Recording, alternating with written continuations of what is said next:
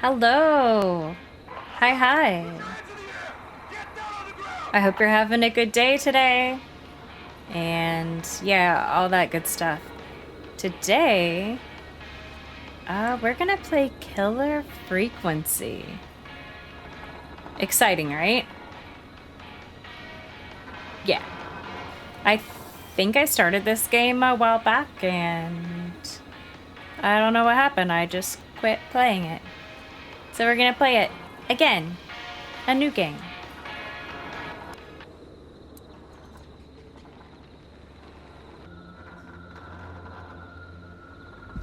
We have some spooky music.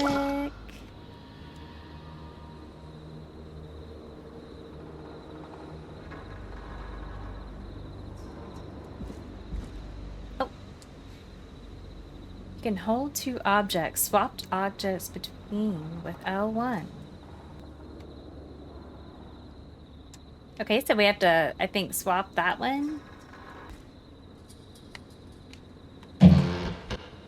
Oh.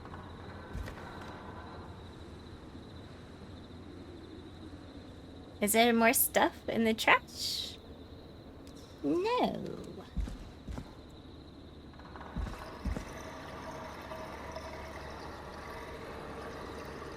Is someone peeing? Does that sound like...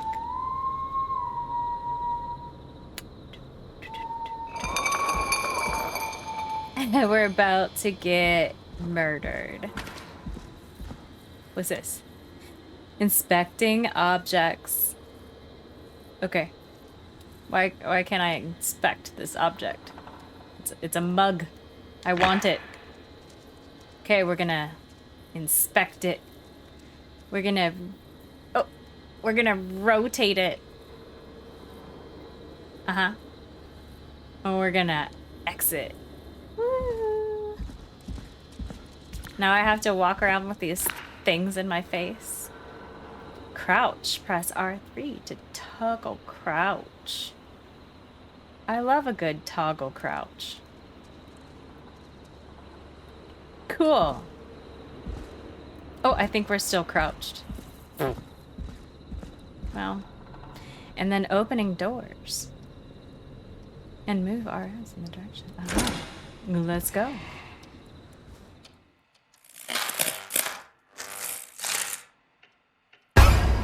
Oh, we don't like to be in the dark. Well, unless I'm sleeping. And I like total darkness. Uh-oh, we're dead. Game over.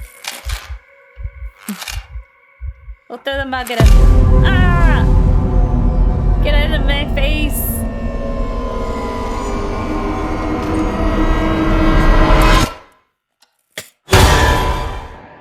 I told you, we're dead.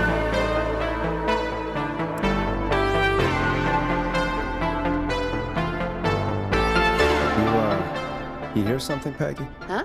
Hear what? I thought I heard someone yelling, or, I don't know, a howl. Forrest, is this a joke? No, Is that our name? Swore I heard something. Forrest? Oh, and here I was thinking you'd finally started to ease up.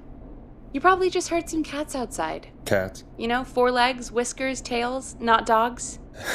I know what a cat is. But I mean, does Gallows Creek have a stray cat problem or something? Not since the rats moved in. Anyway, you ready to do the pre-flight checks? Seriously? Do we have to do these checks every time? And do you have to call them that? Reggie pays us to check the equipment before each show, and he pays us to call it a pre-flight check. But if you're sure you don't want to... No, we want to do the fine. checks. Let's get through this. Alrighty, this is your captain speaking. Really? Come on, let's have a bit of fun with it for once. Buckle in, folks. We're about to hit some tubular rents. Let's start with record playing. Okay. Grab a record, stick it on the player, and hit play. Easy. Where? Okay, we're gonna take this one. We're gonna like put it over. Forrest, you need to grab a record and stick it on the turntable. How do we put it on there? This is dumb. The record box is on the left, and the record player is on the right. Pick a record and stick it on the turntable. It Then won't hit play. stick. Woohoo! Forrest, you need to grab a record and stick it on the turntable. Got it. Stop it, Peggy. Quit telling me what to do. Great! Now turn it off. What? We like that song. All right, up next, phone line buttons. Your captain Phone. will be waiting to take your call on line 1. Where's the phone? Oh my gosh, panic. Phone. Oh, it's this. All right, Peggy.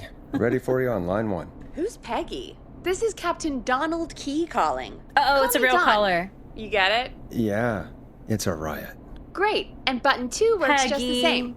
So, let's move to the Peggy button. You mean the producer line? Like I said, the Peggy button. Press it when you need my help during the show. Is there a Peggy mute button? They haven't invented it yet. Now come on. The Peggy button is the third one on the phone line. I labeled it for you. Press for Peggy. This is your brain, Forrest. Sorry I made you such an unfun turkey. I'm a turkey now, am I? Okay. Are we almost done? Sound blaster next. That's an easy one. With a sound blaster. Is that this? Sound blaster. Front of the desk to the right. Oh, right here. Right? There we go. Always good for a cheap laugh. All right, we're almost done. Just the volume sliders left. These should let you affect pretty much everything. But let's test it with a record. Play a record and change the volume with the music slider. 'Cause we're a DJ. Turn the radio All up. right. Seems to be all working. We done, Captain? We sure are. Coming in for landing. Local time. Should not encourage you. I knew you had a fun side. It's my fun side that gets me in trouble. Now, let's get the show started. After Let's do your it. introduction, our first segment is Guess That Scream. I thought that was a joke. Nope, and don't blame me for this one. It's Reggie all the way, and he demands we do it tonight. Okay, Forrest, shut the music off. I've got it. Okay, you're live in 3. Oh, I'm 2. nervous. 189.16. Good evening, Gallows Creek. This is your host, Forrest Nash, and you're listening to 189.16, The Scream. Before we start taking your calls tonight on Gallows Creek's only late-night phone-in talk show, I need to let you know about a special competition we have for you this evening. Guess That Scream. This is actually one of the station manager's better ideas. Here's how it works. Oh, boy. I'm gonna play you a scream, then you call and guess that scream. We need you to guess why they're screaming. Did they stub their toe, saw off a finger, or discover the corpse of a loved one? That's good. Now, Forrest, hit them with the tape. We'll play that scream in just a second. Listen close, and then call in to guess that scream. Oh. Peggy, what do you mean play the tape? I used to have Which a one? tape guy do that for me. You're not in Chicago anymore, Forrest. Here Dead in air. Gallows Creek, you get to be your own tape guy. Come on, I gave it to you yesterday. What? Is it this Forrest, you do have the tape right. You knew we were doing this tonight. Peggy, let's be real. Guess that scream is a terrible idea. No, I don't have the tape. It may be a stupid idea, but that doesn't mean it can't be fun. We're going to need a scream tonight, Forrest, and you're the one at the mic, so...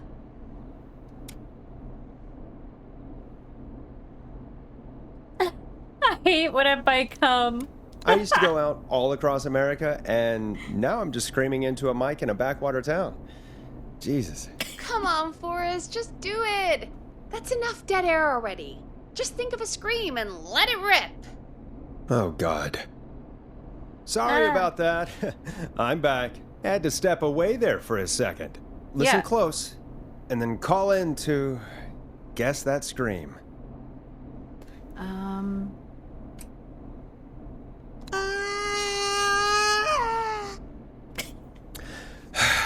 Well, folks, there you have it. Call in with your guesses, and if Mine you would get be it like, right, you could win 2 tickets to the amazing Maze Maze and 1 free fried dough. Fried dough? Just call in at 555-239-KFAM with your guess. Now, here's some music while you get dialing. Oh, we have this tape in our hand. All right. Should I introduce? Time Sure. to go on the journey that is Blast Processor with their hit song 1980X. Oh, God, Forrest, that was amazing! Thanks. I can't wait to hear what people think that was. How the hell did I get into this mess? Lighten up, Forrest. That's gonna be the highlight of my week. Wait. I feel like I should be doing something. Oh, Forrest, there's a call coming in. Time Okay. to turn the music off. Can we just turn it down? Okay. I guess you're the producer. Okay. All right. Welcome to 189.16, The Scream. Caller, We did it. You're talking to Forrest Nash. What's going on with you tonight? Forrest, thank God I made it through. My name is Leslie Harper. Hi, Leslie. I'm the 911 operator and police dispatcher for Gallows Creek. I Welcome mean, to the show, Leslie. maybe. Are you calling in to guess that scream? As a 911 operator, I bet you may have an educated guess. What? Oh No! my. Look, I found a body and I need your help. 911 is calling me to report a body. Prank Interesting call. setup.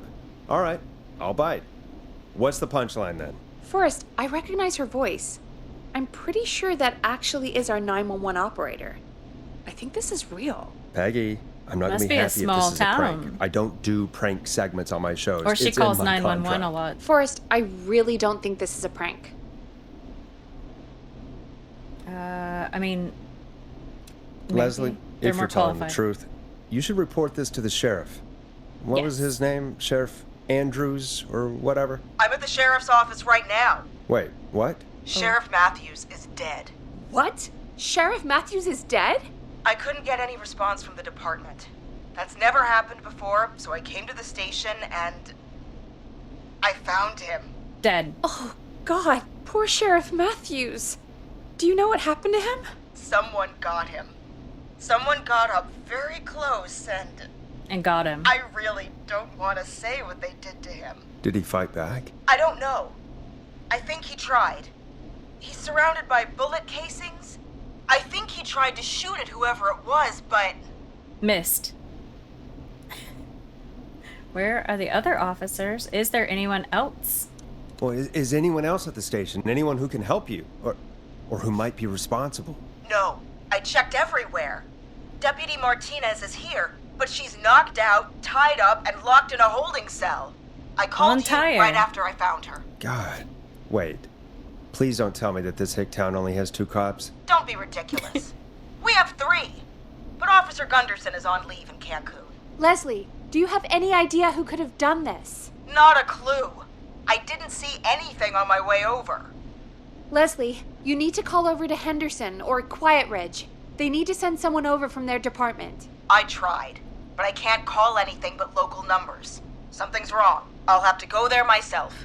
Let them know what's going on and bring help back with me. But if you leave while there's a murderer on the loose, who's gonna man the emergency line? That's why I called. Forrest, I've routed all 911 calls to come in to you. Great.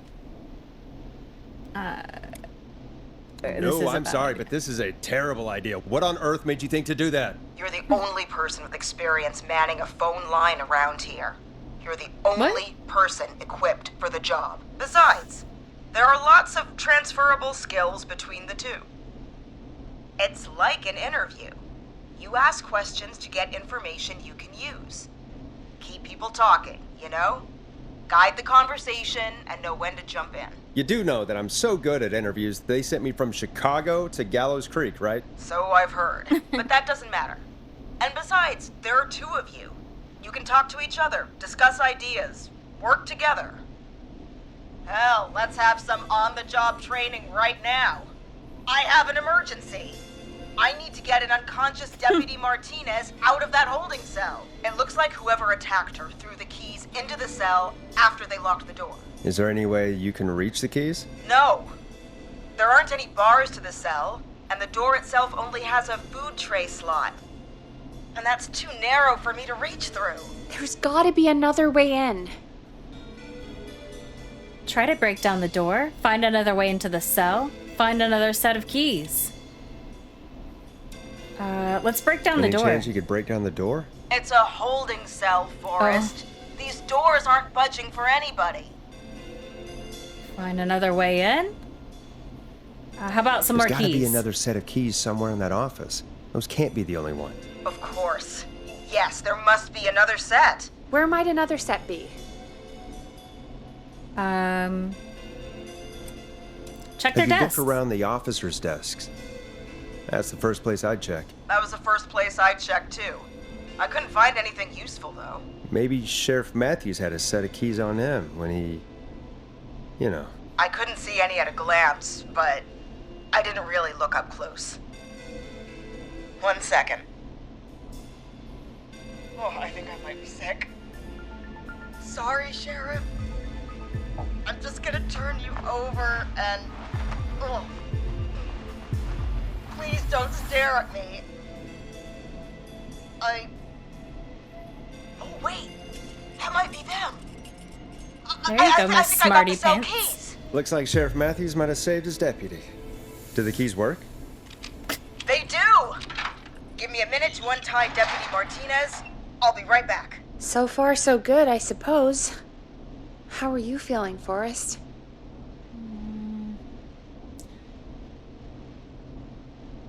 I think we can do Yeah. this. That seemed to go okay.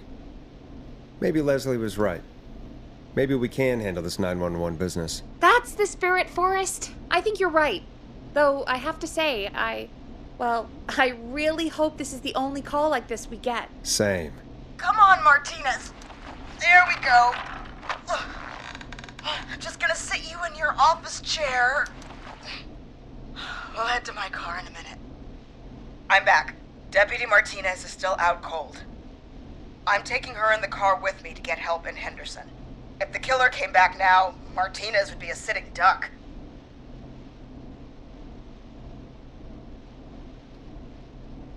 That's a good idea. We don't want to take any risk right now. Thank you, Forrest. You and Peggy just worked together like you did earlier. You can do this. Now I'll be back as soon as There goes Leslie. What? My car! My car is on fire! What do you mean it's on fire? How the hell? Did it just go up in smoke? What happened? Wait. What?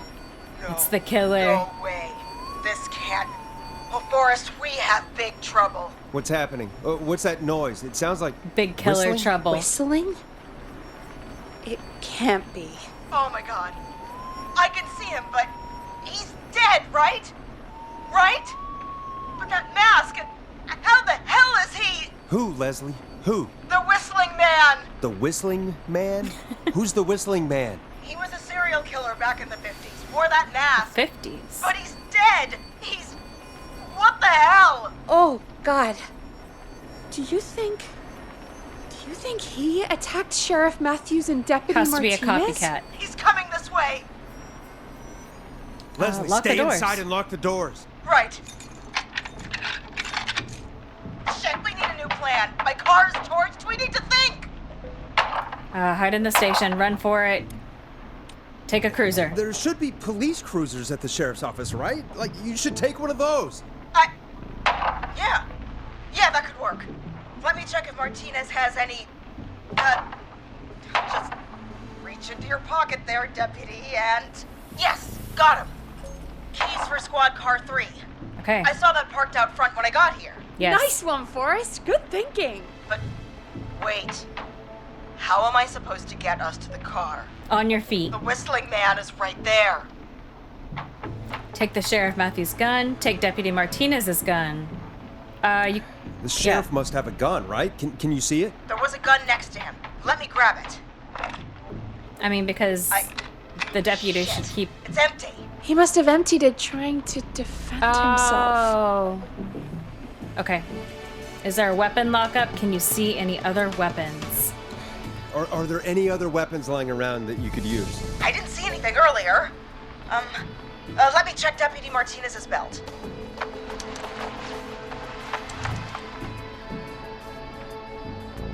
All right.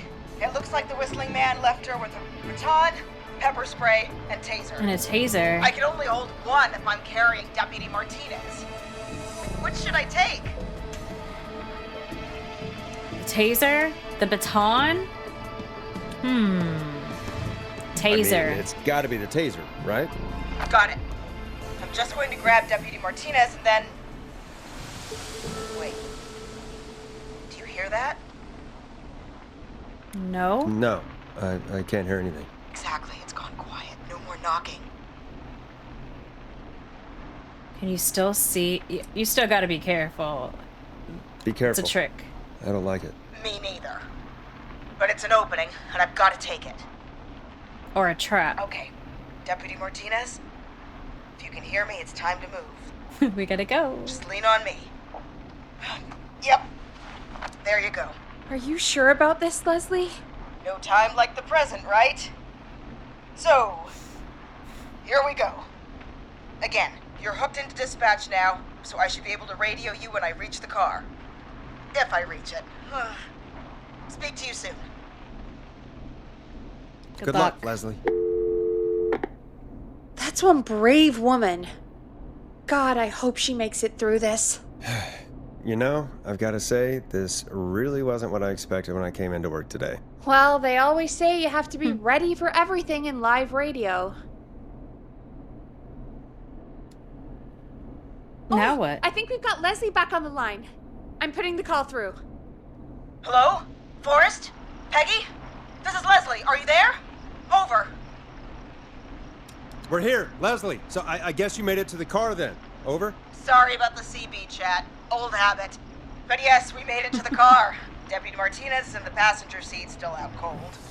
I don't see the Whistling Man anywhere, and I don't plan to wait for him. So I'm going to get us moving. Jesus! God damn it! Get back! Get away from her! Leslie, what's happening? The whistling! No! Get off her, you son of a bitch! He's taking the deputy? Take that! Yeah. Leslie, what are you waiting for? Get out of there! Don't worry, Deputy Martinez. We're out of here. Sounds like you handled that pretty well. Forrest, that taser? Definitely the right call. Oh my God, I can't believe we escaped. Well done, Leslie. You saved a life. Just another day for you. Oh my God, yeah. But let me tell you, I prefer doing it from your side of the phone. For sure. Leslie, how long do you think it's going to take to get help? Gallows Creek isn't Nowheresville, but it's pretty damn close. It's going to take a while, maybe 2-3 hours each way. Whoa. Slightly less if I put my foot down. You keep that pedal to the floor then. We'll see when you're back. You don't have to tell me twice. Anyway, once I'm in... Oh, I think Deputy Martinez is starting to stir. Forrest, Peggy, I've got to go. I'll be out of range soon, but I'll radio back as soon as I can once I got the cavalry. Take care, Leslie. Gotta Be speed. safe out there. Good luck, Leslie. Feel better soon, Deputy Martinez. I wonder. Folks, you heard it here. We've got a killer on the streets of Gallows Creek tonight. Please make sure to stay safe. And Leslie, we're counting on you. We're going to get back to the show meanwhile. If you have anything on your mind or have any information about this Whistling Man character, then give us a call. We'll talk here on 189.16, The Scream. For now, here's another hit record for you all to enjoy. No, we don't want the same one.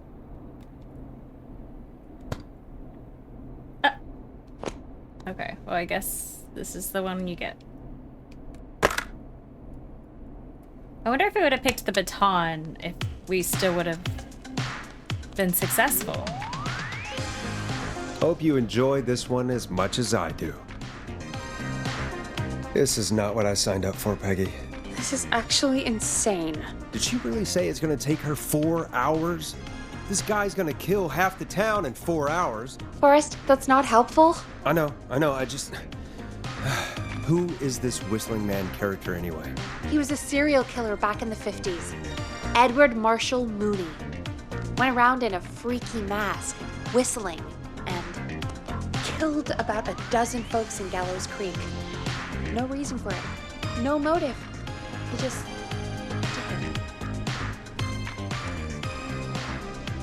Okay, what happened to him? And he's come back tonight?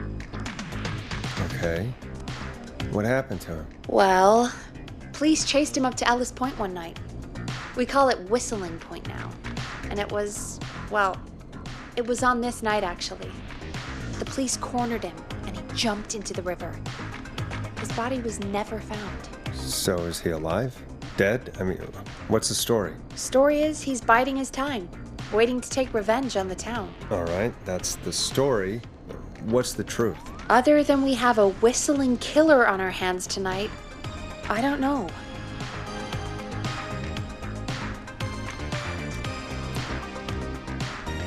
We're gonna do All our right. best. Copycat or ghost killer? I guess we'll do our best. That's the spirit! At least we got the word out, I guess.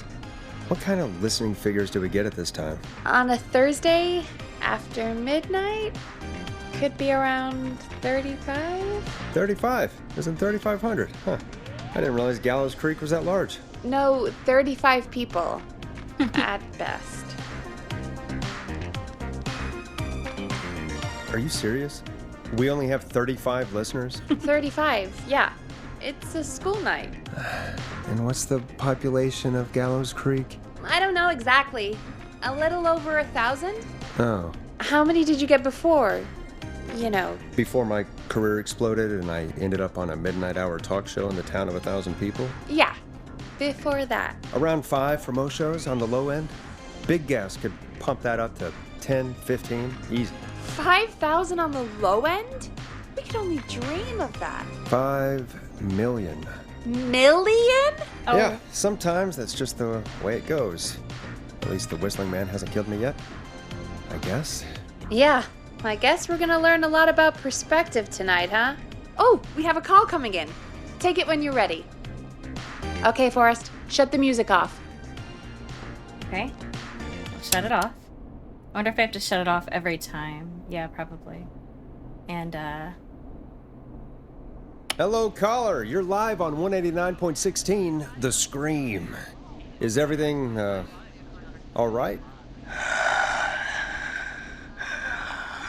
is it the killer? Okay, who is this? Are you, hello? Hello?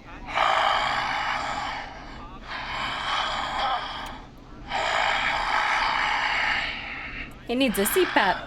A CPAP Okay, machine. what's your name and why are you calling in?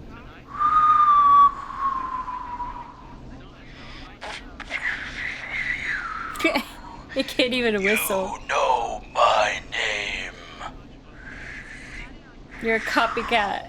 He's trying to I've whistle. come back from the dead to kill again. No one's safe. Do you accept requests? I've got a list of names I'd love to see in the obituaries. Maybe you must make a sacrifice to us. A sacrifice? It sounds like to Keanu Reeves now. us. I mean, me.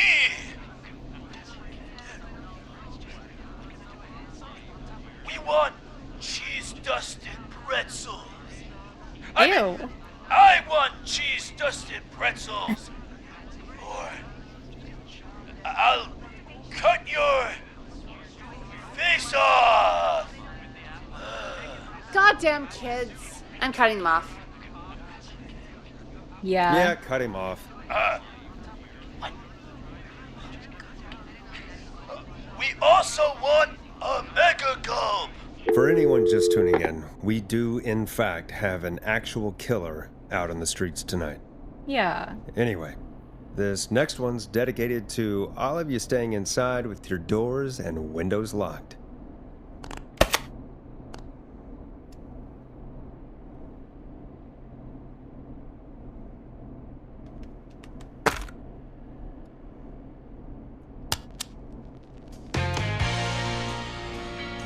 Let Storm Riders take you on a rock and roll ride with the Glam Jam. Peggy, what the hell was that? Kids pretending to be a killer who right now is stalking the town? It's a thing. A thing? Oh, kids around here. They pull pranks pretending to be him. They're By bored. pretending to be this Whistling Man character? They think it's funny, but it's not. It's not funny at all. And there's no chance that our Whistling Man was just a prank. That Leslie... No, that's real. Christ. Let's stay positive. We still have a show to do. We already have another caller on the line. All right. Let's do this.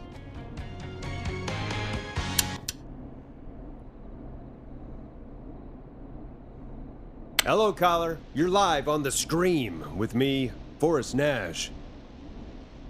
What? I dialed 911. I need the sheriff right away. Okay, next right. mission. Well, I'm filling in for 911 tonight. What's your name? We got you. What's your trouble? My name is Sandra Sharp, and I need the cops now. There aren't any. We don't need I'm to tell sorry, her the but sheriff's the cops dead. aren't coming. Leslie's on her way to Henderson for help. What? God. Listen, you've got to help me then. I drove to the edge of town for a jazz run, and now some psycho dressed like the Whistling Man is after me, Oh, knife no. in hand. Oh God, it's actually happening. A jazz run. Where are you now? Did you escape to somewhere safe? Oh, I did, baby.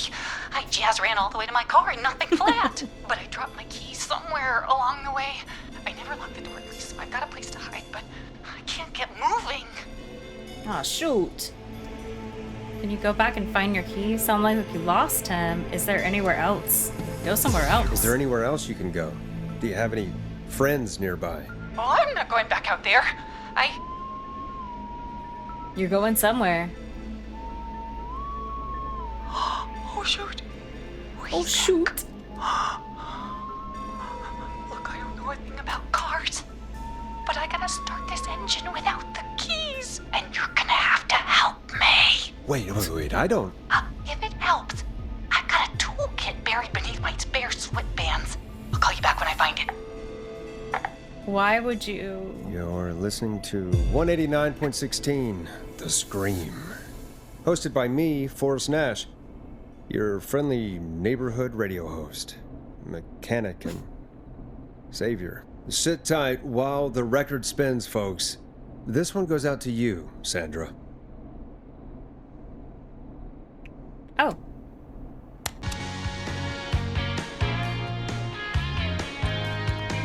Doesn't the station have a show about cars? The Tamora twins or something? Timberline twins talk motors. Yeah. You know they're not even brothers. Really?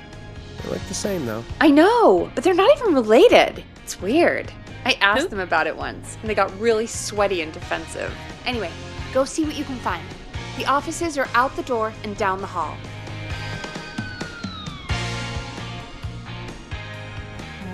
Out the door, out the door. Here.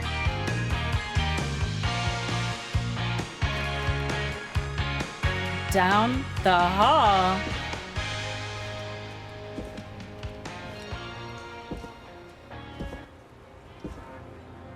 This hall?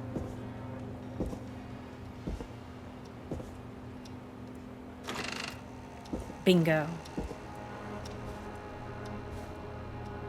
What are we looking for? Tamora twins? Are we crouched? Why were we crouched? Tamora twins. Tia Tamara.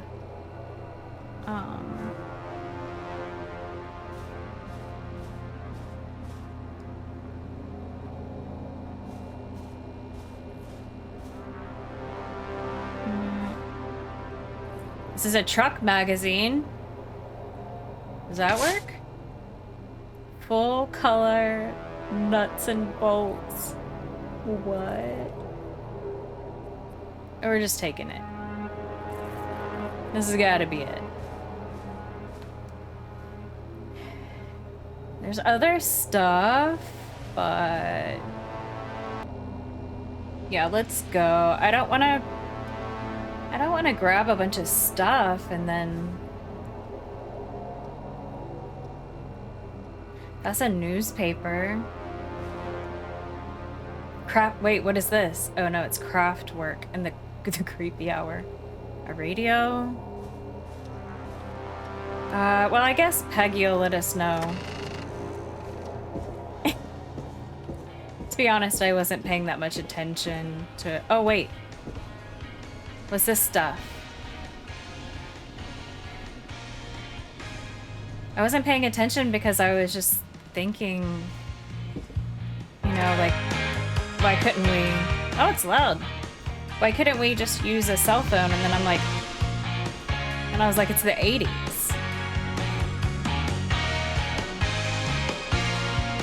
You find anything? Maybe?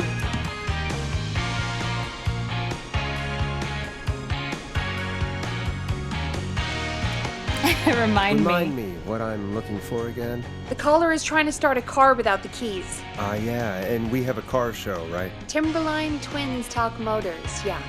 I would go see what they have on their desk at the far end of the offices. Thanks, Peggy. Yeah, I got this. Does that mean I'm ready? Did you find anything? I'm done looking. Let's just get on with the call. You sure about that? Yeah, let's do this. If you're sure. When you're ready, shut the music off.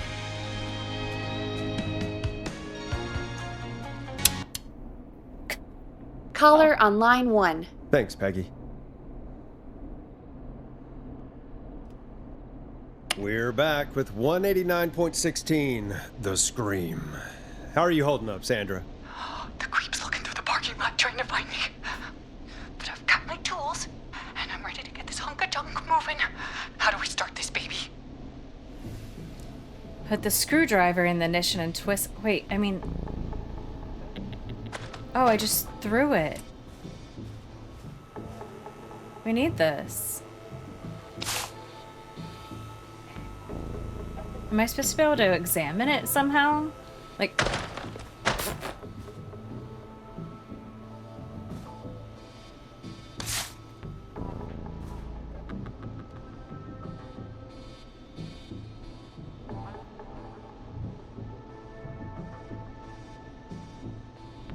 I guess it's not the right thing. We don't have any instructions. So we're gonna have to wing this? I don't think you can just put the screwdriver in the ignition and twist. No.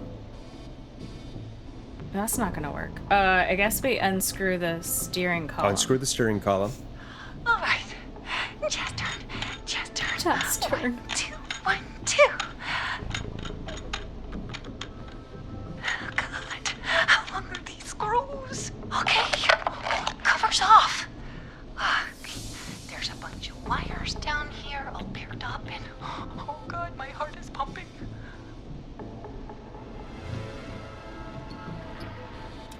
Tell me exactly what you see. Okay. I can do this. There's a red wire, a blue wire, a yellow wire, a green wire, and a brown wire. Shit. Why wouldn't it let me go? We do not have what we needed. And I'm upset now. Strip the... Poor Sandra is a goner. We're gonna just have to guess?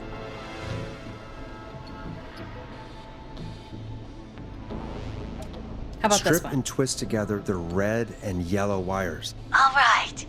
We take the red and the yellow and we twist and we turn. Oh, perfect.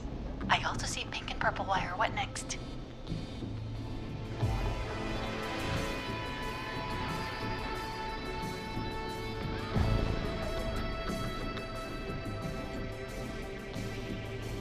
We're gonna twist it against the... Yeah, the purple. Let's do Strip that. the purple wire and brush against the twisted wires. Okay. We strip and we brush and... Everybody! We did it. Fantastic work, baby! Anytime you want to come down to the jazz studio, you get in for free!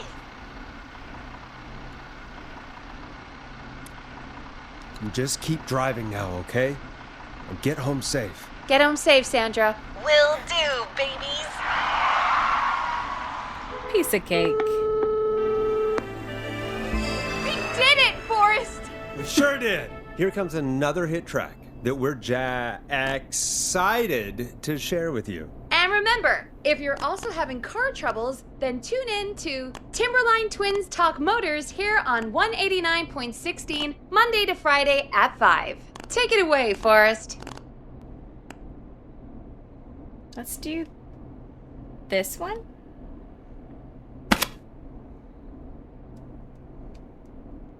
Play a record, Forrest.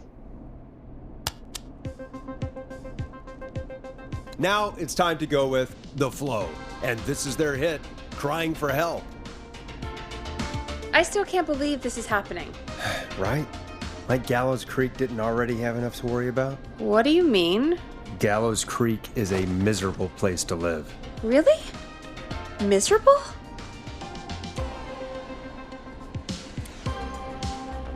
Peggy, be honest, it's a dump. There's nothing to do here. Hell, I'm almost ready to thank this whistling guy for at least making things interesting. Well, I like it here. People are polite and,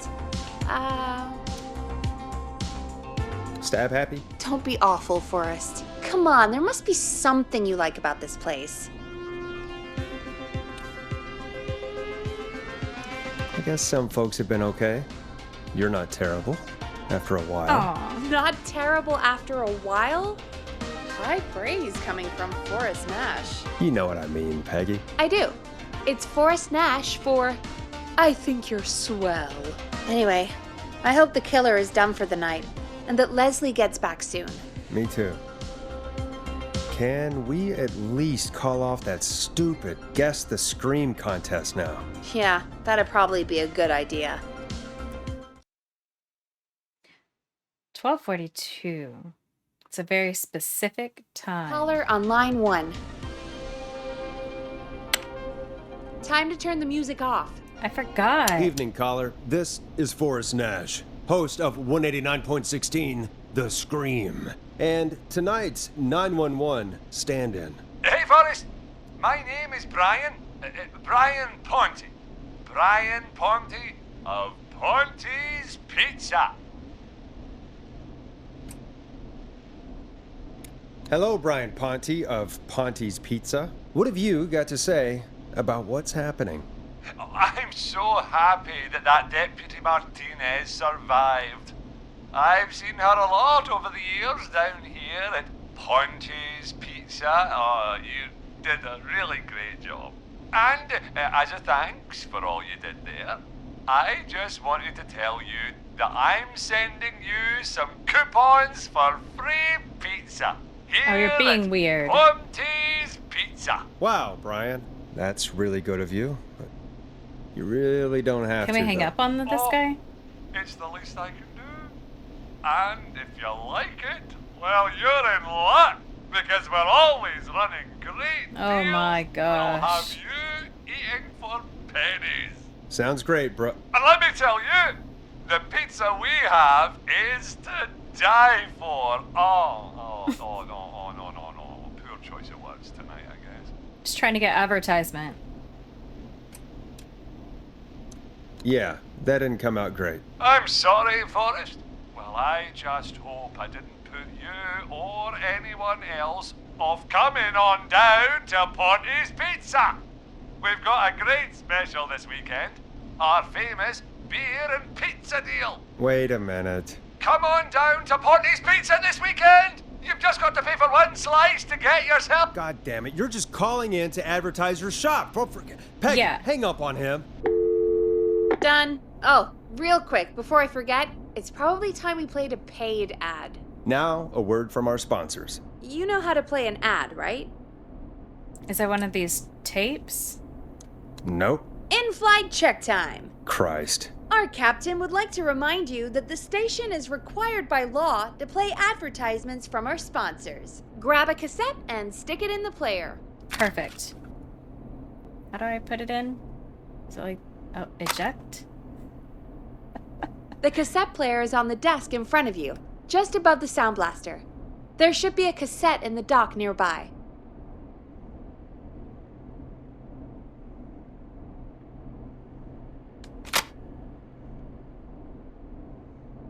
Done. Teddy Gallows Jr. is a family man, a devout Christian, and a proud did we patriot. pick? Teddy Gallows Jr. is Gallows Creek. Like his father and all his fathers before him, Teddy Gallows Jr. has worked hard to create jobs, improve infrastructure, and make Gallows Creek a good place to raise a family. Unlike current mayor Linda Cartwright, Teddy Gallows Jr. lives in Gallows Creek. He's our neighbor, and he stands with our neighbors. Like Sheriff Matthews, who, after years of keeping the peace, It's dead. Mayor Cartwright is trying to force into early retirement. Teddy Gallows Jr. doesn't It believe worked. in keeping a good man out of a job. Teddy Gallows Jr. believes in the American dream. Does Linda Cartwright? Help Teddy Gallows Jr. keep Gallows Creek a good American town. Help him become mayor. Take a swing for Gallows Creek. Vote Squad. for Teddy Gallows Jr. My name is Teddy Gallows Jr. And I approve this this message. God, what a jackass. 100% grade A asshole. Linda Cartwright isn't super herself, but she's not... Yeah, we don't have any more of those ads to air tonight, do we? No, just the one. Good. I have to ask, though. Take a swing for Gallows Creek? He set the home run record for Gallows Creek High. Of course he's one of those guys. Yep, he played lots of sports back in the day, and he never lets anyone forget it. Right. Let's just get back to the show. Well, folks, hearing that reminds me that every vote matters. That ad really made me want to take a swing at Teddy Gallows. You mean take a swing for Teddy Gallows? Yeah, sure. Let's find out from our next caller who's got their vote. Welcome to The Scream with me, Forrest Nash. Yeah, Leslie. This is Maurice Russell from the Gallows Reporter. I'm at the office. This guy just broke in downstairs and... Wait. Forrest Nash? I want to speak to 911. Put Leslie on. What? God, another one? I am 911, at least for tonight, anyway. Damn it, son. I don't care who you are. Just put me on with Sheriff Matthews. Sheriff Matthews is dead. Ted? What happened? Did you witness the incident? Are you willing to do an interview for the reporter? I can cite you as an anonymous source, if that's a concern. We're live on the air. Anything we say can and will be broadcast. Live on... Damn it. All right. There's obviously a lot more going on than I know. Yeah, there's a lot happening tonight. You said someone broke in. That's nothing to get worked up about. Some idiot kid just broke in, dressed as the Whistling Man. That was probably really the They Whistling get Man. worse every year. This punk wasn't even a disappointing twinkle in his daddy's eye when Edward Marshall Mooney stalked the town. But I was there. I covered it. You don't understand. That's not a prankster. That's the Whistling Man. Of course it's not. It's a stupid kid. Every year this happens. Every year? They think it's funny. Not a big deal, old man. No, there's But they murders. didn't live through the terror 30 years ago. Anyway, I know for a fact. Edward Marshall Mooney is dead. I don't know who I'm looking at on the security monitor. But if he killed Sheriff Matthews, Where are you now? I'm in the boardroom, upstairs. We got security cameras all around the building. You can can watch them on any TV set here. And there's a set in the boardroom.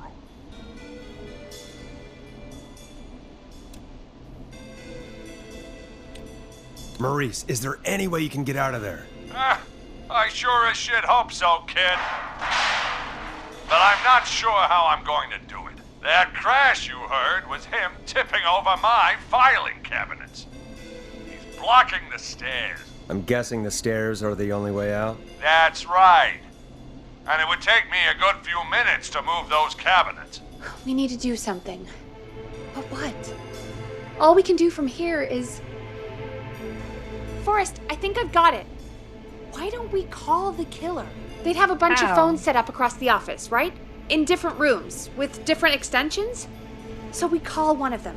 Draw the killer away. Buy Maurice time. That could work. Exactly! It's worth a shot. I can hear you, you know. The son of a bitch hasn't killed me yet. Sorry, Maurice. Peggy and I were just trying to figure out... You realize how stupid that plan sounds, right? For that to be successful, you're gonna need every phone extension, plus a plan of the entire office floor, all delivered while the killer is en route. I've got it. And thank God I've always been cool under pressure. Don't go anywhere.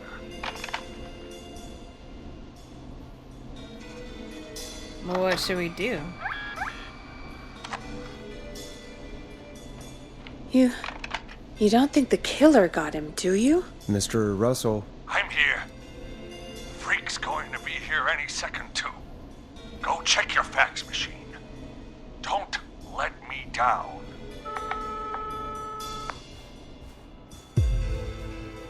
Fax machine would... Go, Forrest! The fax machine's in the office on the other side of the hall. Thanks, Peggy. Be right back. It won't... Oh. Okay. Go to the office on the other end of the hall. Grab the fax from the machine. Easy. Fax machine, fax machine. No. Oh, there it is. Right by the door. Yes. Oh. Is that the fax? This must be it. Was that all we needed to do?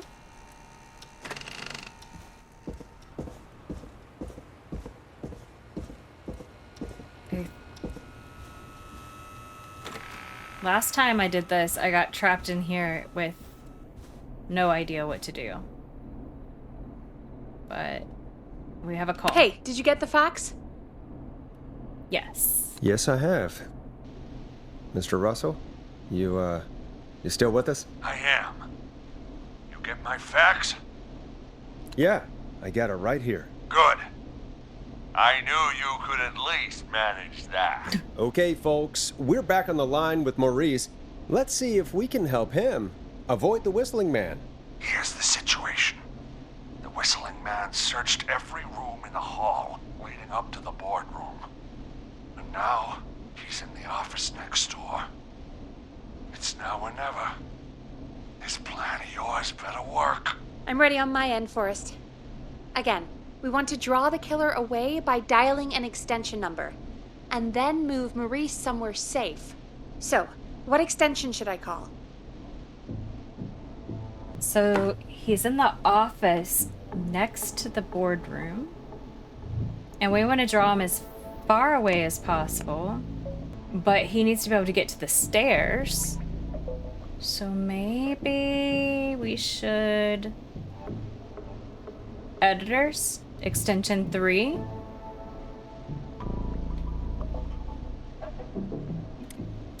Call the editor's office. The extension is 03. Got it. I'll put the call through when you're ready. All right, Nash. Where do I need to go?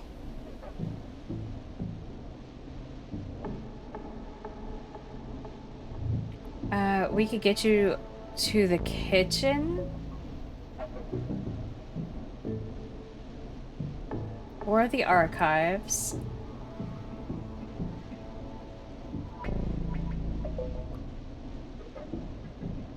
You're moving to the kitchen. Yeah, that makes sense. Go somewhere he's already checked. Not bad, Nash. I'm ready to place the call. Are you ready, Mr. Russell? Don't have much choice, do I? Make the call. Yes, sir. Calling now. Mr. Russell's kind of a jerk, but we are 911 right now, so we're gonna do our best. He's actually heading to my office. Don't worry, Maurice. You can thank me when you're safely home. Thank you. It's your producer I'll be crediting if I make it through this. The coast is clear. I'm shutting off the TV so he won't see me on the security cameras. Then, making my move. I'll call when I get there.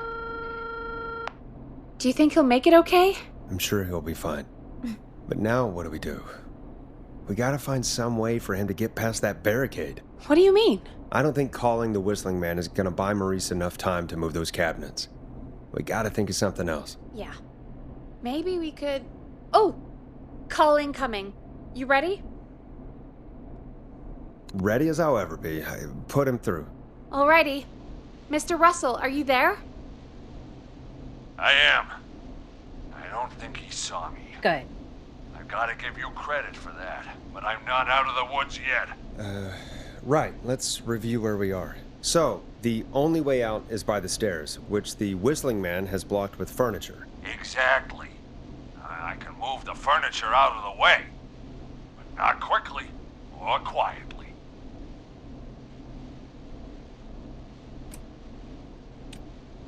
Could you lock him in a room? That'd probably buy you time enough, right? Maybe. But the damn fire regulations say every door in the office has to unlock from the inside. Bummer. He'd be able to get out just as soon as... Wait, no. I got it. The secret archive through my office, where we keep our most sensitive records. Ooh, a secret archive? Reggie would love that. What have you got back there? Juicy secrets about outer space? Ah, I didn't know you were into conspiracies, Peggy. I may have borrowed a few tapes from our manager's office. He has quite the collection. Will you two chatterboxes pipe down? I've got it all figured out. The Of course you secret do. archive. There's no lock on the inside of that room, only the outside. You can't break out. If we can get him in there, and I lock him in... We Yeah. can catch the son of a gun. Exactly. Oh my god. Forrest, we might be able to end the nightmare right here. So should I call the secret archive then? You can't. The archive is a room for secrets, not gossip, so we don't have a phone in there. Oh, How are we getting him we're there? gonna need to change it up then. Any ideas, Forrest? Is there a TV in there? Or we could use a radio?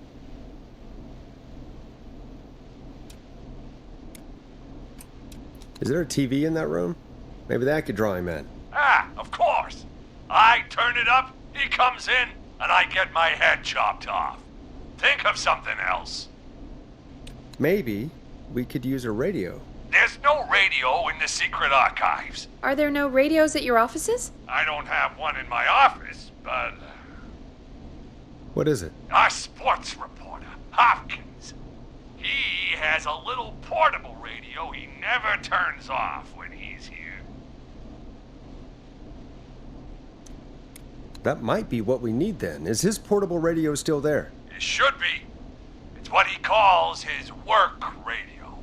It should be in the archives, actually. I'll sneak over while our friend is still distracted with his search.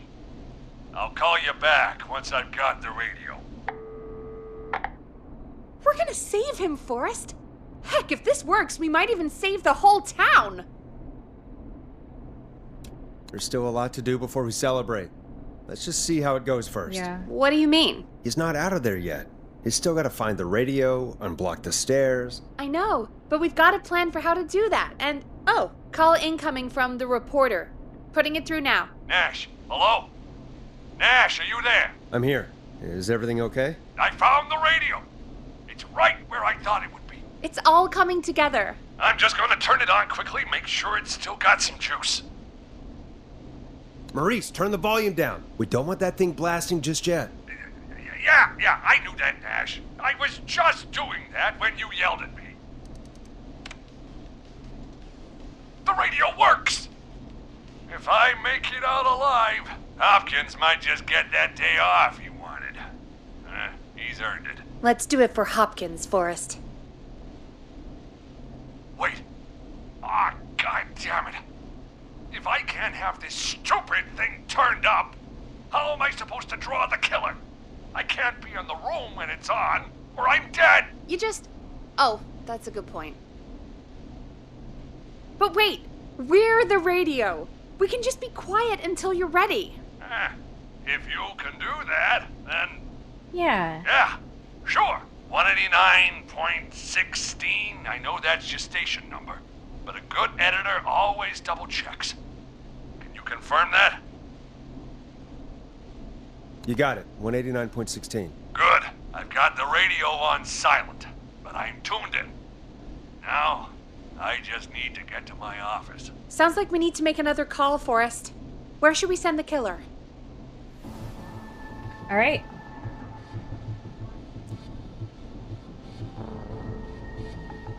So we've got to pull the killer away.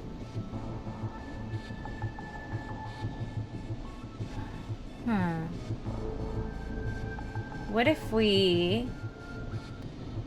Yeah, I think we should pull the caller into the archives. Call the archives. The extension is 01. I'm in the archives! Keep your head on, man, or he's gonna cut off mine! Oh, I thought he was in the kitchen. I'm going with the kitchen. Call the kitchen. The extension is 02. That could work. The kitchen is far away from the editor's office, but the killer searched it before. Are you sure? I'm sure. Make the call. Okay, calling the kitchen now. Because don't we need him to go to the kitchen so that you have more time to get away? He's on the move. I'll call you guys from my office in a second. Looks like we're almost through this nightmare. Any idea what you'll say to draw the killer in?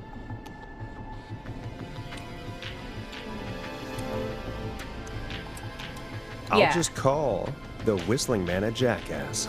That'll get his attention. That's the plan, right? Sure is. Ooh, call coming in. Here we go. I'm here. I set the radio in the... Oh. He'd already searched. Son of a... Ah! Oops. Forrest, he's... Dead.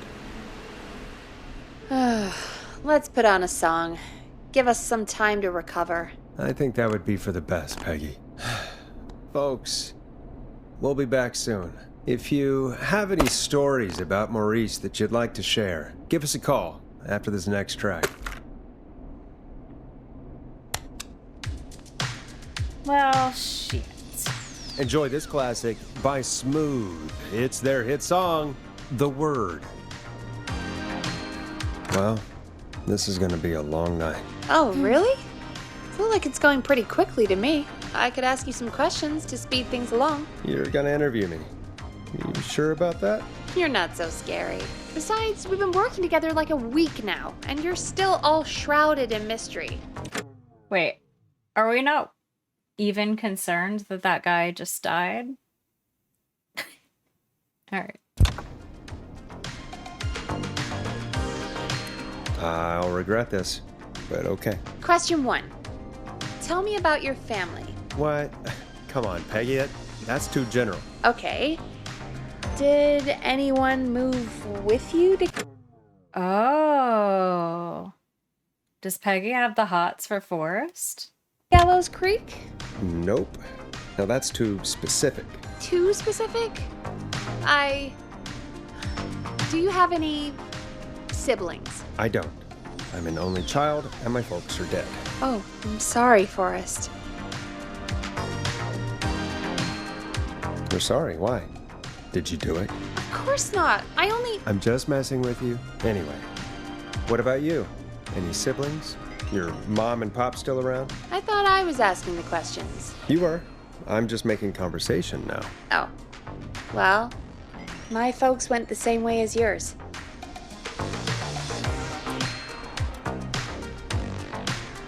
Oh, What happened? what happened there? My dad walked out when I was about 13. He'd been a wreck for a while. Then he got himself into a wreck, and, well, that was Dad. Mom didn't take it well. She remarried pretty quick after that.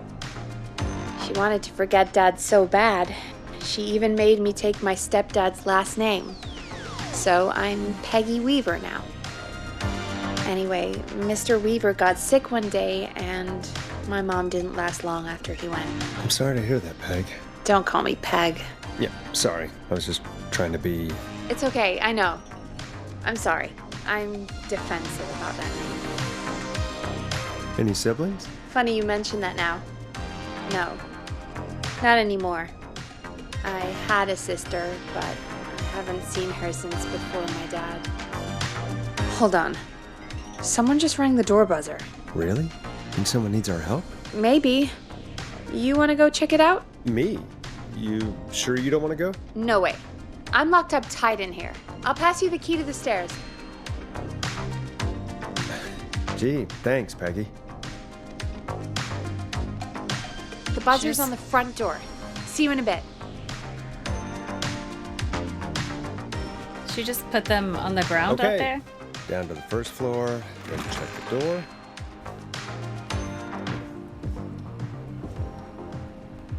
Gimme, gimme.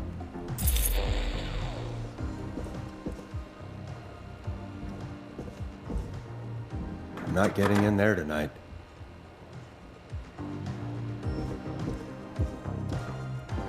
Where are the stairs?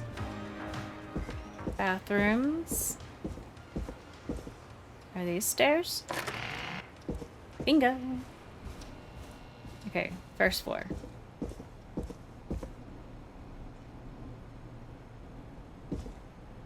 A tape.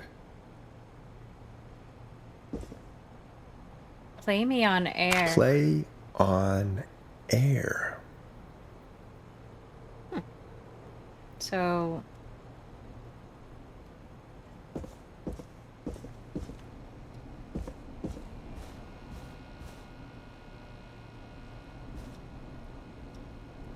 no, we don't need to mess with this stuff yet. The killer is here.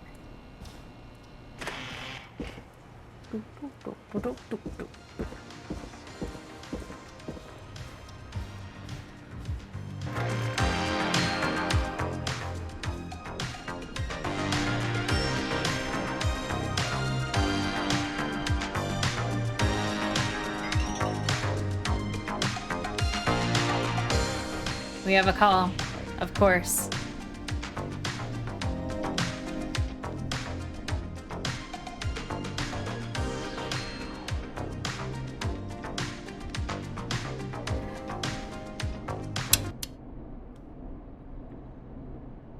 Who was there? I didn't see who it was. Are they still out there? No. They left as soon as I went down there. They pushed a cassette through the door. It says, "Play me on air." All right. Put it on, I guess. Let's see what it is.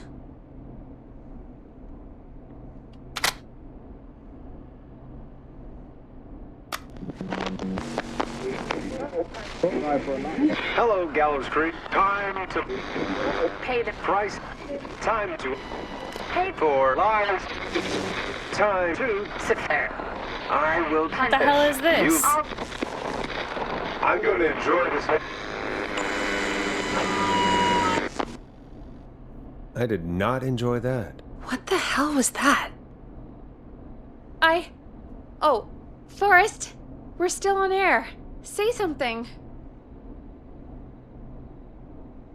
That, wasn't the ad tape we meant to play. Sorry, folks. No. It won't happen again. There's no way the killer got from the newspaper to here so quick. I know. There's two killers?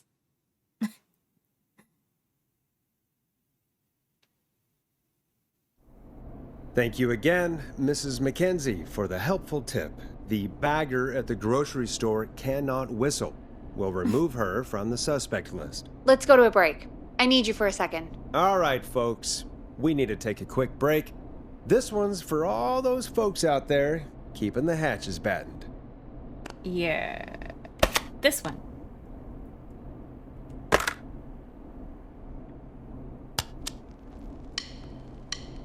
Listen in to this next track from Late Night Lurkers, if you dare.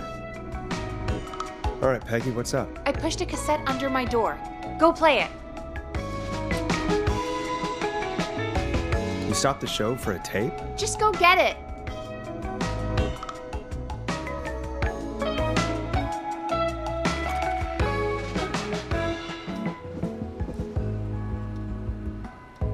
Play me ASAP. Off air. What?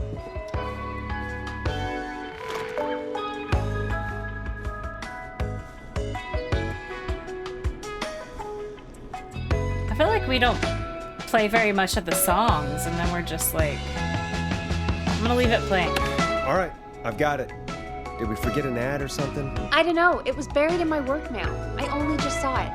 See what it says. Play me ASAP. Off air. That's Reggie's handwriting. And he wrote it in purple. And? Purple is Reggie's angry color. He only writes in purple when he's really pissed off. He has an angry color? Oh, Forrest, I'll give you the Reggie rundown later. Right now, we need to play that tape.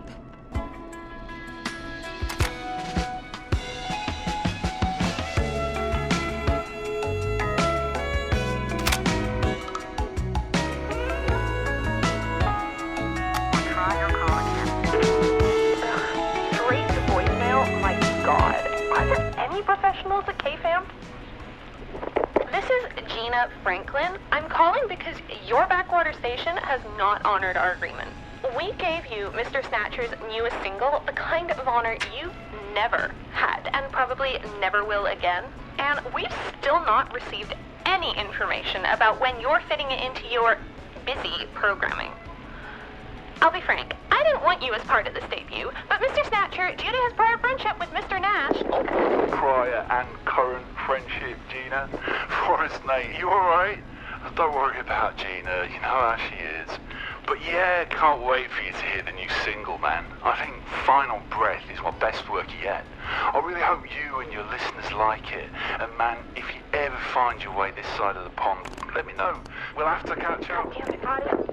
If Final Breath isn't played on your airwaves by the end of Mr. Nash's show tonight, the next call will be much less friendly. That was Roddy Snatcher, Forrest.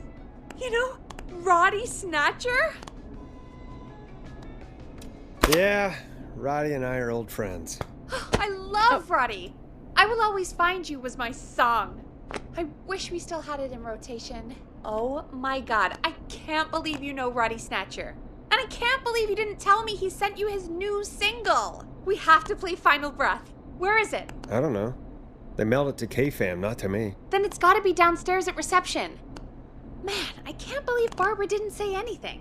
I mean, Where does this go? If that fiasco last Friday about the missing Knife and Easy track is any indication, folks at KFAM aren't against hoarding station music for personal use.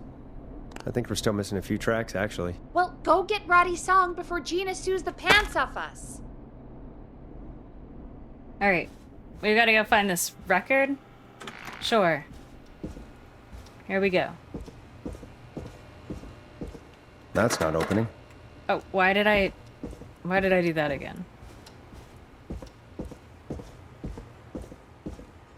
All right, so we're heading down to reception. We're looking for a record. It's a magazine.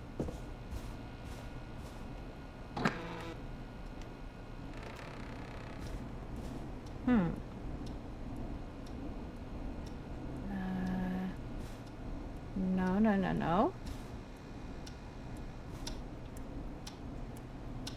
Why is there a map in the garbage?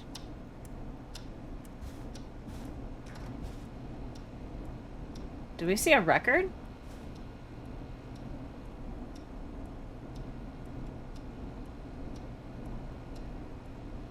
phones, a radio. Oh, is that a record? That's it.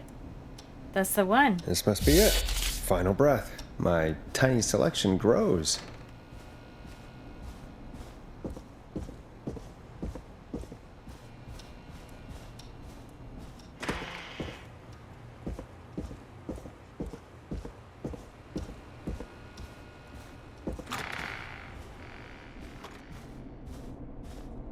I spent so much time trying to figure out what to do with that.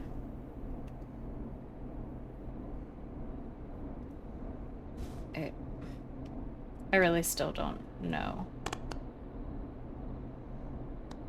How do you put them back in their case? Huh. We'll put this here. We gotta stay organized, guys. That's how we're gonna beat this killer.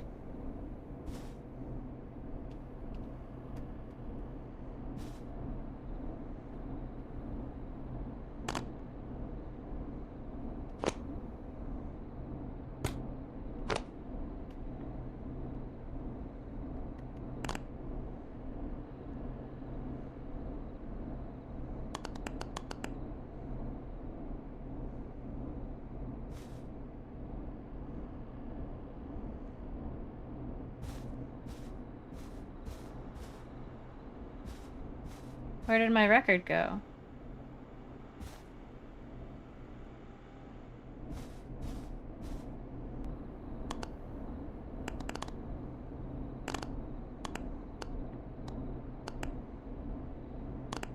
Was it this one? Yes.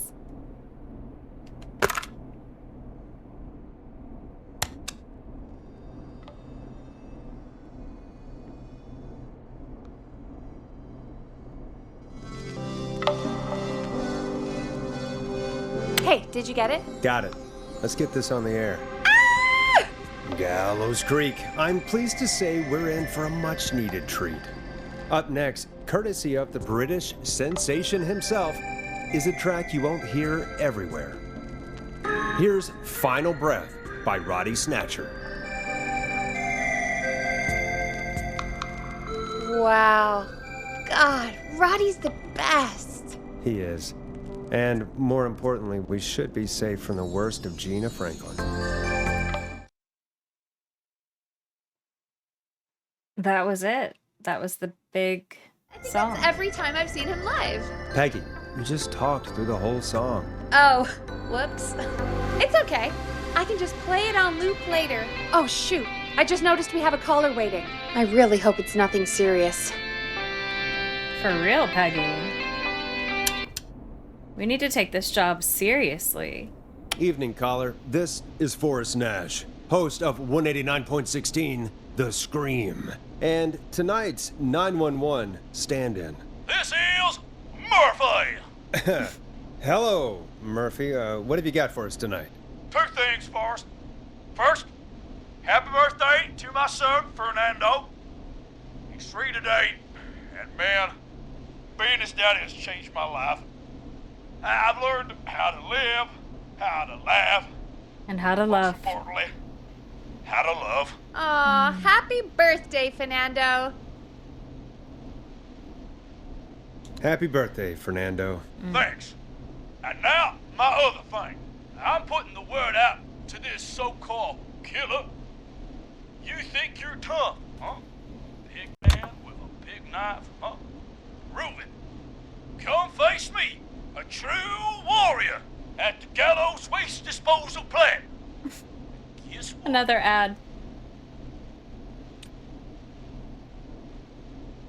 Are you gonna kick his ass, Murphy? Goddamn right! I'm gonna kick his ass! I got all the tapes in Master Robbie's Dojo series. So get ready, whistling man. You just let loose the junkyard dog. Oh, no. And there he goes. Ladies and gentlemen, keep your fingers crossed for Murphy as he tries to become our hometown hero. Anyway, we'll be right back after this commercial. Wait. Maybe not that one. Let's do this one. Time Peggy's to gonna play a yell. commercial. Peggy, don't yell.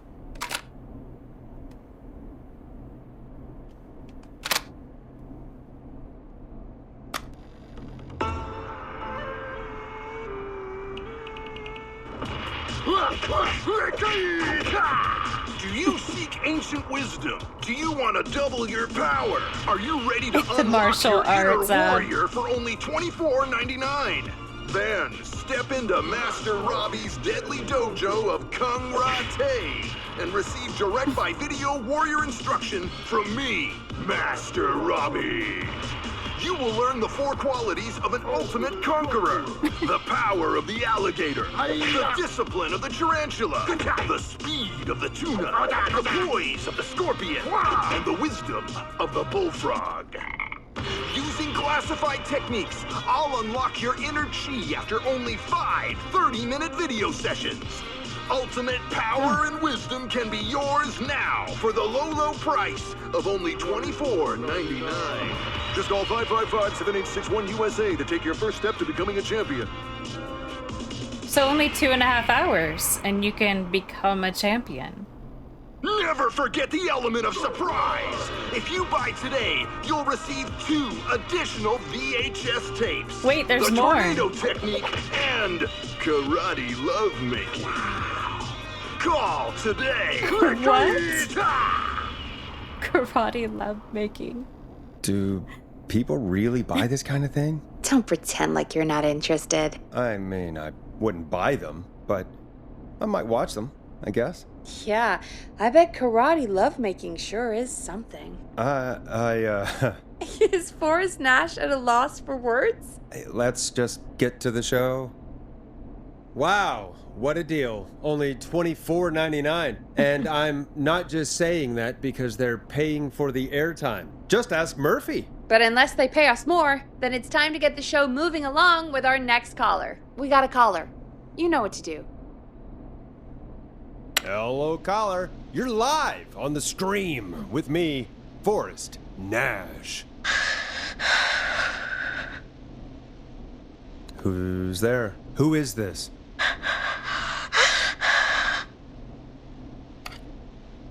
Hello? Are you still with us? Forrest? He called me? That horrible whistling down the phone. Is this Sandra? He's coming for me? Jesus. Okay, listen, caller. Don't panic. We've done this a few times now. We can help you. A few times already? So, you saved them, or? Well... Now, I think to be fair, we've only lost one person so far. Right? Sure. Okay. Okay. We're gonna help you. Can you tell me your name, caller? I'm Dr. Sullivan. Virginia. Sorry. Take some deep breaths, Virginia. You're gonna be okay. Please don't let me die. I won't. Just calm down. Tell me where you are right now. What's your address? Oh, God. Maybe you can hide in your house? He'll find me. I know he'll find me. Can you run out back? No. What if he's outside, waiting for me? Oh, God. Is there a neighbor you can call for help? No. Everyone's away tonight. That was a lose-lose-lose. Just a fraternity down the street. You live by a frat house. Yes, they're having a party. That takeout coming in all night. Lawn covered in beer cans. They're getting wasted. And I'm about to get... Oh, God. Virginia, what's the name of the frat? Oh, God. I can't think. I can't. Any idea what the frat might be, Peggy? If I knew where she was, I might know, but... Wait, the takeout! Yeah. If we can get takeout to the frat, we can get a message to them to go and help. Virginia, Who did they order takeout from? I don't know. Come on, Virginia. Try to remember. I can't do this. Well, folks, seems like our Virginia hung up. While we try to figure out what takeout to order, here's some music for your own midnight snacks.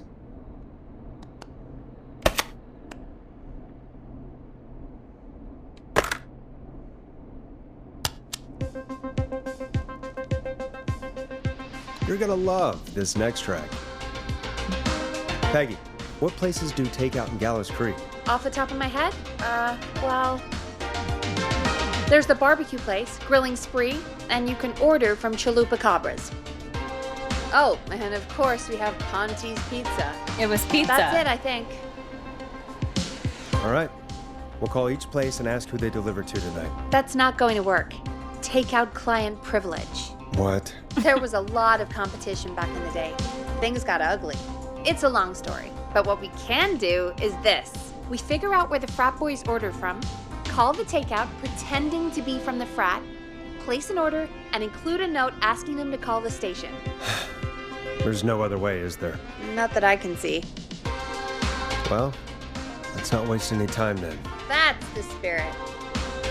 Got any suggestions on where to look? Check the offices for anything food related, and maybe the kitchen downstairs. You'll need a key for that.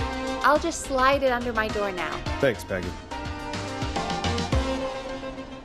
God, where to start? Off we go. What would make me order from somewhere if I were a partying frat boy? Pizza. We have a food critic, right? Chad or Brad or...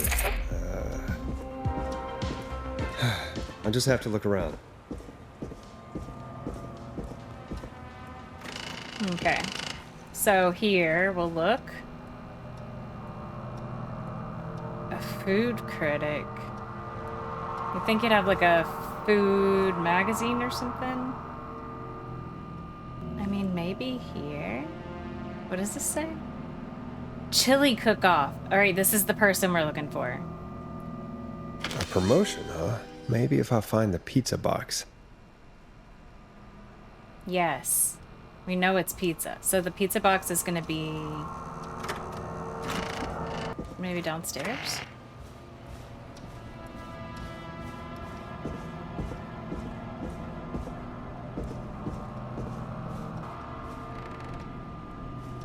Maybe it is here.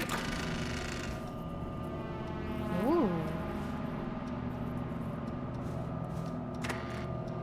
Found it. Pizza box. Here it is. Rooting through trash. This is a new low. Ooh.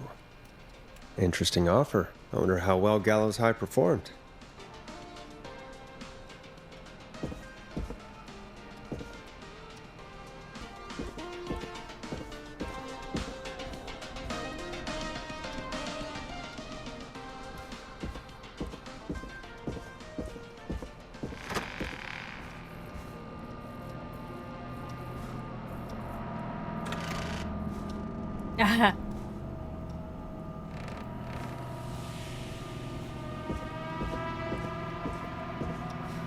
Ponte's Pizza.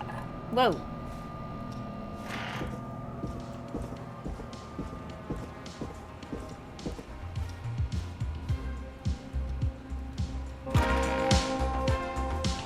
We're ready. Hey, find anything useful? Yes, I have. That's great. Are you ready to get back on the line? Let's make the call. Okay, Forrest, shut the music off. Okay, Forrest, what'll it be? Call... We're calling Ponte's. Ponte's Pizza. You got it. Ponte's Pizza is on the line. Ponte's Pizza. May I take your order? Fratmen calling. We're in major need of foods for dudes. May I take your order? I need some garlic bread. I need the bread. Can do. Where do you want that delivered? Same place as before, you know. The frat house. Got it. And we'll have that over to you right away. Oh, and one more thing. Can you add a note to the order that says to call K-Fam? K-Fam? Oh, consider it done. The folks at K-Fam are huge fans of Ponty's Pizza. Not you know. really. I should really call them and let them know. And now we wait. We should put a song on. Agreed. This one goes out to our delivery workers. Let's see what we have. What do we have? Delivery workers.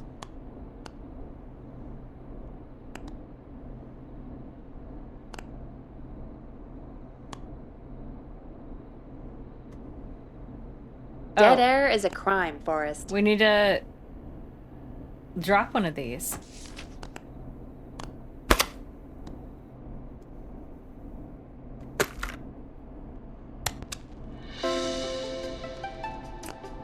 It's David Scopo with Moonlight.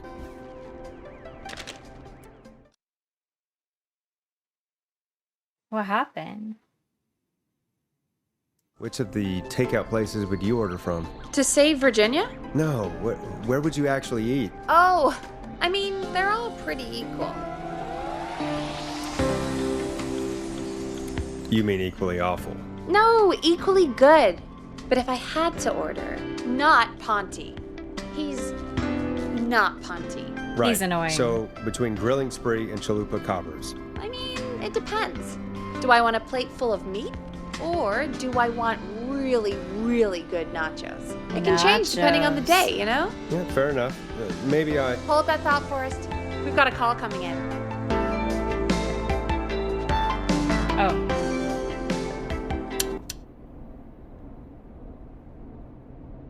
Hello, caller. You're live on The Scream with me, Forrest Nash. Hey, this is Fratman Plunker! We got some garlic bread and a note to call this number. Yes! Plunker! This is Forrest Nash from 189.16, The Scream. And... Is this Goose? Oh, man. Goose? It's totally you, isn't it, Goose? This is such a Goose prank. Plunker, this is an emergency. Nice try, Goose. I may be drunk, but I'm no... Listen, I need you to... Goose, come get beer. Your brothers are waiting for you. I'm not Goose! How can I prove this to you? Oh, let me get a second opinion on this. Norman the Barbarian! What do you think? Great idea. Norman the Barbarian says only the Radio Man can control it. So, play us the flow. Wait, really? What? The flow? Norman the Barbarian demands it. Okay. I'll play the damn song.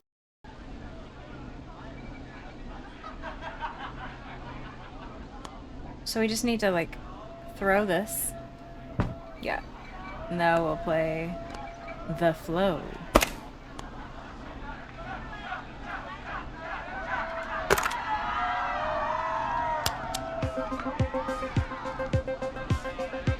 Oh, shit!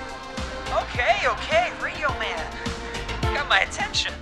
What is Told you. Thank God. Listen, you've got to get over to your neighbor's house. All of you. Just... Say no more. Bunker's moving the house. Forrest, line 2.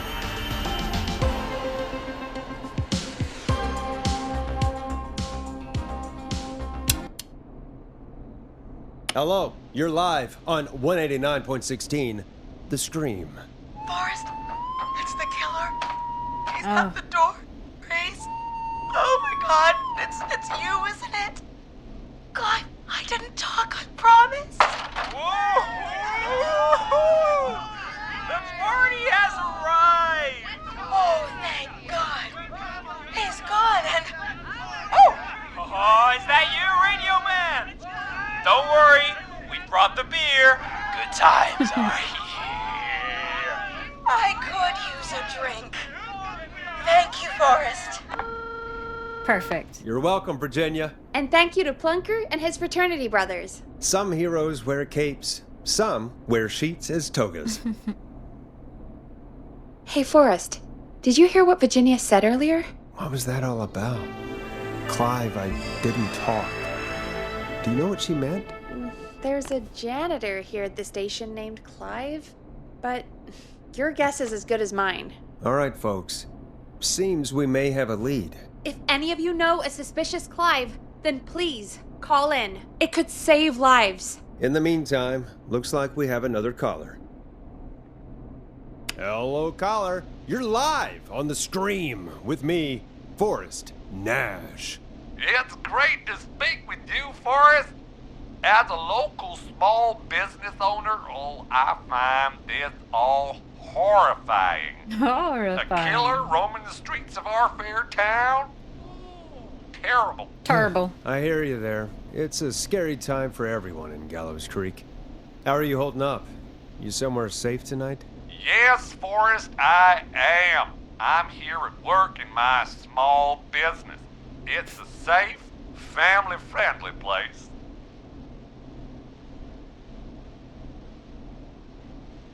Oh, what small business do you own? Oh, well, I'm not really big on promotion, Right, but right. since you asked, it's Ponty's Pizza! The best and only pizza place in town! Come on down and get yourself a cracking deal on our 2-for-1. God damn it, Ponty, no! No free ads! I mean, I guess we can't be that mad at him. Calling Ponty's did save Virginia. I can be mad, Peggy. That sort of thing just... I can be mad.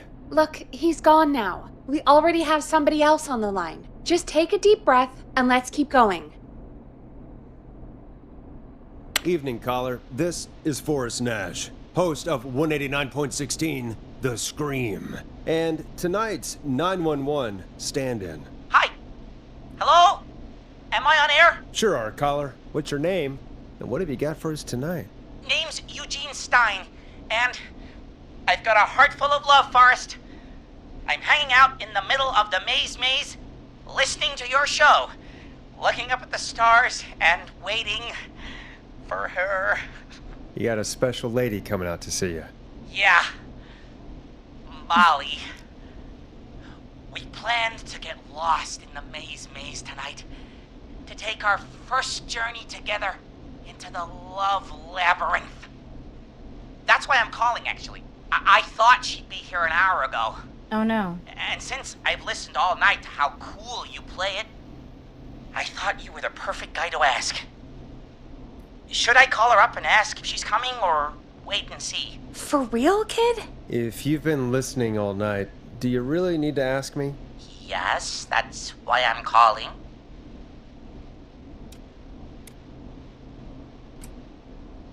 Eugene, you really need to go home to your parents.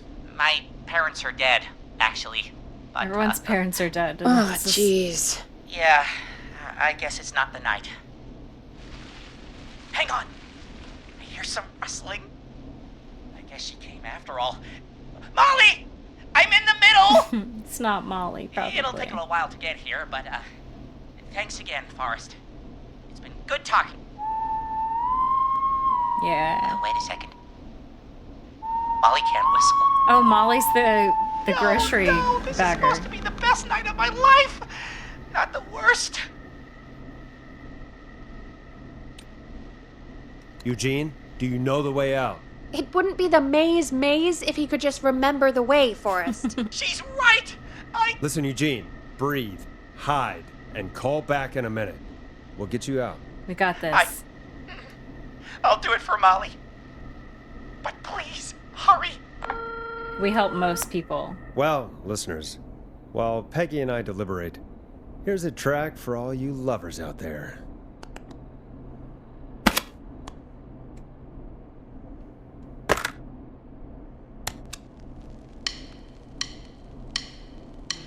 Here comes one of my favorites. How the hell am I supposed to get him through the maze? You know Barbara, our receptionist? She's a maze fanatic. Shame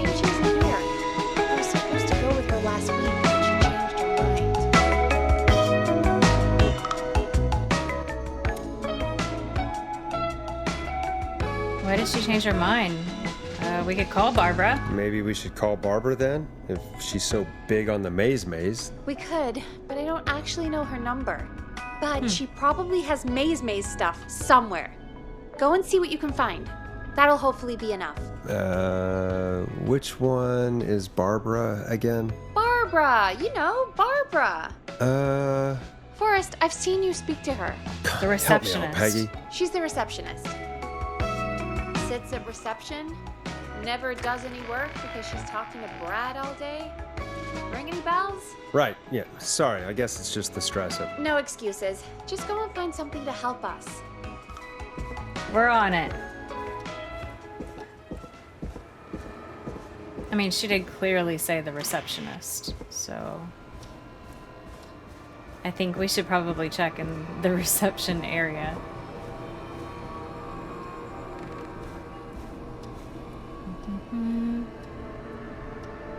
Oh, there was a map in this garbage can. Bingo. Here's what I was looking for.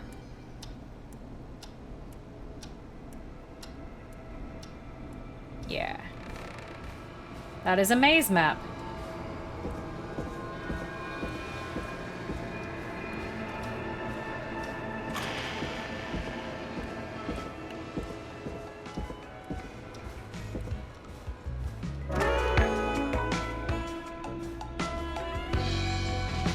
Perfect. Any luck? Yeah, I found a map for the maze in the trash. Why was it in the trash? But never mind. It doesn't matter right now. No. That's a question for Barbara later. Eugene called while you were away. He's on line 1. Music off.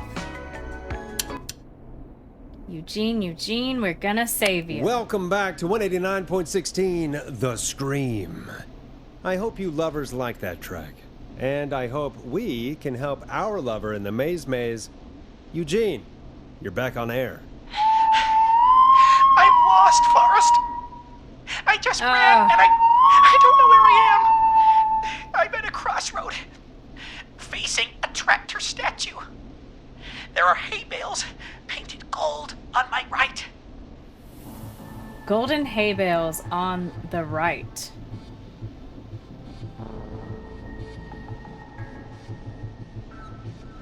So that's number 2. Wait, where's the exit?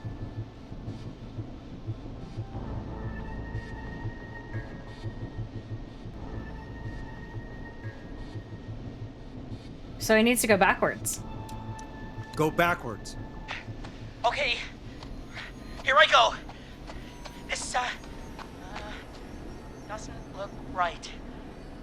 No, I'm going back to where I was. Jesus! Oh, shit! He's cutting through That the was walls! right. Where do I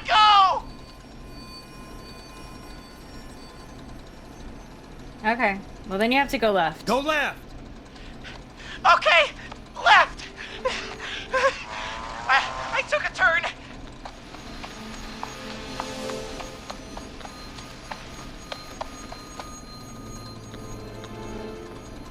Pig statue in front of me. Messed up rocking horse on my left. Okay. Pig statue in front, rocking horse on the left.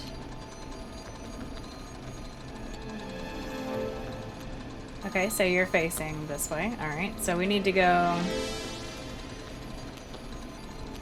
We have to get all the way over to 9. So...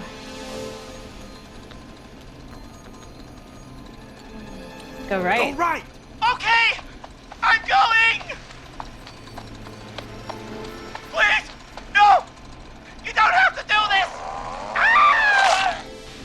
I think I'm gonna be sick.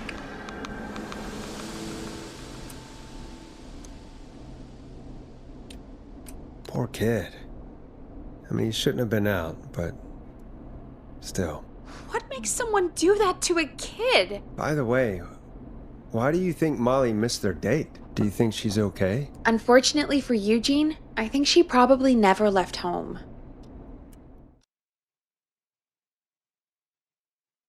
We failed again. I failed. Thank you for calling in, Mr. Walton. We'll make sure to add the town librarian to our list of suspicious Clives. Remember, report a Clive to stay alive. Next caller is up, Forrest, so take it away. Caller, you're through to Forrest Nash on 189.16, The Scream. Hey, wonderful show tonight, Forrest. Well, that's kind of you to say. Thank you. What's your name, caller? You can call me Dawn. Could you play my tune, Forrest? Your tune. Sure. Long Ride Home. That old song. Sure. We got it. I think I played it the other day. Thanks. It'll be good to hear it again. All right, folks. Coming up is that old classic. Forrest, I don't think you're gonna find that song. What do you mean? I played it a few nights ago. I know, but, we don't have it anymore. What are you talking about? I threw it away. You threw it in the trash? No, I threw it out the window earlier today. What? Fair enough. Fair enough. Can't say I blame you. Thank you. It's a terrible song. And Brad had it on repeat all afternoon because he knows I don't like it. So I grabbed it and threw it right out of one of the office windows. Not my finest hour, but I can only take so much. All right. So, what do we do instead then? Let's just play a different song. We've got more important things to think about anyway. Gotcha. Okay, folks. Here comes some unrequested music. Sorry about that, Dawn. Maybe try again tomorrow night. Sorry. This is probably close to that song. It's funky, it's groovy, it's Stab in the Twilight by Knife and Easy. Knife and Easy.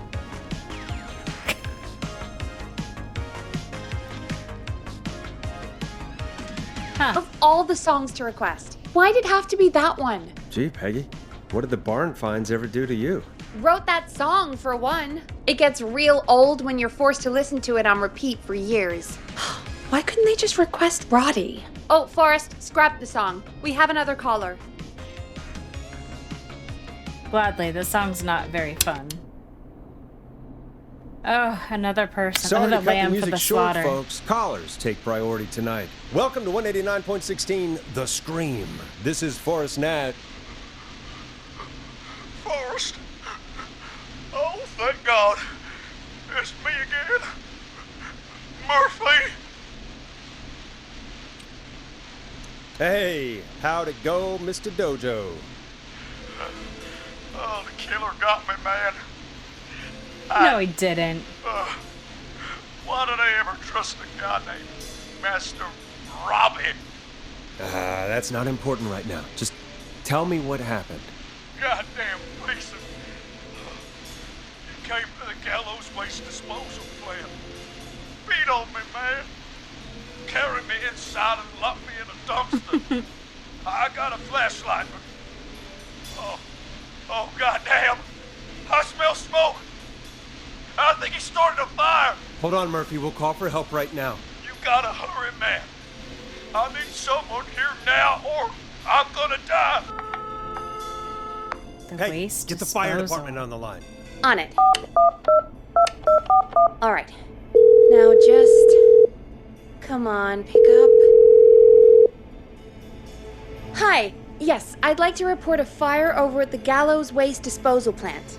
It's an emergency. What do you mean it's not operational? Why is there no backup vehicle? Perfect. Oh, God damn it! Forrest, that evil son of a bitch slashed the tires on the town's only fire engine. They can't do anything. But I have a few friends who live nearby. Maybe one of them can save Murphy. Where do they live? My friend Alex lives on the corner of Haddonfield and Romero Street, and Catherine lives on the west end of Myers Lane. And there's Jericho on the east end of Myers Lane. But he's old. Really old. Okay, I'll check the map, see who would be best to do this.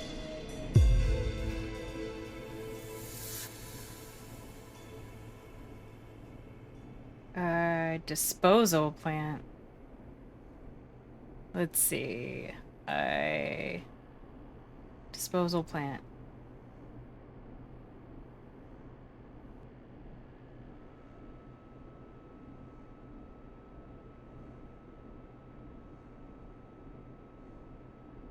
Train station. All the way over here. Alright. So Alex lives on the corner of Haddonfield and Romero Street. Down here. And then Catherine lives at the west end of Myers Lane. Where even is Myers Lane? But over here. Old Man Jericho lives at the east end of Myers Lane. So I guess the next closest person would be... I would say Alex. Right? Alex? All right, Forrest, who should I call? Who can help Murphy? Call Alex. All right, give me a second. I mean, we've been slaughtering everybody, so let's not think too much about this.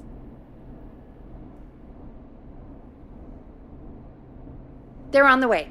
They'll call from the plant. You can direct them from there. Well, let's hope they get there in time.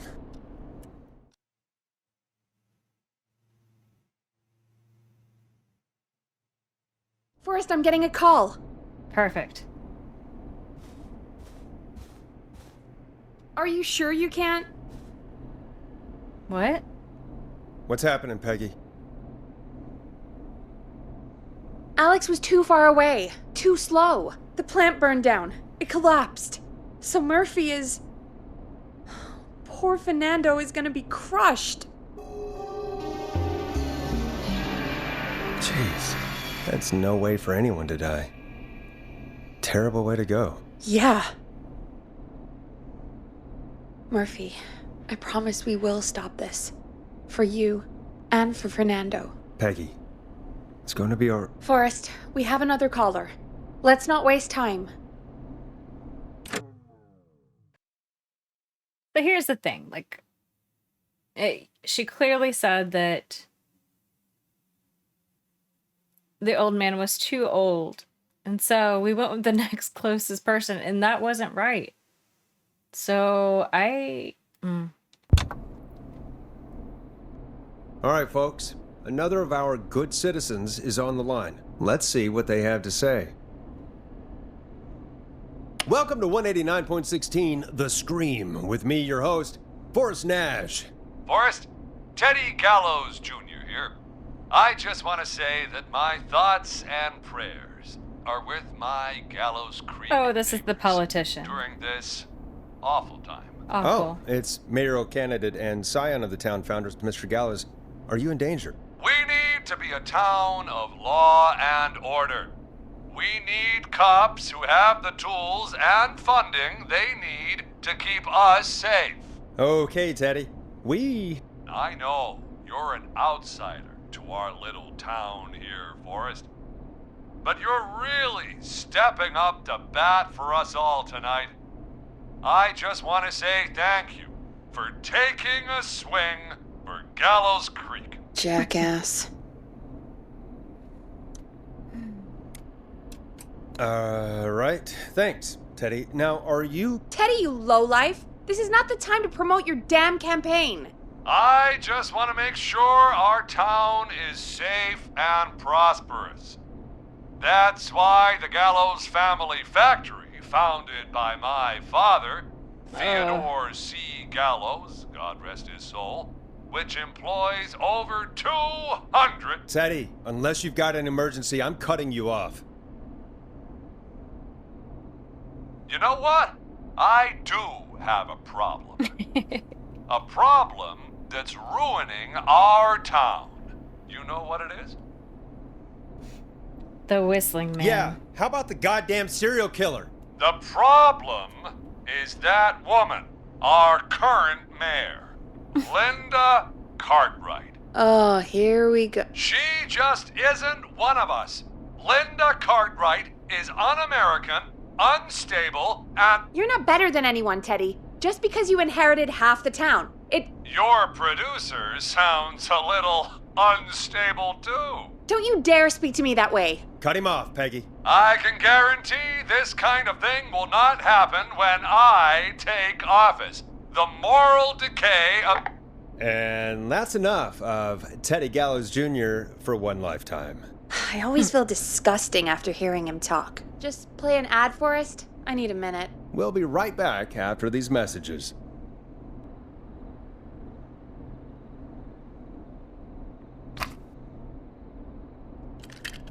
We don't have many ads, so... Grab a cassette. We need to play a commercial.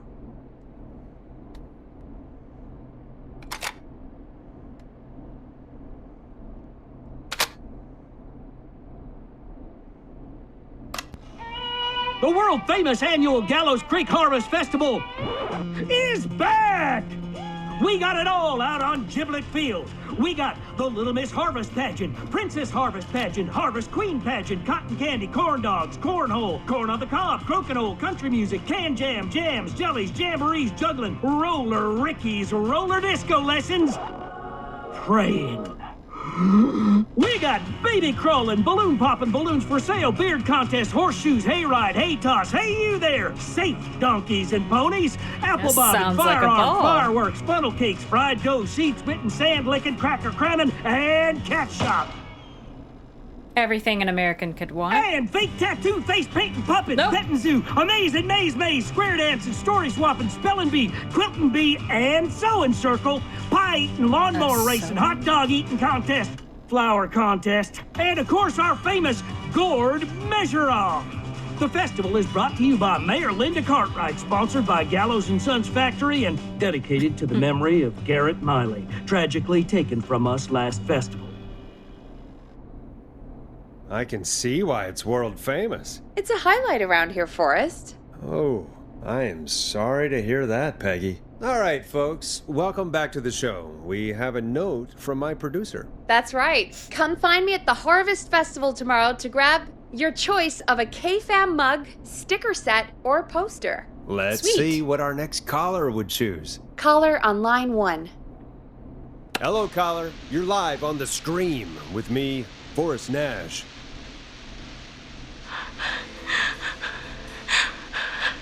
It's our next victim. Hello, caller. Who is this?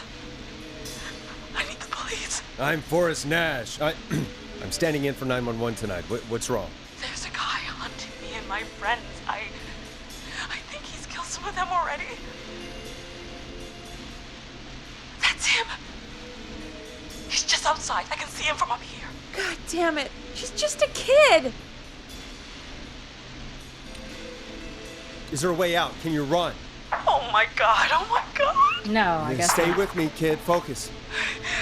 I can't do this. Yes, you can. Focus. Tell me, what's your name?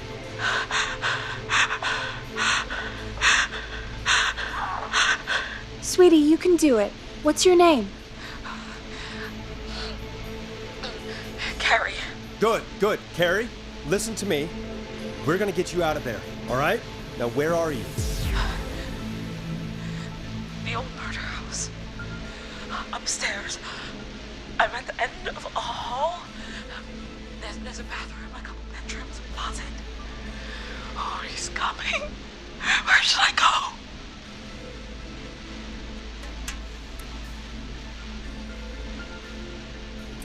Go to the closet. Okay, I'll... What's the old murder house? He's here. He's here. He's gonna kill me. Forrest, I don't think we can... Run!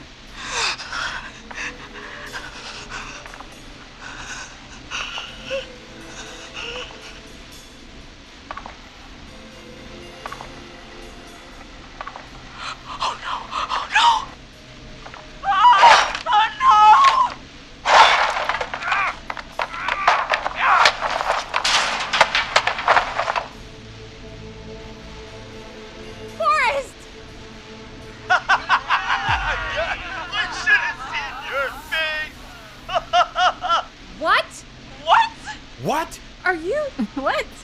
kidding me? Okay, what the hell is going on here? Oh, who's on the phone, Carrie? The cops? It's just a joke, jeez. Yeah, Wait, Carrie. Isn't that... Jimmy, that wasn't funny, you sicko! Of course I called the cops, but some guy just answered instead. What guy? Forrest Nash. What the hell are you all doing? It's prank night, old man. We're just having fun. That's the kid. The kid who called in earlier pretending to be the whistling man. That's it. I'm out of here.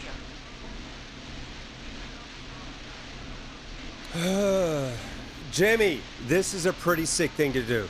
What? It's whistling night. That little idiot. Whistling night? It's a stupid tradition. Especially stupid since that one kid died back in... Would you take off that stupid mask if it's hard to breathe? Who's under there anyway? Is that you, Seth? Idiot! Seth is right next to you. That's, wait. Oh no. Who are you? Oh no, Dad!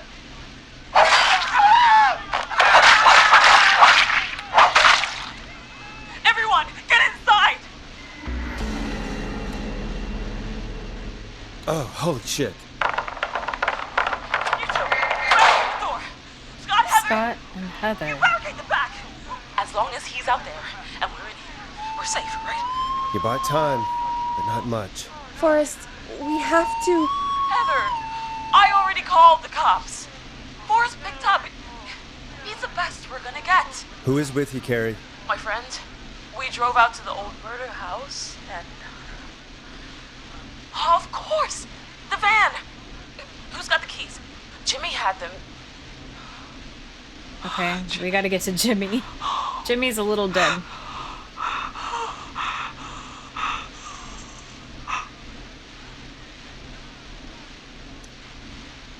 Focus, stay focused, Carrie. Focus. Yes. Sorry. I'm here. We'll figure something out. Between all of you, there's gotta be a way to beat this. Just right. Sit tight, okay? Heather, shut up. If we do that, we're gonna get killed. If only Jeannie were here. Jeannie? Jeannie McPherson? Our intern Jeannie? Yes. She's my best friend and the smartest one out of all of us. She stayed in tonight. Forrest, listen. We'll see what we can come up with, and, What? Scott, you're not any good at... And, no, Chad. Out of all of us, you're not the one to... Everything okay? No. Yeah, what? We're figuring out a plan, but everyone's volunteering to do things they're just bad at. I think we can figure out what to do, but I don't think we can agree on who should do what. I think you'll have to be the tiebreaker, or else these idiots are gonna get us killed. But I... Shut up, you... Forrest, I'll call you back. But I don't know anything about your friends. These damn kids never learn. Breathe, Peggy. It's okay. They do this kind of thing every year, Forrest. People get hurt. All right, folks. We're gonna work out a way to save Carrie and her friends. This next one goes out to all the trapped kids out there.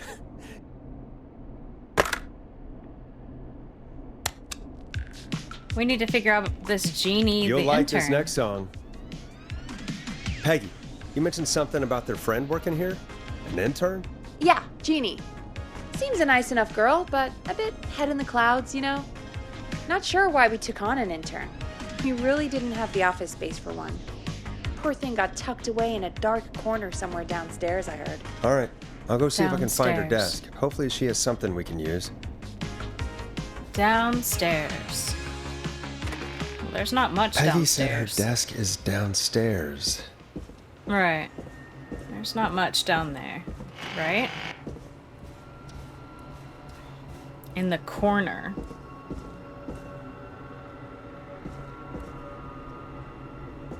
Oh, probably over here. Jeez, they really tucked Jeannie away. Good job on the new job.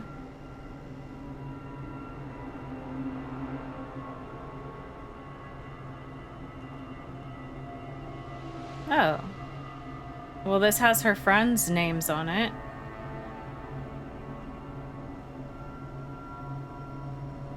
There's another creepy hour of ruler.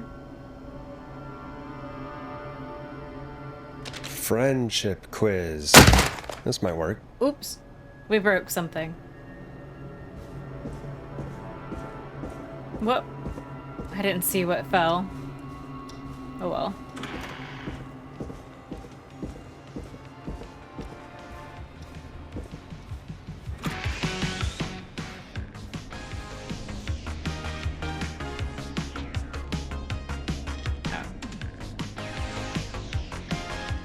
Hey, you find anything that'll help us out? Yeah, I found a friendship quiz with all these kids on it. If you think that'll help, then good enough. Carrie's on line 1. Whenever you're ready.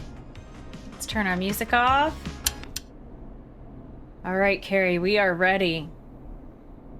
This is Forrest Nash back again with an unlucky caller on this unlucky night. Carrie, are you there?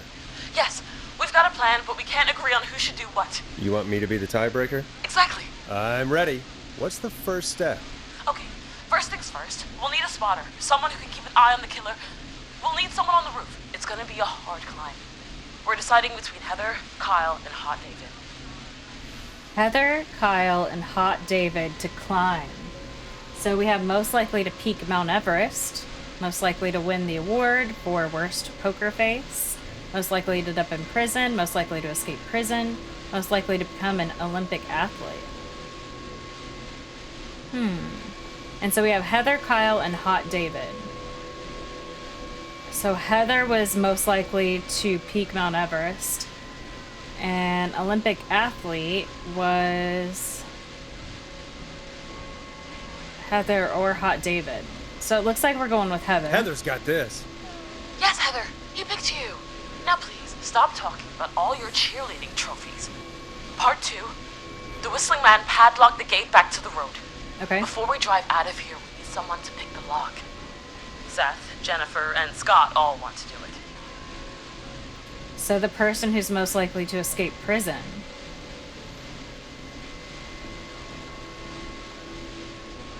is Jennifer. Jennifer. Jesus, Jennifer, you carry a bump key? Why didn't you say so earlier? Anyway, that brings us to part 3, getting the van keys. I'll volunteer for this. I don't know Jimmy as well as you guys, so it'll probably be easier that way. Then is part 4. This is a very detailed plan. I'm impressed. Yeah, it's weirdly easier to think when you're about to die. You're doing great. What's the next part? Part 4, we need someone to lead the Whistling Man away. We need a fast runner. For this one, we're trying to decide between... Who was it again? Hot David, Cynthia, and Scott. Cynthia and Scott. Most likely to escape from prison. So it's going to be Hot David. Hot David. Yeah, you spend a lot of time running shirtless. You got this, Hot David. Sweet. Okay, let's recap. We get the eyes on the roof. A runner distracts the killer while we grab the van keys and pick the lock on the gate. Now the tricky part. The getaway. Ooh, what's the plan there? Well, we can't all outrun the Whistling Man. Yeah. And he thinks we're just a bunch of stupid teens. So, let's use that against him. Part 5. We trick the killer into a trap. Someone can pretend to be injured. Who would make the most believable one? Who you got? We got Lisa, Tammy, and Cynthia. Lisa, Tammy, and Cynthia. So that would probably have to be the poker face. So we're going with Cynthia. Cynthia. Right, Cynthia. Will do. That should take care of the killer. And then it's time to get out of here. Finally, part 6. We need someone who can drive us through the woods and back to Gallows Creek alive. Who's our getaway driver? Should it be... Who have we got? Chad, Scott, Tammy, whatever. Forrest, you know what to do. Scott, Tammy, or Chad?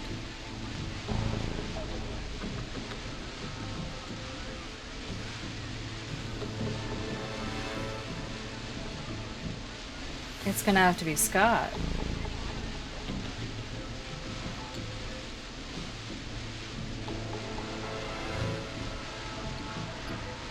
Doesn't look like Chad can do anything except for, yeah, and Tammy's not much better, so it's gonna be Scott. Right? But Scott's also only one.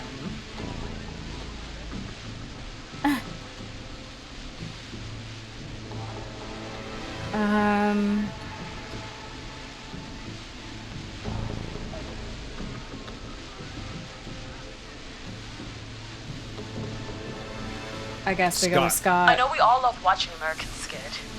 Yes, yeah. Just do what they did in the movie. Thanks, Forrest.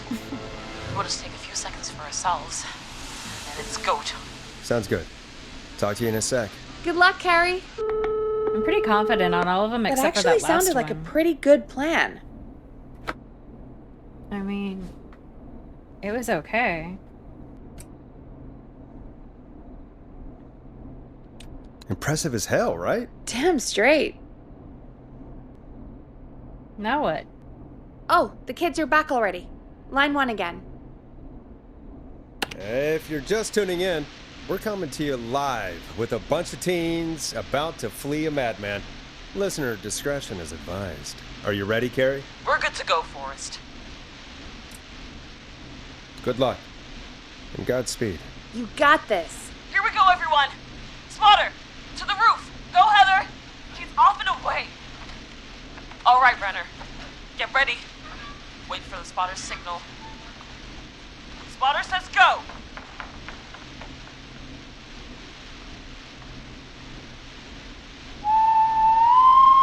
Wait. Lockpicker, go. I'll get the keys off Jimmy. How are we doing? Oh, Jimmy. Oh, his face is... The keys, Carrie. You need to get the van keys. His face is lying next to him, Forrest. He got cut. Oh, God. Focus. Breathe. Right. The van keys. Got him. It's... Jennifer got the gate unlocked. Perfect. And Hot David should be back any second. Perfect. It's working. I can't believe it's actually working. You're doing great. Focus. You got this. We got this. Next step, trap the killer. All right. Wait. Get into position. Everybody else, hide.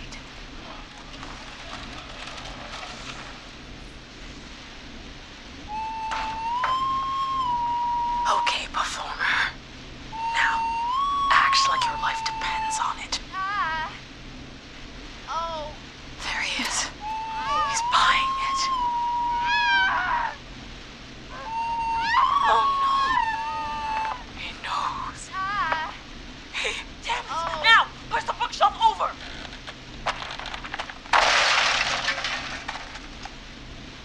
Oh my God, they both went through the floor.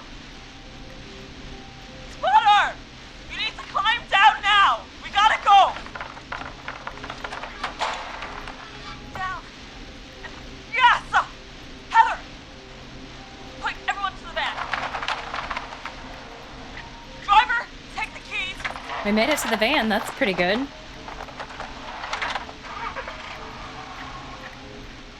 The damn gate swung shut.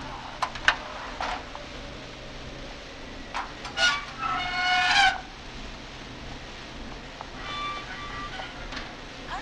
What? It won't stay open. I'll hold it. You drive through. Carrie! What was that? It's a whistling man. Drive! Now!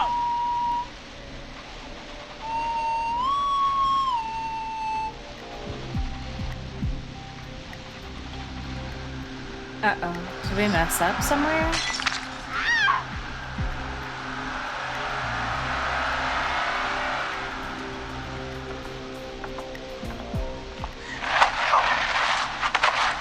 Let me go! Just go! Just drive! Oh my God. Please, no! No!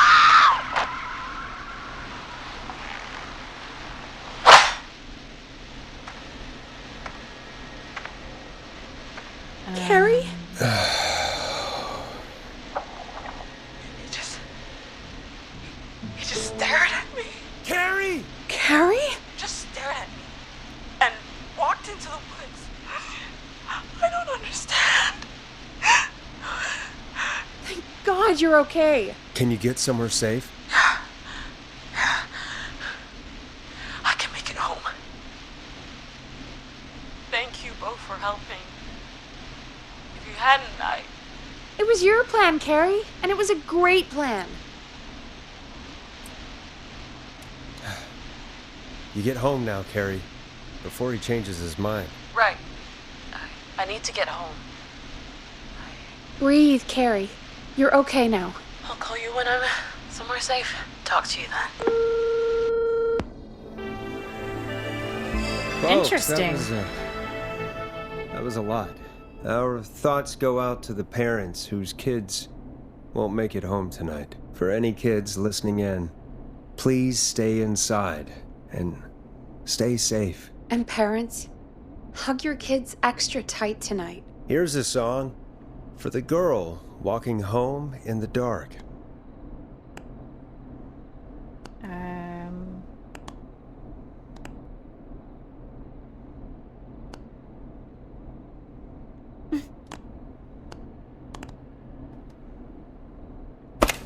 We'll take Stab in Twilight.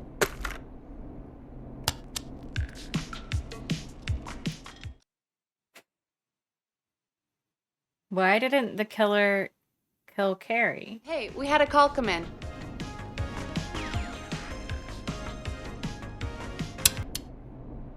Forrest Nash here. Listeners, we've got another caller live on 189.16, The Scream.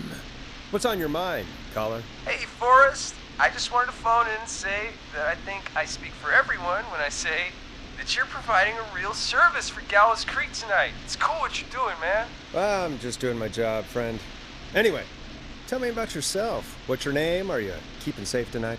Yeah, man, I'm good, thanks. I'm at my roller rink, trying to get everything ready for the Harvest Festival tomorrow. I had a guy from Starling Security here earlier installing the Starling 4000 system, so I'm a little behind. As for my name, my friends call me Roller Ricky, and I now consider you a friend, my man. Roller Ricky. Oh my gosh, but those were like the fondest times of being a kid. I loved going to the roller rink so much. I always wanted to go. That was the best time. We're friends now, huh? Well, that's kind of you to say. Thanks. Yeah, man. Sounds like roller skating is more than just a job to you. So is this vocational? I wasn't always Roller Ricky. Once upon a time, believe it or not, I used to go by just Ricky. Yeah, back then, things were pretty rough. I used to roll with a bad crowd. Not all bad, but there was one guy. Anyway, some bad stuff went down. I harbored a lot of guilt for a long time and turned to the bottle. I didn't really talk about it or even know how to talk. It's just how it was. That bottle took the best years of my life. Or so I thought. It's never too late, Roller Ricky. That's right. How did you turn things around? I joined a support group. I opened up about my problems. Sharing that burden just took so much weight off. It's a long story from there, but I found roller disco. I learned how to have fun again, cutting loose and making shapes. Now whenever I get down, I get down. I'm finally free from it all, man. It's important just to talk to somebody. That's the first step. Ain't that right, Max? Aw, hello, Max. Well, he certainly sounds like a good boy. Max is my emotional support dog. He's a rescue dog, but I always say he's the one that rescued me. Oh. He's the best dog a guy could ask for. Of course, the first thing I did was teach him how to skate.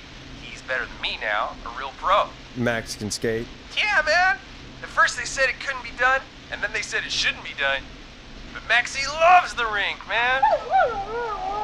Is that another train, Maxie? Maxie loves trains, man. He's even got that special how to greet them. It sounds like you two make a great pair. Maxie appreciates all the positivity you're throwing out, my man. You know, I'm actually hosting free skating lessons tomorrow at the festival. Sweet. I think it's a great opportunity to give back to the community. community. Man, all this talk of skating's got me itching for a boogie. Before I switch my radio off for the night, could I request a song for us? Something I can groove to, you know, something funky. It'll be me and Maxie's final boogie breakdown tonight. I think we'll take it down a level. I can do that. Thanks again for calling. You and Max, be safe now, okay?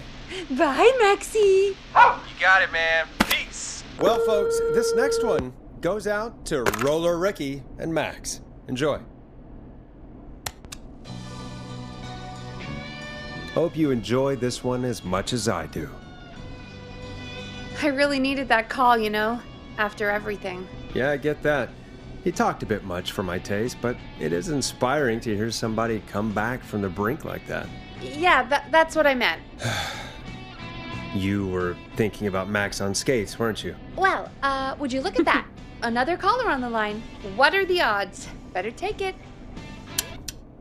Why do we even bother to play music tonight? Welcome back to 189.16, The Scream. This is Forrest Nash. How are you tonight, caller? I'm doing okay. I made it home safe. Gary! Hey! I just wanted to thank you for doing what you could earlier. You know, even though not everybody made it, and, I don't know. Hey, it's okay. You were so brave earlier.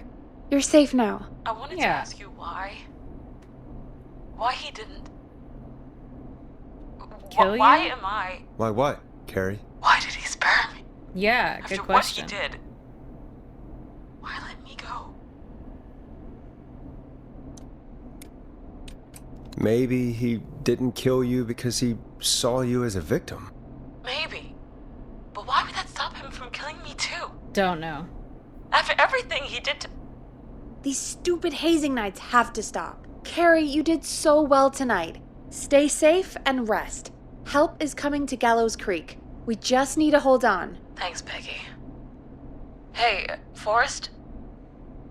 Could I request a song? Of course, Carrie. What song? Any song by Blast Processor. And thank you. This next one goes out to Carrie. We got you. We got you, Carrie. You know, what Carrie just said has really got me thinking. About what? The whistling man left her alone. Yep. There must be a reason. When it comes to masked whistling killers, I don't think a reason is a key part of their process. Well, it's something to consider. I need to take a break. If you want to stretch your legs, now's the time. Just hit the Peggy button when you want to get back on air.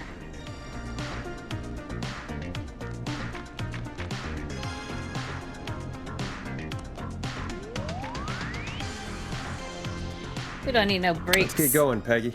Alrighty, we could run another segment or... Scratch that, Forrest. We have a caller. You're through to 189.16, The Scream. What's your emergency? Hello again, Forrest. Oh, that call with the teens was awful. Those poor kids. Still, I'm glad the girl didn't get hurt. Thanks for your concern. Are you in trouble? What's on your mind? I wanted to ask you again to play my song, Forrest. You said you were going to play it, but you didn't. Your name was Dawn, right? What, Peggy? Yes. Oh, well remembered. My name is Dawn, and I wanted to ask you again to play my tune, Forrest. Long Ride Home? You know, the one that Peggy said she threw outside the window? But we don't have that song. As you just said, Peggy threw it out the window. But, Forrest, you do have it. It's just outside the window. There's a serial killer on the loose. I can't just go outside hunting for a record. I'm really sorry, Dawn, but we just can't get it right now. But wasn't the whistling man just at the old murder house? That's miles from the station. It won't take you a second to grab it. Wow, she really wants that. Don, I'm not sure if you've heard, but there's something unnatural about this freak. He's fast. I'm not risking it. Oh, but I think you will. Forrest? Peggy, I'm calling with more than a request. I know something. I think I know who's gonna be next. What? Are you serious? Play my song, Forrest, and you'll find out. I don't know folks, about that. Here's some music for you while I think things over.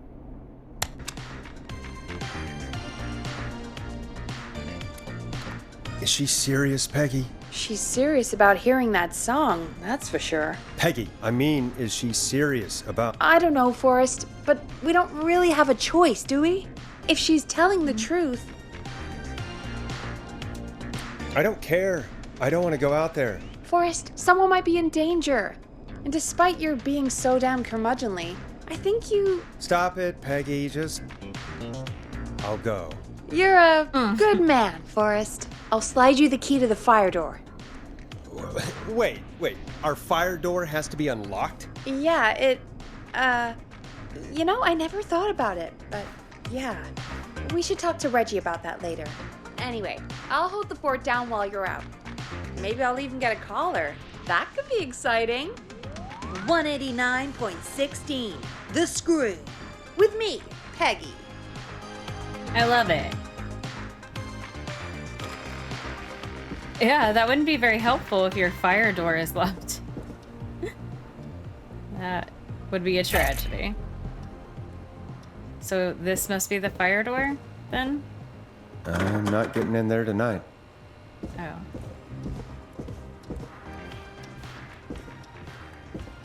Fire door here, then. Isn't that the reception? Ah, wait, fire door wouldn't be up here. No. Would a fire door be on the first floor?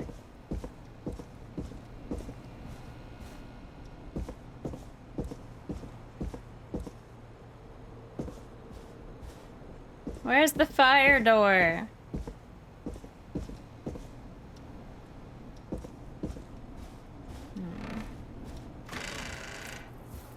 So that's the reception.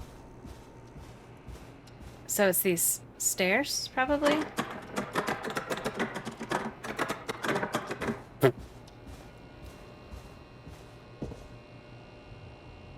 Are these fire doors? That's not open. What the? I need a key to get in there. Well... Oh! Voila.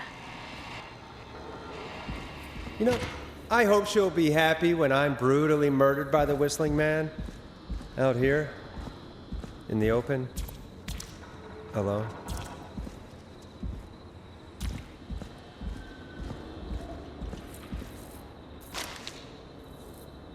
That's it.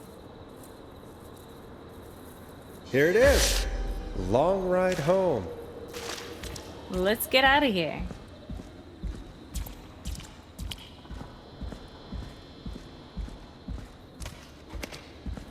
Of course. It locks behind me. And of course the key doesn't work on this side. Fantastic. What are we gonna do? Maybe there's another way back in through the basement. A door, or elevator, or something. Wouldn't this be the basement? Maybe I have to turn the electricity off in order to get in there? It's the only option I see, right?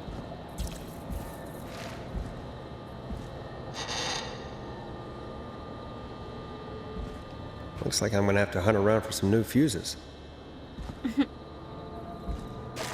They were in the trash.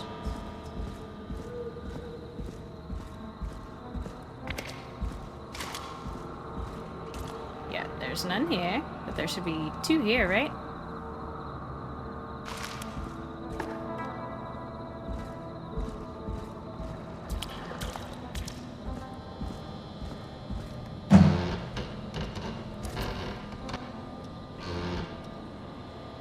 Where is this crap?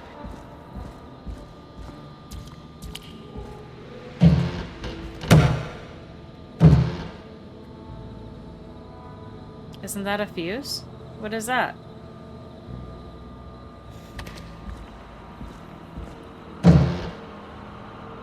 It's gonna be like that, huh?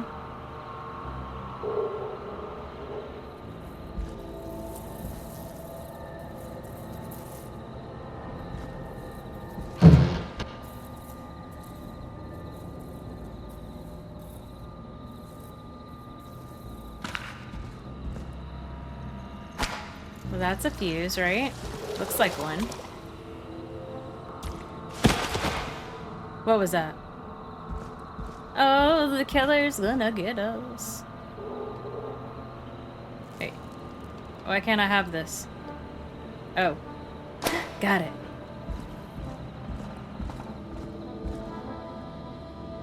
There's one on the ground there, too. A red one.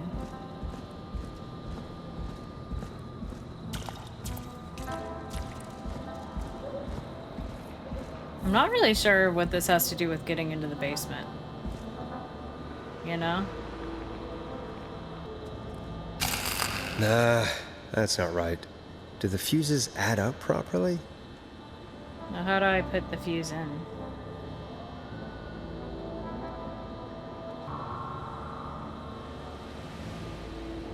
$70. I'll just chuck this one. Chuck! Let's go grab the other one.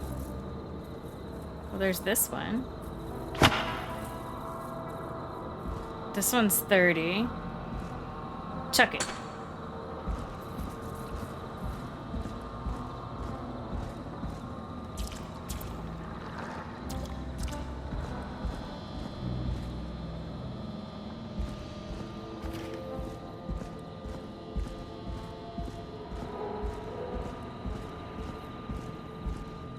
The other one was like right over here.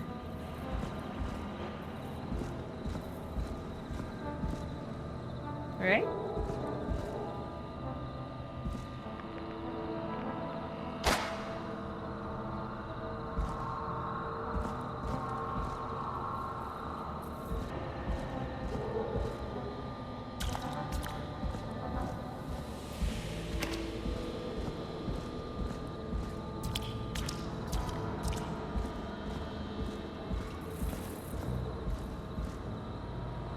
Chuck it. Chuck it. And then...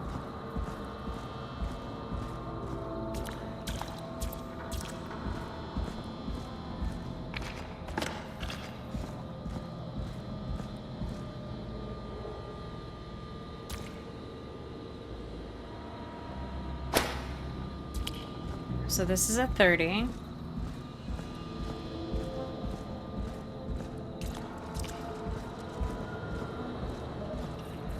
The one that works in here is a 5.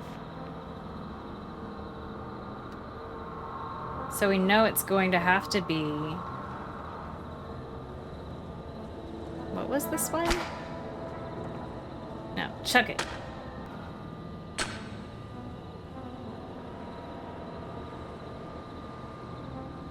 Boom! On that nasty mattress. Oh, that mattress is gross.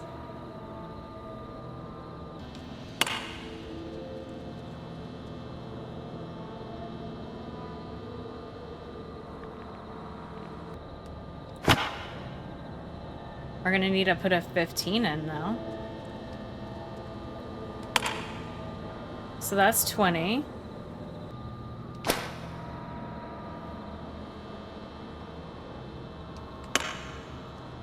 That's 50. And then this is a 20, right? Yeah. Let's get this one.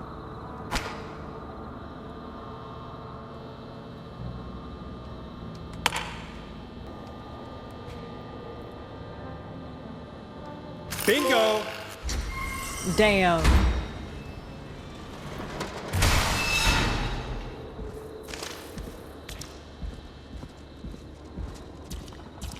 So that allegedly opened the basement for us, right?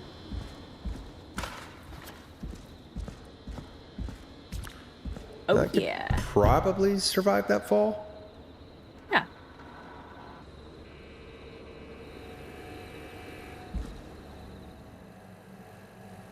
I mean, that was the tiniest little fall. Looks like the janitor's closet. What did Peggy say his name was? Oh, it's the killer Clive.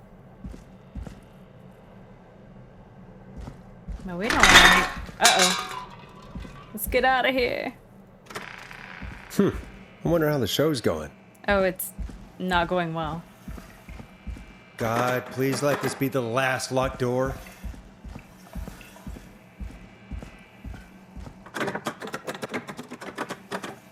What?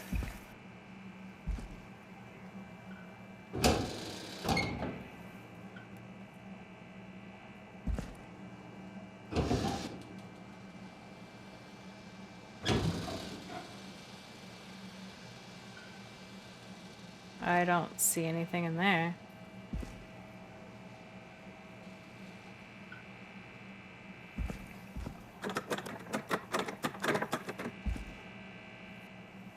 So we're back out here?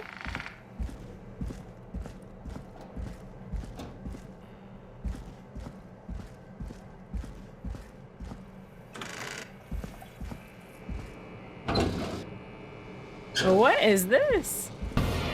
Coolio!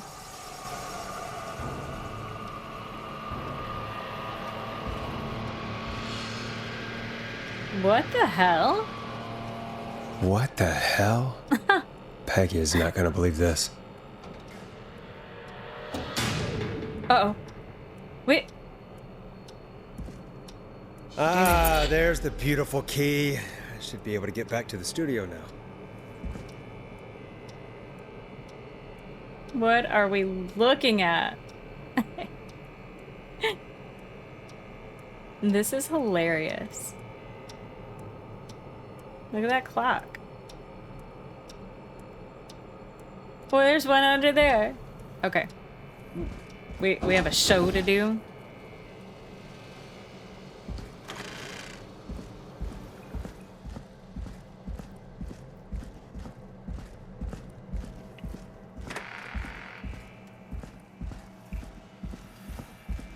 Yes! Booyah! Did something just run across the floor? Do they have roaches?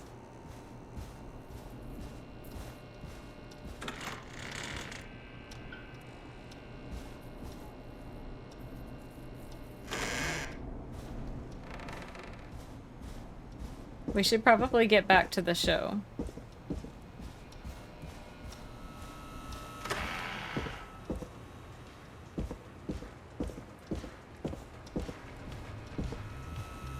Peggy held down the fort. Isn't that such a good song, folks? And now for... Jesus, Forrest, you've been gone for ages. I thought something had happened. Something did happen. Clive, the janitor, might be Clive, the murderer. What? I'll start from the beginning. The fire door locked behind me. It's only 2:40. Why did you heave that thing all the way up here? Because the basement's creepy as hell, and I don't like standing around down there. Fair. All right, let's run through this again. We have a creepy board you found in a creepy basement made by our creepy janitor who you think is the creepy whistling man. Yep. And on the creepy board are the names Chuck Brody, Kim Walker, Rebecca Allen, and Aunt Williams. Correct. And you think one of these people will be the whistling man's, Clive's, next target. That's right. And we've got to find him. You said there are 4 locations listed there too? The hospital, the power station, the gas station, and the trailer park. Clive must think the target is at one of those locations. Forrest, you're gonna have to figure out if any of the potential targets are at one of these locations tonight. Hit the button if you need any help.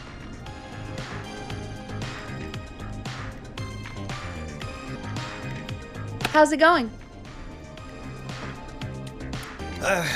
It's not going well. I could use some help. Okay, let's review the basics. We need to work out who the next target is. There's 4 locations, right? And 4 people. We need to figure out if anyone is at any of the 4 locations tonight. And if they are, we can call them and warn them. There must be some connections between the notes. That makes sense. Great. Need any more help? I'm good now. Thanks, Peggy. No problem.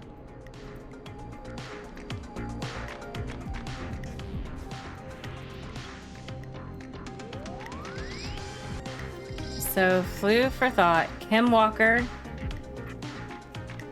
Local doctor Kim Walker recommends all locals get their flu shot.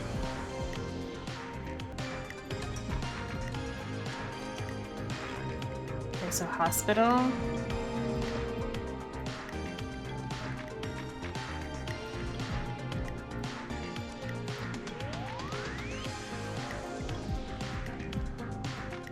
This one, staff surge at power station. So Art is power station.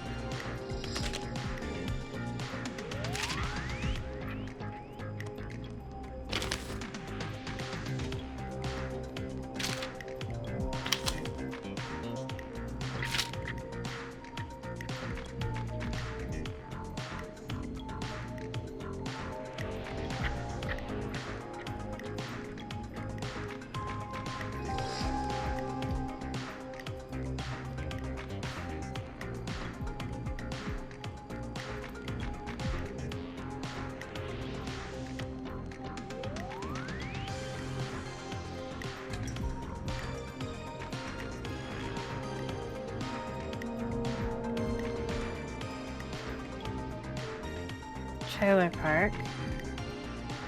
Let's see. Contact estate agent Tyler Wallace.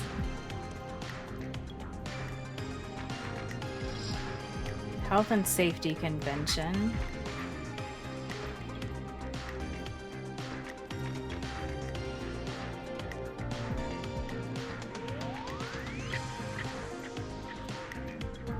Infamous author of tell-all book Diary of a Car Thief moves to... She stole our cars and then she stole our time and money.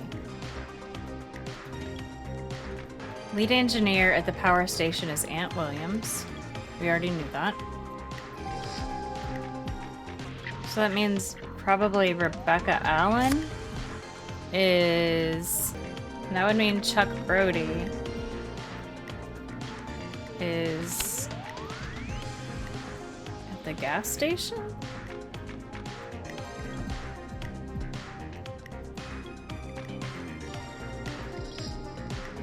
And Kim Walker is at the hospital.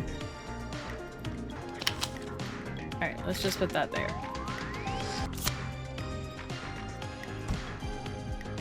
And Aunt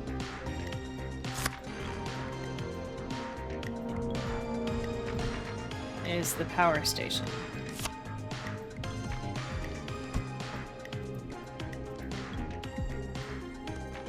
Yeah, I don't know. Let's see how this goes. How's it going?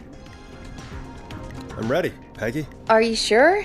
We've only got one shot at this. I'm sure. Let's do this. Okay, name first. Who do you think the target is? Rebecca Allen. And where will I find them? The trailer park. Okay, I'm dialing. One moment.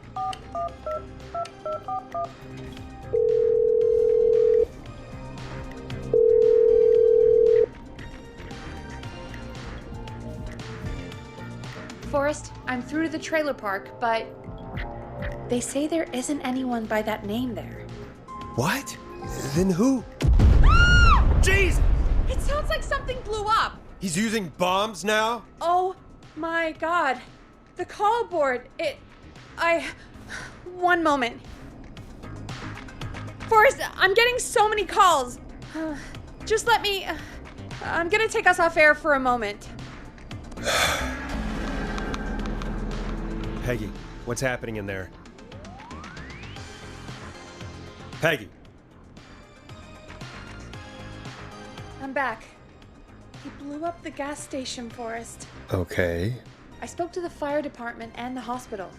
The fire department is useless now, as you know. And, the hospital's only ambulance was at the gas station. Forrest, you've got to say something on the radio. You have to tell the town. I'm putting us back on air. Now. Gallows Creek. Great. I don't know how to tell you this, but the gas station's been bombed. Please, everyone, stay safe, stay inside, and... Oh, just bring us into some music, Forrest. Careful with this next track, listeners.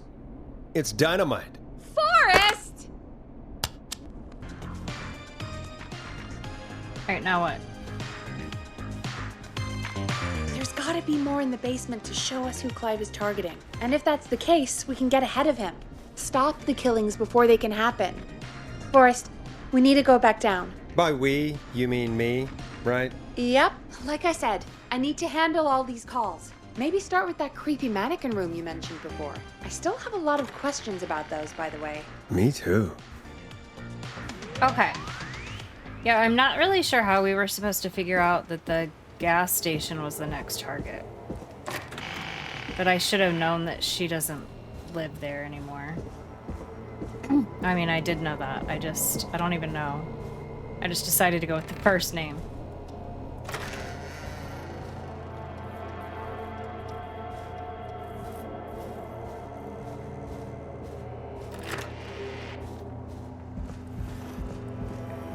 So let's go check out Clive's little basement here. Not that one?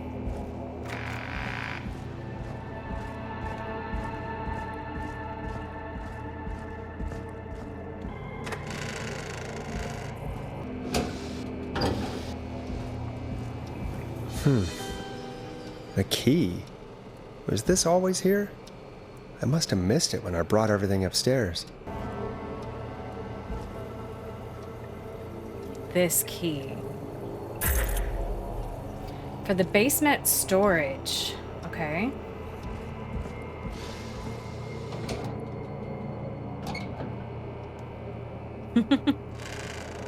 So that must be this other door.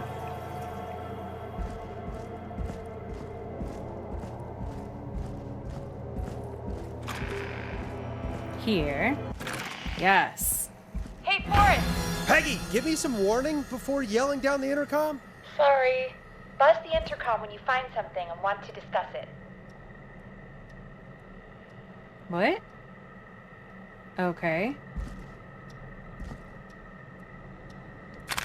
Peggy, I've found a tape and a map down here. A map of what? Looks like it might be to somewhere in this storage area. Weird. Well, maybe the tape will give us more information. Give it a play. Here we go.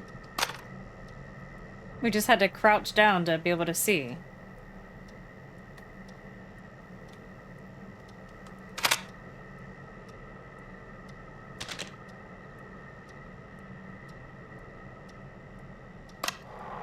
George Barrow, 1968. That's when this all began for me. Follow the maps. Find the tapes. I'll be waiting. Wait, George Barrow? We all heard that he drowned after a night out drinking. Was it actually Clive? Has Clive really been the whistling man for that long? He says I need to follow the maps and find the tapes. I guess that's what this map is about. I think we need to see what else is hidden down here. Be careful, Forrest. Buzz the intercom when you find something and want to discuss it.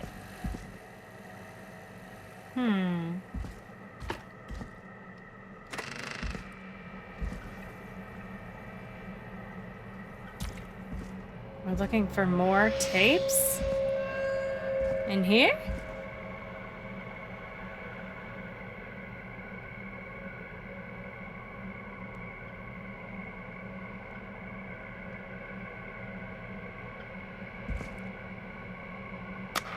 Small lacerations to arms, legs, and face, typically obtained by running through foliage. Severe blistering to the feet, as though the deceased had been running without stopping.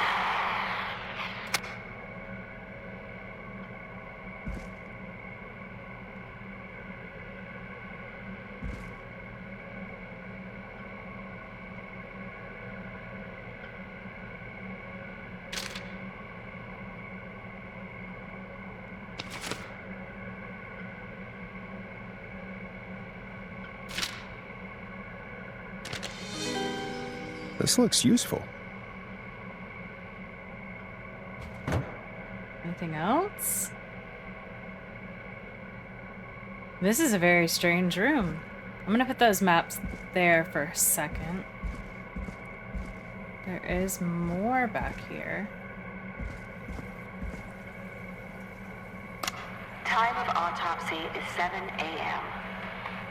Cause of death is asphyxiation. The degree of rigor mortis indicates that the subject has been deceased for 5 hours. That puts the time of death. What?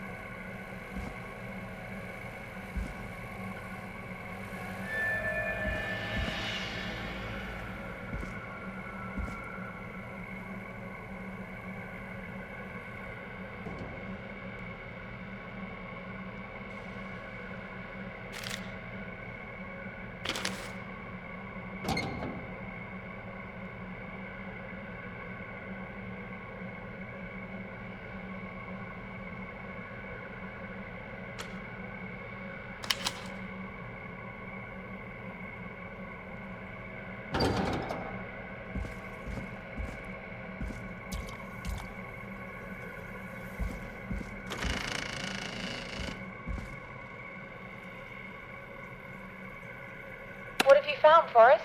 It's an autopsy tape. Doesn't say for who, but I think it must be for George. Poor George. He was so young.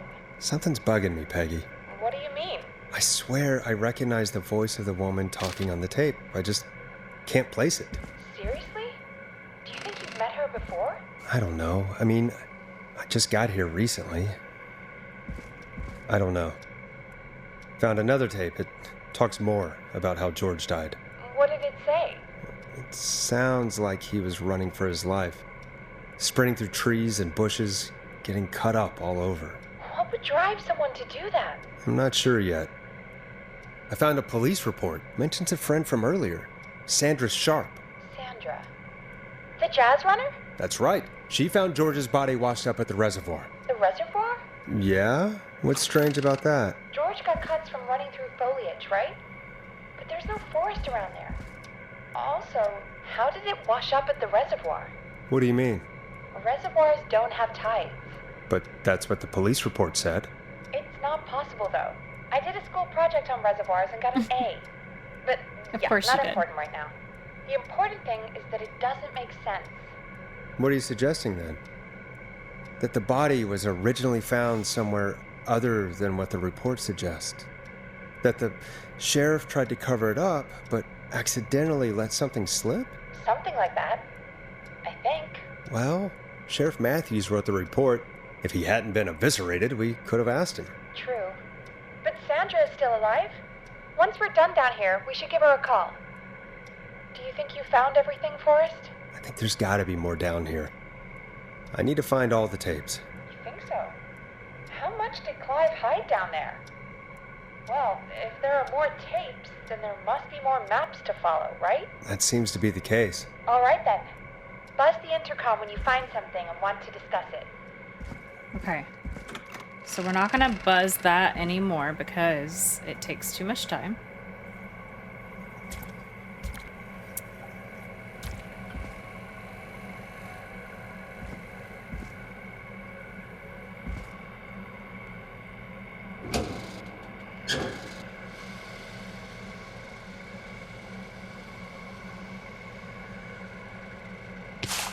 I want to take this one.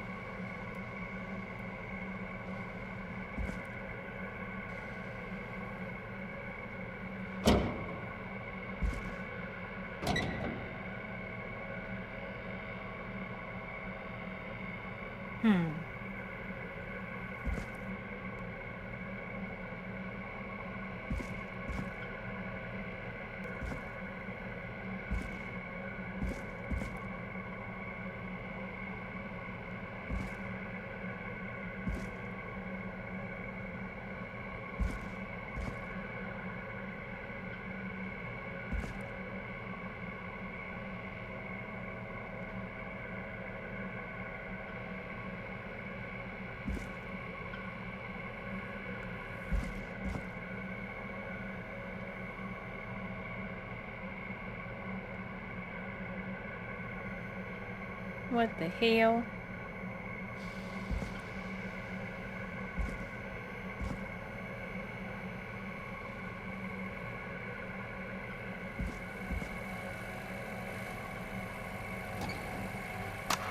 Additionally, there appears to be a post-mortem injury to the arm. It looks like it was trapped in a car door.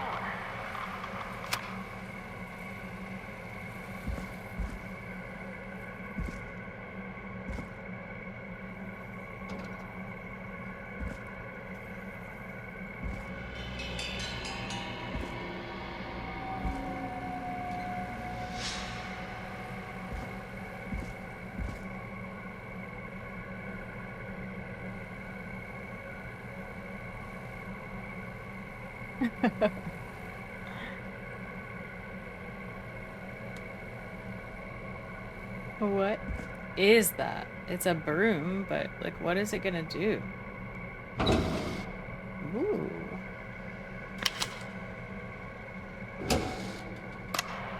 It is the coroner's opinion that the subject likely feared for his life and was chased, This has to resulting be in a fall important. from a height into a body of water, where he hit his head, was knocked out, and drowned. Following that, he was moved. Dr. Sullivan, we need to have a talk. Is that recording? Shut it off.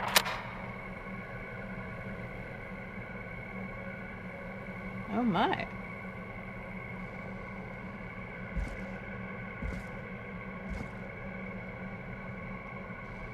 Let me guess, there's even more back here.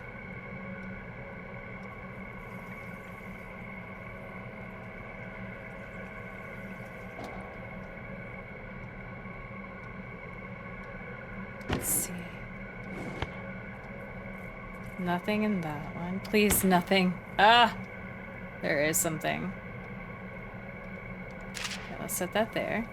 Ooh, a new vinyl for my collection. Not what we're looking for.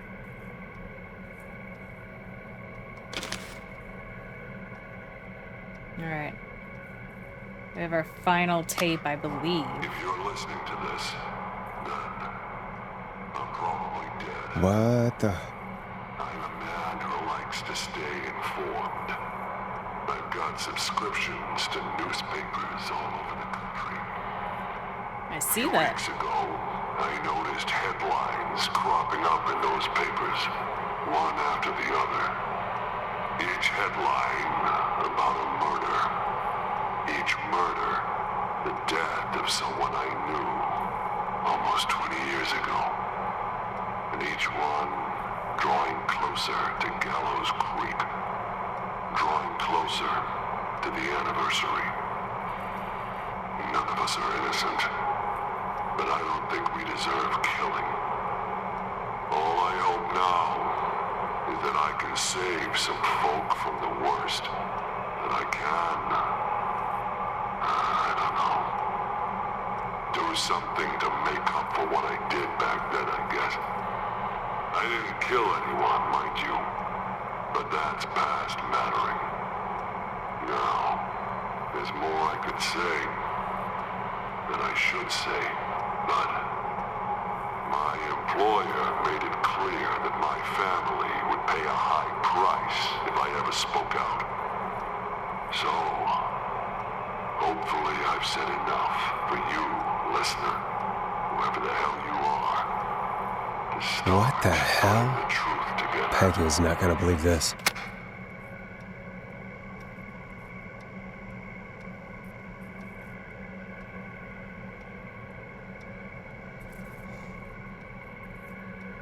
I hope that's all of them. You know? Let's try to make our way back and see.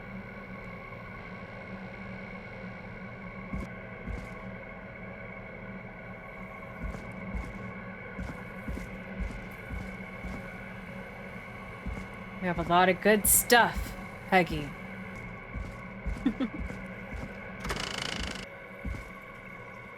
Please be everything. Found, Forrest? I found a tape that introduces a new detail to the story. Post-mortem injury.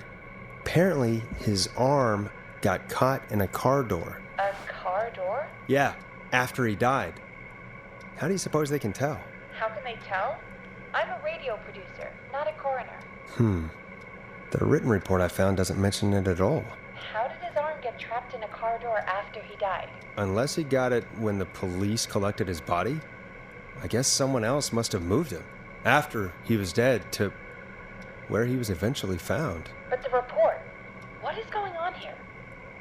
In another tape, the coroner comes to the same conclusion as I did. George was running from something. Maybe an animal? Maybe, but then there's this next bit where the coroner thinks he was moved post-death. So she agrees with us. At the end of the tape, someone burst in and demanded the doctor, Dr. Sullivan, to stop recording. Dr. Sullivan? Wait, Virginia Sullivan? She was her caller from earlier. Well, then our caller was involved in a conspiracy around this boy's death. We need to call her back once we finish down here. It looks like she might know something about what's going on. I found a written autopsy report. What does it say? According to that, it's just like you said at the start. George drowned after getting drunk. Said he liked to fight, too. The drinking and drowning matches with what I heard, but... There's also a note scrawled onto the report. I'm sorry I made you do this, Virginia.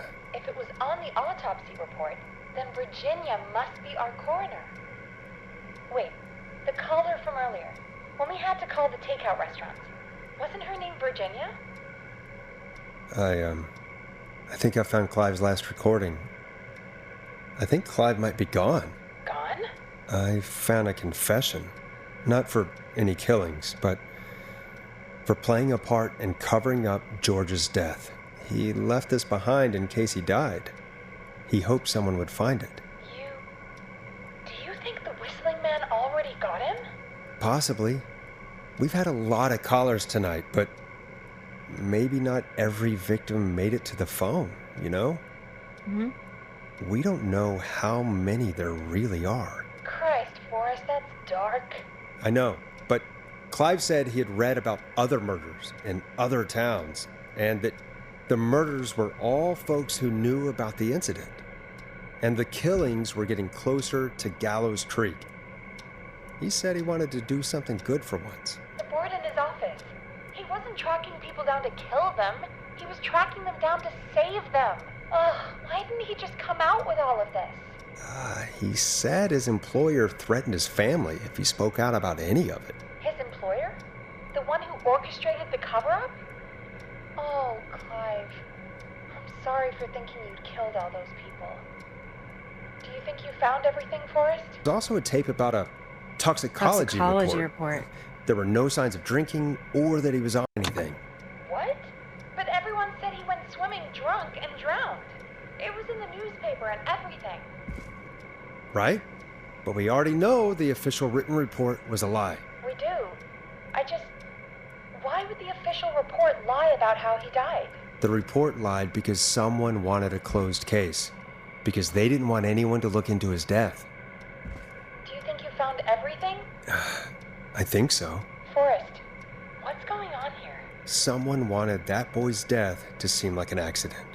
And they hired Clive to make it look that way. Come back upstairs when you're ready. We need to figure out our next step. Dang. God, you're back, Forrest. I've been running out of stuff to pad our airtime with. Peggy, you work in radio. Forrest, I'm stressed. I mean, really, how are we supposed to keep a show going with all this happening?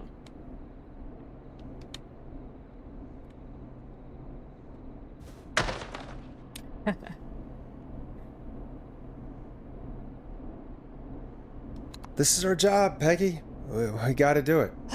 You're right. So, what's the plan now? I think we should call Virginia back. All right, I'll get her on the line. Hello again, Gallows Creek. This is Forrest Nash. We're circling closer to the truth behind tonight's events. To this end, we're calling back one of our earlier callers, Virginia Sullivan.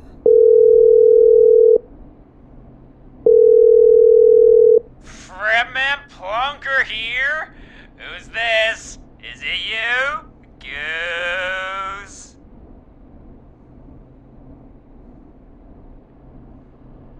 Plunker, hey, it's the Radio Man, Forrest Nash. Radio Man? What's up? Solving mysteries, saving lives. The huge. Right on. Plunker, what are you doing at Virginia's house? She asked if we could stay to keep an eye out for that whistling turd. So we're hanging out, bro. Well, that's big of you, Plunker. No, it's nothing. Can I speak to Virginia? Sure thing, Radio Man. I'll just go get her. Who is this? Hey, Virginia, it's Forrest. I'm glad you're still okay. Oh, Forrest. Sorry, I'm still jumpy. I can't blame you. I'd be jumpy too. I'm so sorry this happened to you, Virginia. I thought I was. I thought...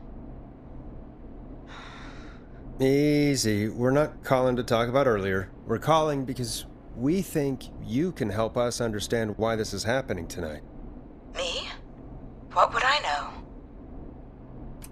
Does the name Clive mean anything to you? Clive? No. I don't know that name. I think you do. What are you asking about this for? You mentioned that name earlier when you called us the first time. I don't know what I said then. I was petrified, Forrest. Clive's the janitor at our station, and we know you spoke to him in the past. Forrest, please. You don't know what you're doing. He'll come for me. Virginia, it's okay. Clive won't be coming after you. We think Clive's dead. Dead? But isn't he? He's the whistling man, Forrest. We thought so too, but... You don't understand. All those years ago, he... It's okay, Virginia. He's gone. We found evidence to suggest he... well... And we found your autopsy reports for George Barrow. How? I saw him destroy them. Well, he didn't. I don't know if he kept them or made copies or what, but we found them. And we know it's related to what's happening tonight, which is why we called you. Why did you write a false report? All right. One day, I came into work to find a boy on my slab. And as I finished the autopsy, this man, Clive, he just burst in. And he started making demands to give over the reports, to falsify what I found. Of course I said no, but, well, when someone wants to make you do something, they can use the carrot or the stick. For me, he used both. You see, my sister is sick. She has a chronic condition that's never going away. It's expensive to treat, and it was getting to where I couldn't afford it. And Clive promised me that his employer would pay for my sister's treatment if I did what he said, and that if I ever spoke about this, he'd beat me to within an inch of my life. I don't know why he had me do it, but my sister needed me. You have to understand. She needed me. We understand. Thank you, Virginia. That was brave. God, I just want this nightmare to end. This will help end it, Virginia. Thank you. Stay safe, Virginia.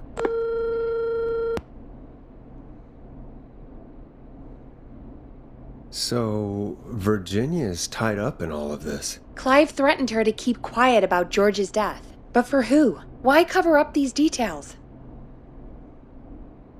All right. Well, we know Sandra was involved in George's death. Do you want to call her? I do. All right, but before we go asking questions, I think we should know what we want to ask. Is that fair? Yeah, we need to ask her about finding the body. She was the one who discovered it, but something just doesn't add up. 100%. She knows more than she's saying. I wonder what she's hiding. We'll hopefully find out soon. Anyway, just be careful when you're talking to her. Don't push too hard. We don't want her to hang up. I'll be careful. All right, calling her now. Hopefully she's at her jazz studio. Hello. Aha! Forrest, you're through. Hello, this is Sandra at Jazz Pizzazz Jazz Studio. Who is this? Hello again, Sandra! It's Forrest Nash of 189.16, The Scream. And you're live on air. Oh, I always thought folks called into a radio show, not the other way around. How jazzy. What can I do for you? Well, we're trying to understand what's behind the attacks tonight. We had a few questions. Why, Forrest, of course. Heck, after the way you saved my life, I'd say yes to just about anything you asked.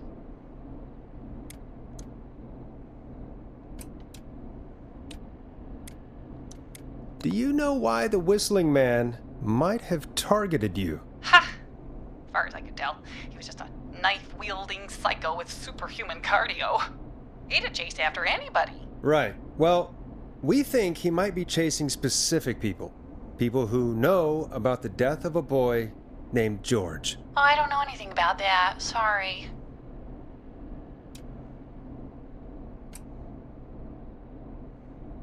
Sandra, we know you found George's body. We have the police report. I don't know what you mean. It's okay, Sandra. We know. You do? Be gentle. We have to be gentle. Yes. Of course. This studio is my life. After I found the body in the river, I couldn't lose my studio. Do you understand? Sure. I understand. When the rent just kept going up, he said he'd stop if I just needed to keep quiet. And everything would be okay. Sandra? Who was he? He said if I told everyone I found the kid in the reservoir instead of the river, He'd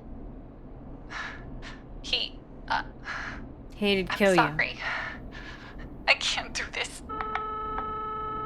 And she's gone. I don't think that could have gone any better.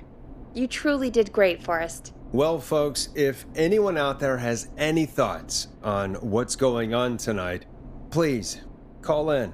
That's good timing. We've got a call waiting just this second. Welcome to 189.16, The Scream, with me, your host, Forrest Nash. Hi, Forrest. I know this is really out of the blue with everything happening tonight, but I wondered if you could send a special birthday message to my uncle. What?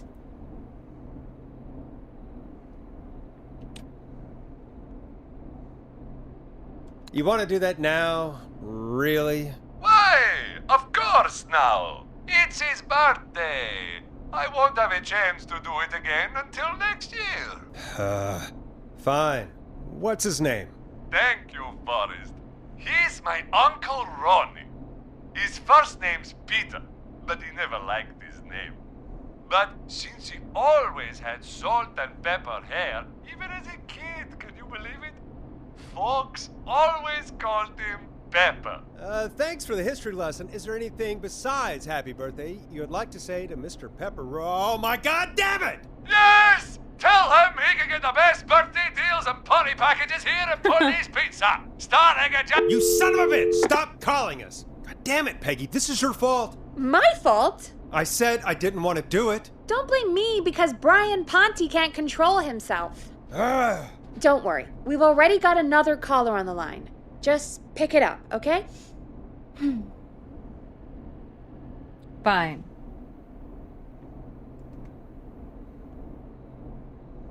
This is 189.16, The Scream. I'm Forrest Nash. You're on the air, caller.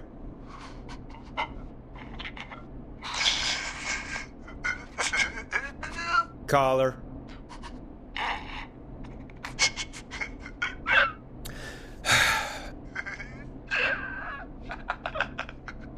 Ponty. Ponty's Pizza always delivers!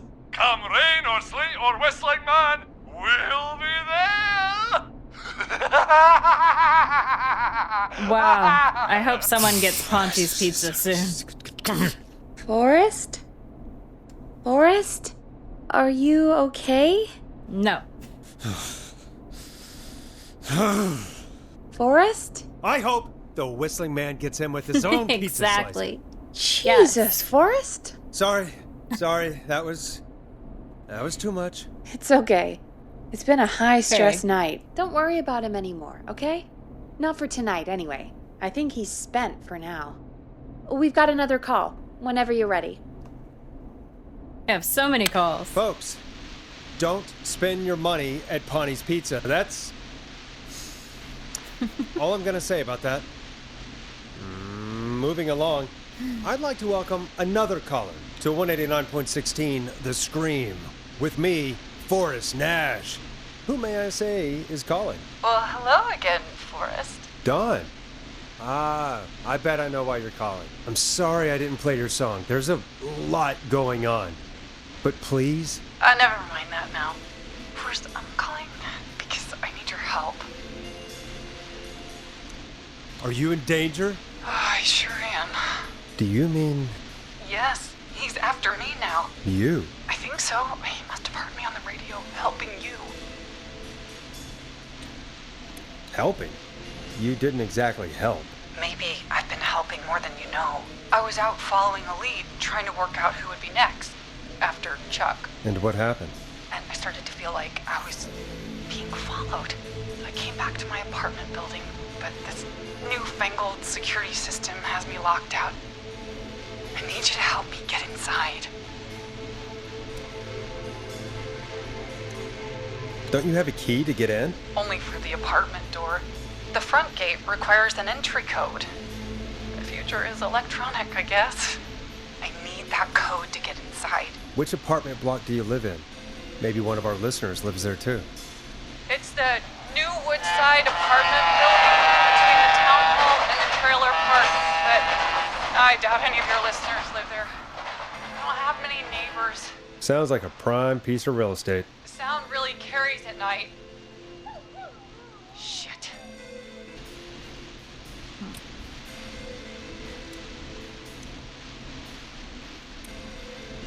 Is that a neighbor's dog? Yes, it is. Boy, I wish he'd muzzle that thing and... Oh. And now he's blasting David Scopo out of his window. This night can't get any... He's coming down the street. I don't think he's seen me yet. Forrest, please. I need your help. I need the code for that security system, or I'm gonna die. What's the name of the security system? There's a sticker on the box. It says Starling Security 4000. There's a keypad, and it looks like it wants a 6-digit number. Starling 4000. User manual. Ah, these codes should come in handy. Starling Security 4000, huh? That's right. Very newly installed. I need the key code before the whistling man gets me. Of course. Don't worry, Don. Thank you, Forrest. I knew I could count on you. I'll sit out of sight. Call me back soon. All right, folks. Here's a little tune for you all to enjoy while I try to break Dawn into her apartment. You were pretty quiet there, Peggy. Yeah. Forrest, was it just me, or was there something... Yeah, it wasn't just you. Something was weird about that. Yeah. Well, tell you what. We have a Starling 4000 or whatever here at KFAM. Clive bought one for the station. Maybe we can find something to help. Well, I'm not sure who, but to help someone.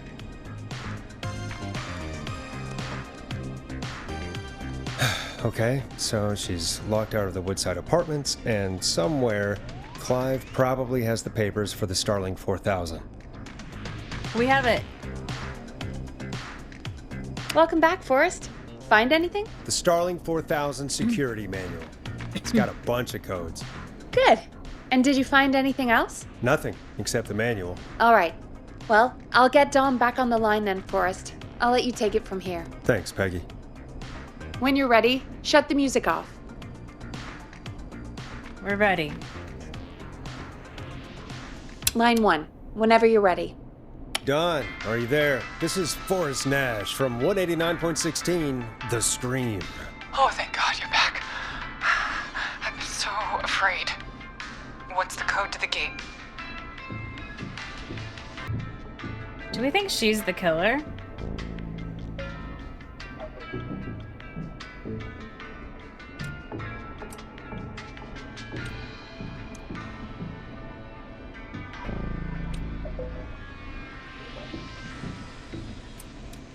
The code is 715914. Thank you, Forrest.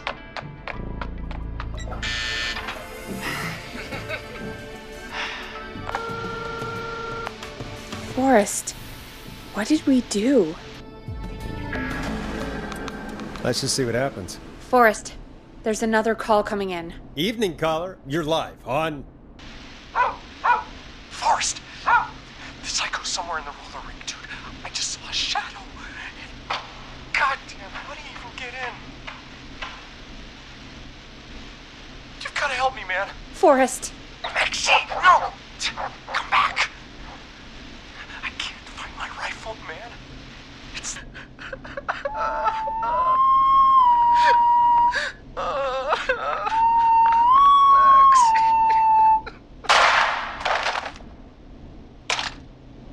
Thanks again, Forrest. Oh, God, poor Ricky. Okay, Gallows Creek, here's some music while we process what just happened. Hey folks, this is Forrest Nash here. I hope you're all safely locked inside. For those of you listening to that last call, you might be wondering what to make of it all. Here's our take. We now believe the killer is actually a woman, one who might manipulate you into letting her in before she attacks you. I'm sad to say, but it's time to trust no one. The killer was calling themselves Dawn. This could be a fake name. If anyone needs help or you have info on the killer, please call in. You folks have my new number, right? It's 911. Hopefully, our next caller can help shed some light on our killer. Hey, we had a call come in. Okay, folks, time to take a call. This is Forrest Nash, and you're listening. Please help me. My name is Casey Moore. I'm at 25 Nancy Drive. My best friend's been stabbed. He's bleeding everywhere. I don't know what to do. Please help me. Is he still breathing? Yeah, but he's bleeding out fast. I really need help. Please. Take a breath. We'd been out at the reservoir. We were heading back to his place when we heard this whistling all of a sudden. He just started freaking out. He screamed at me, told me to hide. I'd never seen him like that, and I just panicked and ran and hid in a bush. Oh no. Forrest. Then what happened? He went up the road and talked to someone. I couldn't really hear or see anything. It sounded like he might have known the person, and they just stabbed him. Casey, was he talking to a woman? I don't know. They had a mask and wore all black. That's all I know. Please, we need help here. I'll get you help, but I need to know.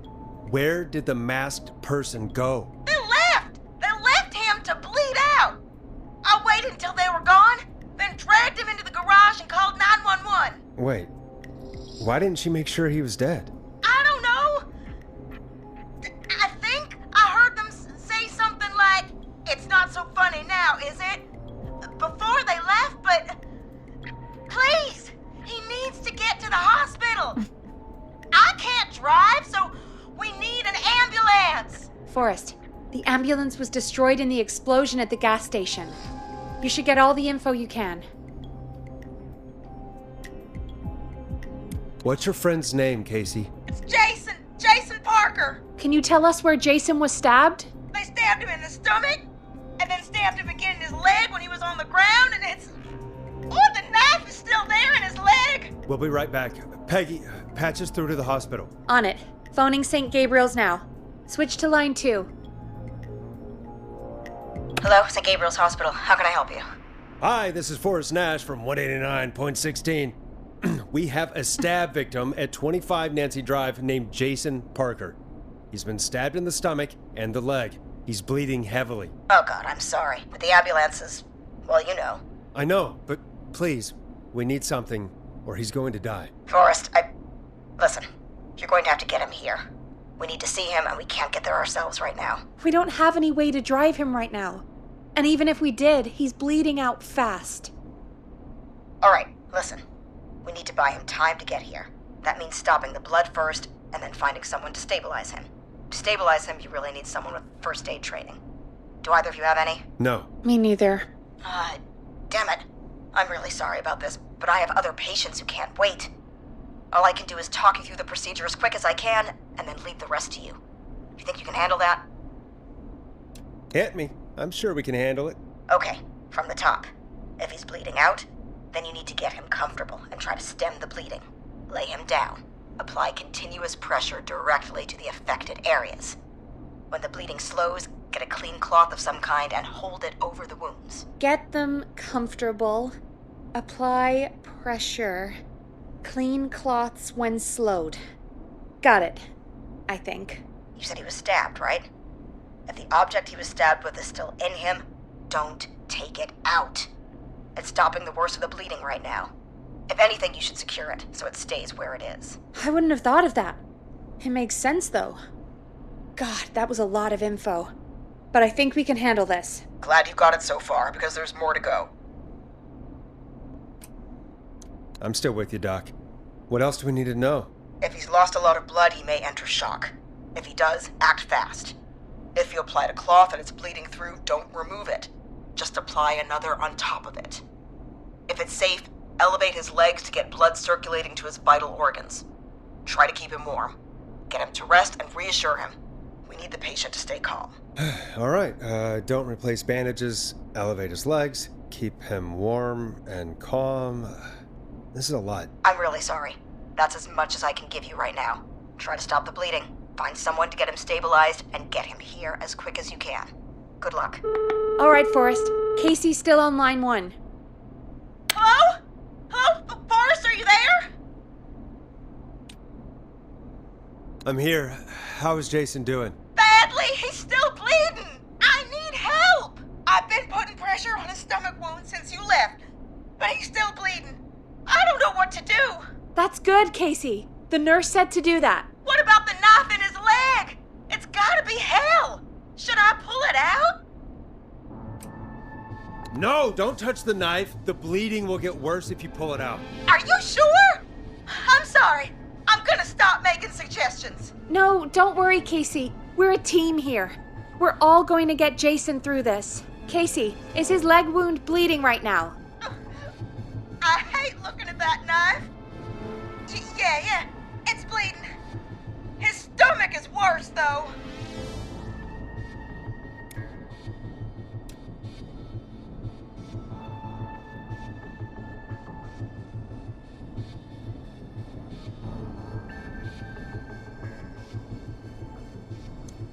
All right, I think we need to leave that knife alone. All right. I'll just keep putting pressure on his stomach for now. Forrest, can I have a word? Now isn't the best time, Peggy. Can it wait? Forrest, it's kind of important. All right, give me a second. Casey, I'm going to have a quick word with Peggy. Keep putting that pressure on and let us know when the bleeding is under control. You're doing great. But what if something happens? We'll still be here. Just shout if you need anything, and we'll be there. I promise. Okay. I'll wait. Jason, please be okay. What's up, Peggy? We can't stay on the line with her all night. Dawn is still out there. What if other people need us? You're right. She's probably on her way to her next target right now. Exactly. And you heard the nurse. We need someone there with training who can stabilize him. He's got to get to the hospital somehow. Any suggestions, Peggy? I might. A little before you started working here, KFAM did a mandatory first aid training course. Me and Karen missed it because we were away on a producer getaway. You skipped it, didn't you? Never mind. So, how does KFAM's first aid course help us? Casey said they're at 25 Nancy Drive, right? Yeah? Why? They put up a bunch of cheap houses around there about 10 years ago. So a bunch of people here at the station live around there. Do you think any of them could help Casey and Jason? Probably, but I don't know who lives there. And since I missed the training day, I don't know who knows first aid. Could you call them and ask? I don't know everybody's numbers. I've only ever called Karen. Everybody's personnel info is probably in Reggie's office. Got it. I'll look through their files in Reggie's office. It's a life or death situation. I'm sure they won't mind. Right. But there are a couple of problems with that. Go on. It's sensitive information, so Reggie probably locked it in his safe. Great. Do you have any idea what the combo for the safe could be? Not a clue. Reggie's a serial note-taker, though. Maybe something in his office will give it away. Right. There is something else. Oh my gosh. I'm not gonna like this, am I? Have you ever heard, the future is floppy? Peggy, what the hell are you talking about? I'm talking about floppy disks. Floppy disks are like these futuristic things that have information on them. You put them in a computer and they do something. Peggy, I know what a floppy disk is. Anyway, Reggie decided that the future is floppy and started phasing out our physical records and replacing them with these floppy disks. I imagine it's the same for our personnel files. That's good to know. Since we haven't heard anything from Casey, I'm guessing Jason's okay for now. I'll check out Reggie's office and see what I can find. You'll need a key for that. I'll just slide it under my door now. Thanks, Terrific. Peggy. I'll just have to look around.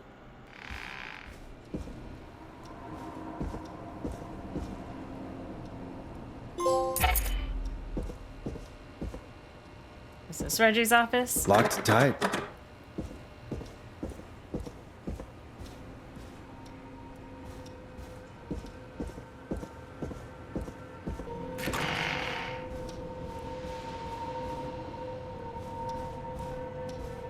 Where is Reggie's office?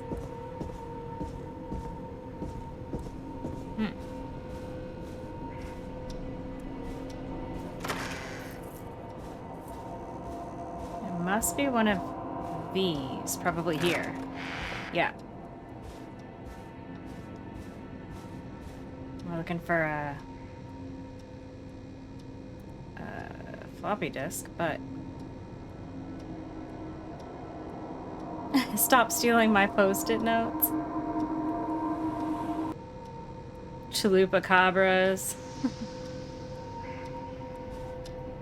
Looks like I need a 4-digit code.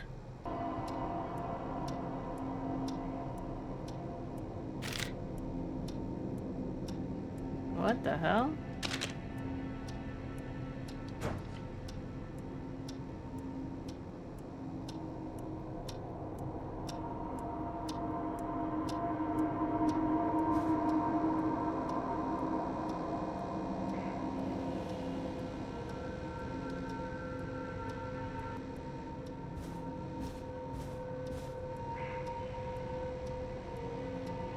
Last year was a disaster. 9-10, not 10-9.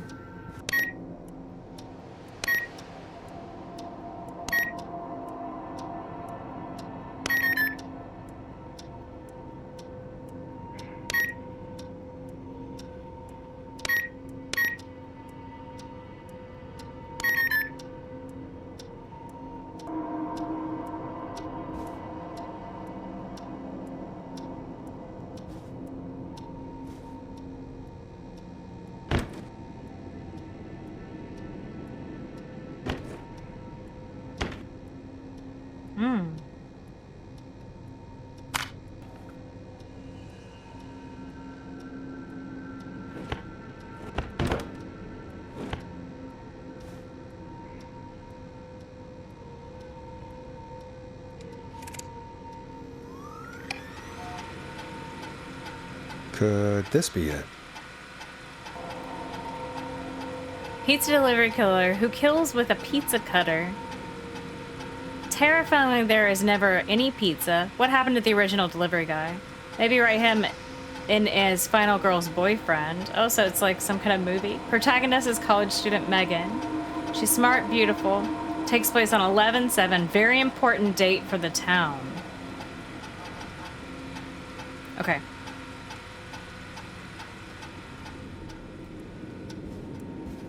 $11/7.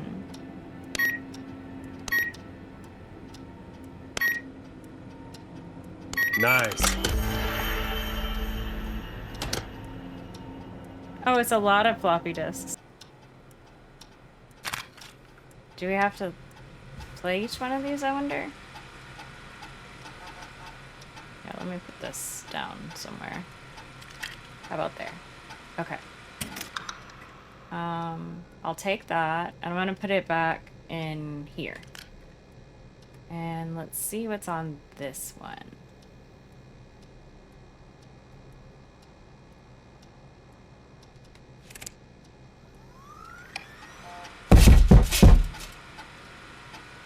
What was that?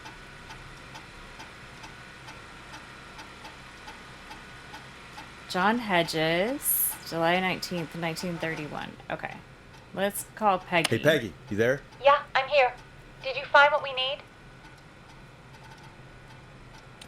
I got the safe open, but I'm not sure what I'm supposed to be looking for in these files. We need to know who can do first aid, and we need them to be close to Nancy Drive. Anything further away than a street or two is probably too far. Anyone who ticks those 2 boxes is our best bet. Got it. I'll take another look at the files. I'll let you know when I find something, or don't. John refused to engage in the first aid training during the course. I know he was a warm about it, but it was station policy to send everybody regardless.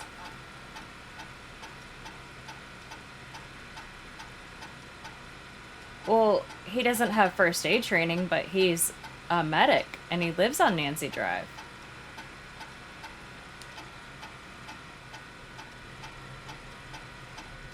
Okay.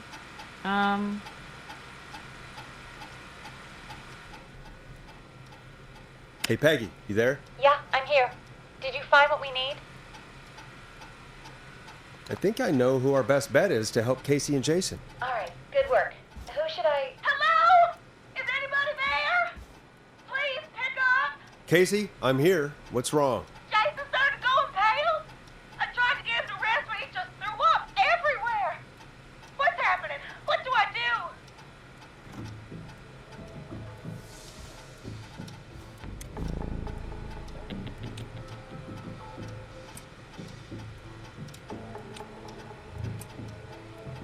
God, it sounds like he's going into shock. Casey, just stay calm. It's going to be okay. The bleeding seems to slow down. Did I mess up? Jason, I'm sorry. Casey, calm down. You've done everything right. I need you to listen to me, okay? For Jason. What did the nurse say to do about shock?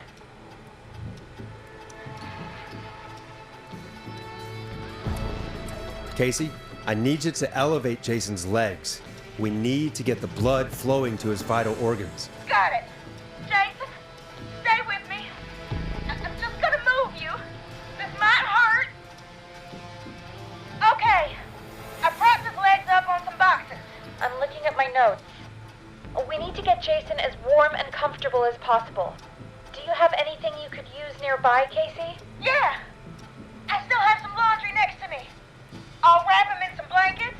Just give me a second. Sorry.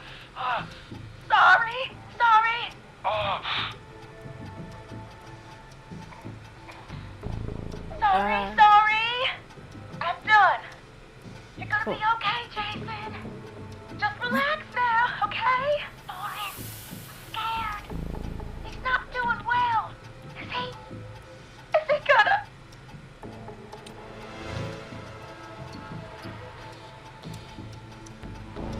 Casey, I need you to be strong for Jason. Sit with him and reassure him that everything's going to be okay. Okay? Okay. But please, I can't give him what he needs. Please, now. I can't lose him. All right, Forrest, we need to hurry. Jason doesn't sound like he's doing too well. You said you knew who to call earlier? Who was it?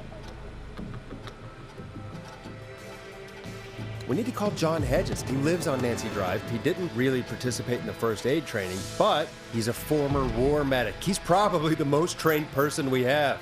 Really? I never really spoke to him before. Yeah, and Yeah. according to Reggie's notes, John keeps all of his old equipment at his house. He's something of a hoarder. All right. What's his number? 5420735. Calling now. Let's hope he picks. Who the hell is this calling me? What time is it? John, it's Forrest Nash We here need at your help. K-Fam. We have an emergency and we need your help. Forrest, if this is a work emergency, then it can wait until the goddamn morning. Just leave me a note like everybody else.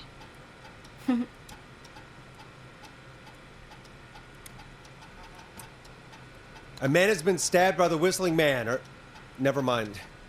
He's lost a lot of blood, and he's passed out. We need you to help him. The Whistling Man?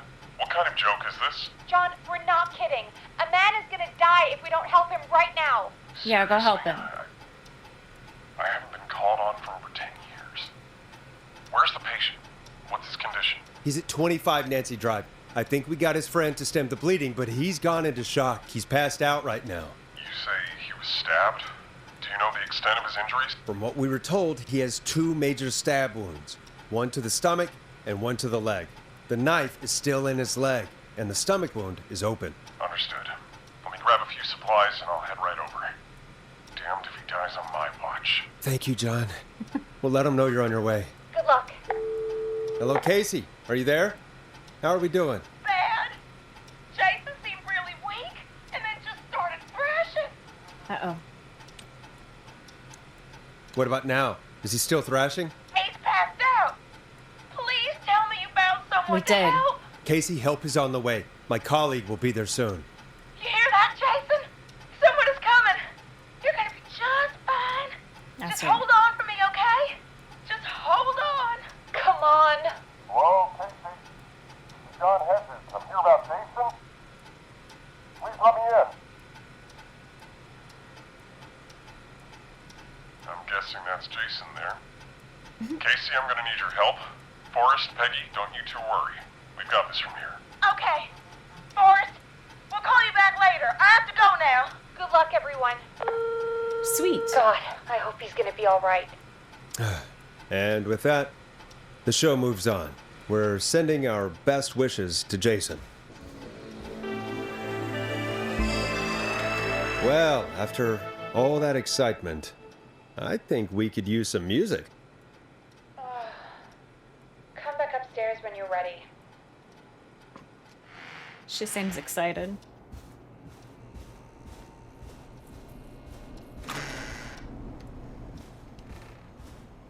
I guess she couldn't play the music.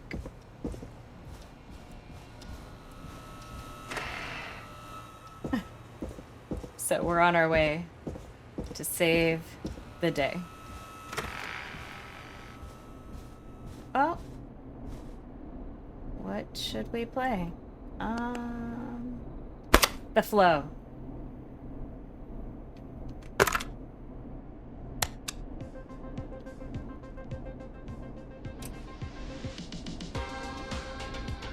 It's getting pretty late. This might be your last break for the night, so try to enjoy it. Give me a buzz when you want to go back on air.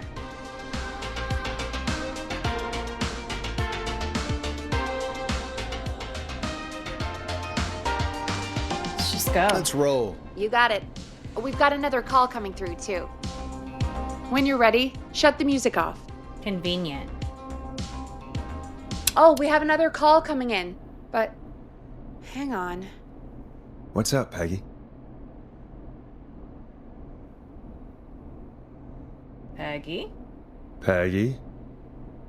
You're gonna want to take this call off the air. Who is it? Just do it. All right, folks, it's time for another track. Here's one to help you sit back and relax. We'll be right back after this.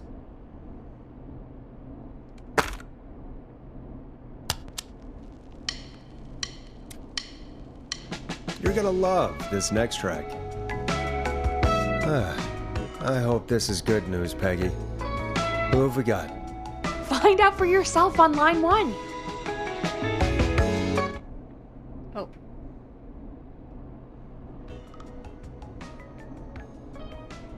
Line Hello? 1. Forrest, I'm glad I got back through to you. Sounds like it's been a busy night, huh? Surprise! It's Leslie, our 911 operator, leading the charge from Henderson to come save us. It's so good to hear from you. Are you okay? We're doing okay. Sarah and I are both happy to be headed back home. We're happy to have you too. Wait, Sarah? Oh, yeah, I mean Deputy Martinez. Anyway, we got back into radio range a little while ago. We've been listening in, but haven't been able to get through until now. Ever since you found Sheriff Matthews, it's only gotten worse. Yeah. It's been a long night. Well, it shouldn't be too much longer now. I'm glad I got through to you. I wanted to let you all know what's going on. I made it to Henderson. Turns out somebody had cut the phone lines, and they had no idea what was happening. After I told them, well, their sheriff sent a goddamn squad back with me to stop this. That's great news! That's crazy about the phone lines, though. Do you think the Whistling Man cut them? I'm guessing so. I don't know how the Whistling Man did it. But that doesn't matter right now. Listen, we're coming in hot, but we need your help.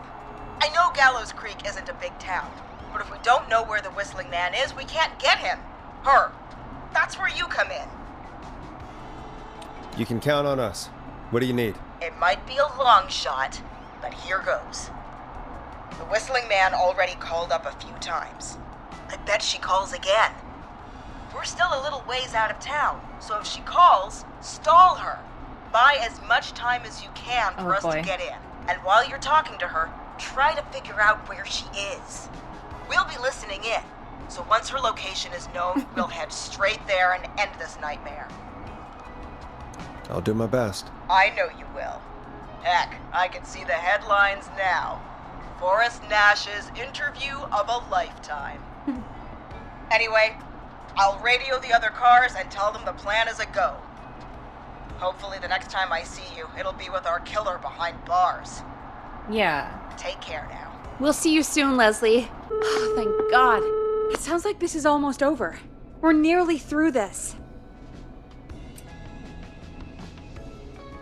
That's nice to think, Peggy, but I don't reckon Dawn is going to give up without a fight. She probably won't give up without a fight, no. But neither will we. Now, let's get you back into the arena, champ. Okay, Forrest, shut the music off. Bringing you back live now. Welcome back to The Scream with me, Forrest Nash. The line is lit up, but before I get to our next caller, I just want to say, things are looking up. It's almost over, but for now, let's bring in our next caller. Who's it gonna be? Evening, caller. This is Forrest Nash. Hello, Forrest. This is John Hedges. I'm here with Casey. I wanted to give you an update on Jason. John! Is he gonna be okay? He's a fighter. He'll be fine. We've got him stabilized and resting in a bed. We're preparing to move him to the hospital. Thank you so much. If you hadn't been there, then... God, I don't even want to think about what would have happened. Of course, Casey. We're just happy he's okay. John, Casey, you two did all the work. Tell Jason to get well soon from us, whenever he's up for it. Well, why don't you tell him yourself? Is this Forrest?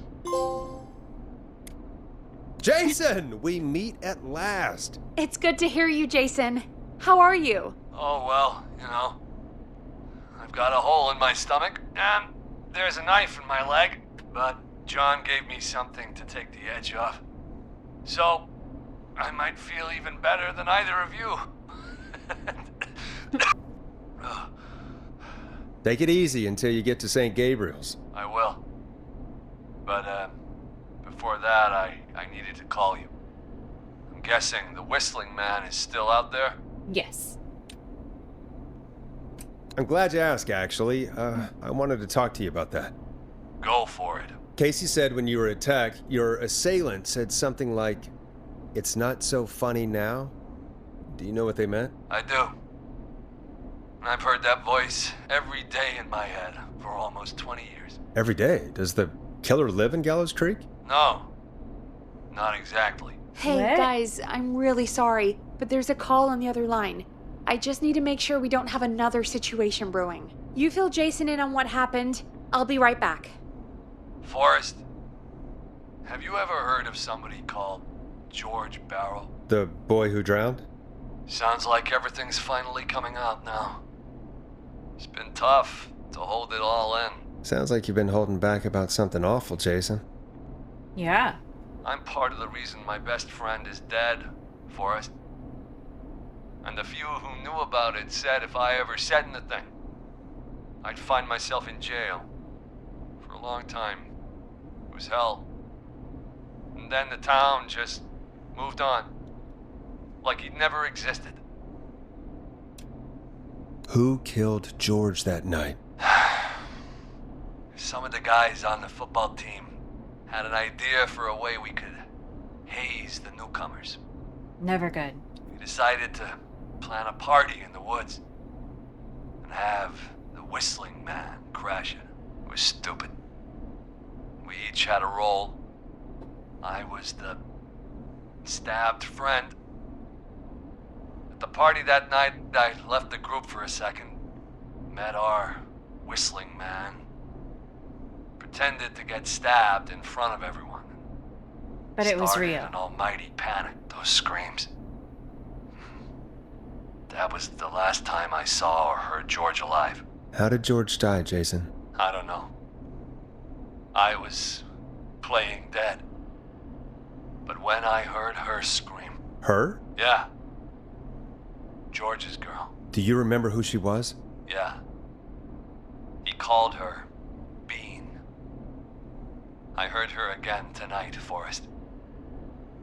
Her name was... What? What happened? Are we still on air? No, we're not. Seems like the power is completely gone. How do we get it back on? I don't, we can use the emergency generator down in the basement. Reggie picked it up a while ago in case we ever needed to do an emergency broadcast. An emergency broadcast? Emergency? You know, nuclear war, alien attack, broadcasting a serial killer's location to the cops so we can end this nightmare. Fair point. It's in the storage area in the far back corner, up on the wall. You might have spotted it earlier when you were digging around for all those tapes. It'll have a big red button. Just press that. I'll see you when you're back. Oh, this seems like a trap. The Whistling Man probably... The Whistling Man definitely is the one who has turned off the electricity. And now... what? Now we're screwed.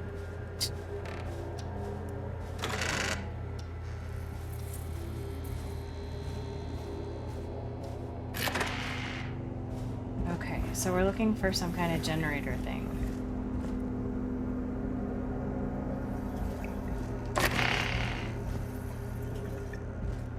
Emergency generator down in the basement. Big red button. Far back corner. Why is this station so big? Oh my gosh, it's so dark.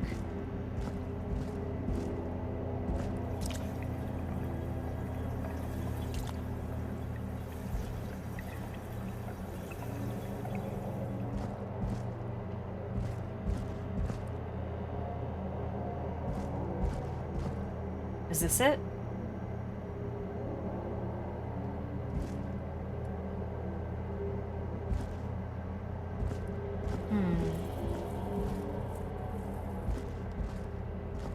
Well, this is like a little...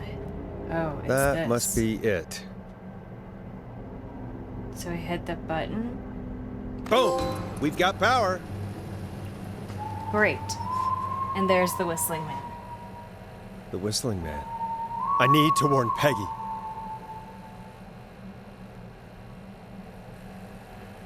Okay.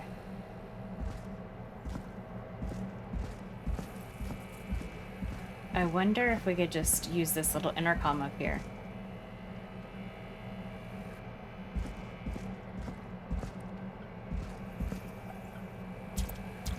Isn't there like a little intercom?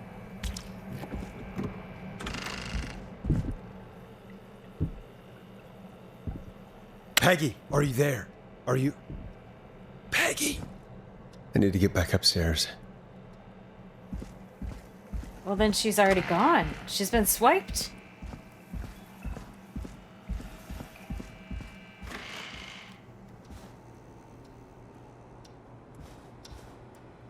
Yeah. She's gone. Huh? What the hell? What? I just heard something slam. What was it? Hello? Hello?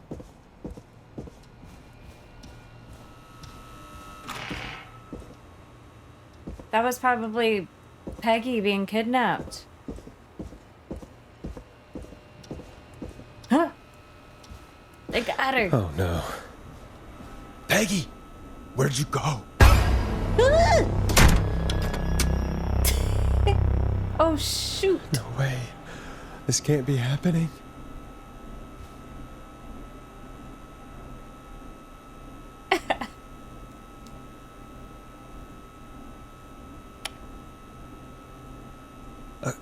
A call. I don't know how to use these buttons, but I'm guessing this. Did Dawn press the Peggy button? Did she want me to hit it on my end? What do you want?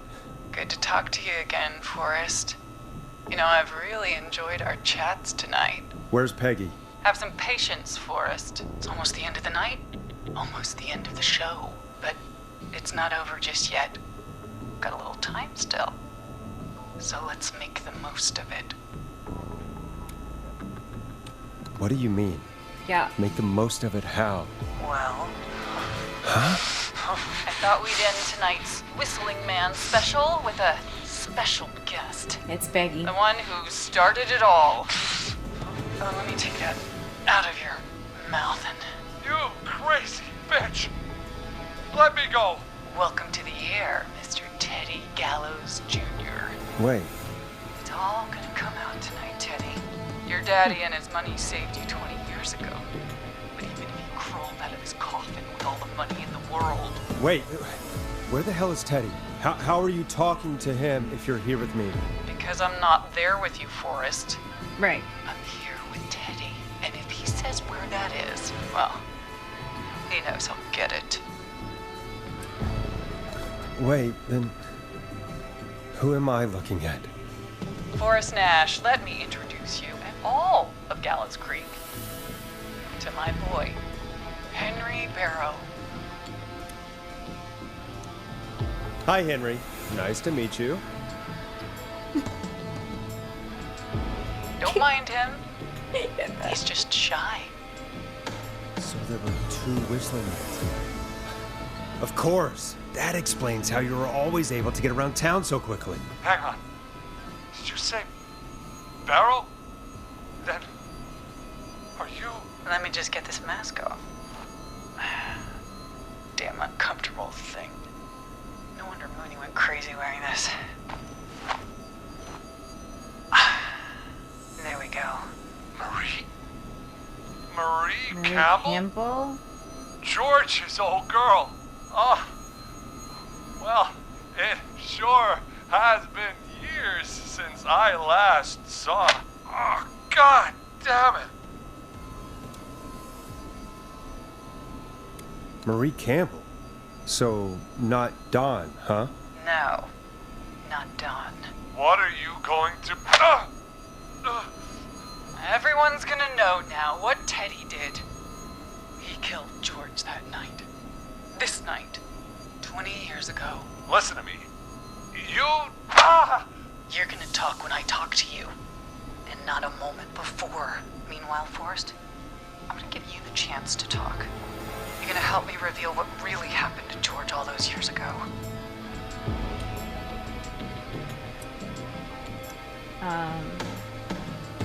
Okay, yeah. Marie.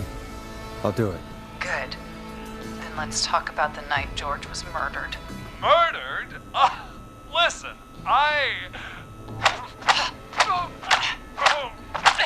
Yes, ma'am. I said you speak when you're spoken to. Now, I know you've done some good work tonight in piecing together what happened to George 20 years ago, and that's why I want you to interview us. Interview you? All right, I can do that. Thank you. I want you to help me and Teddy tell the story, Forrest. Do a good job. And hell, you might be the only one to leave here alive.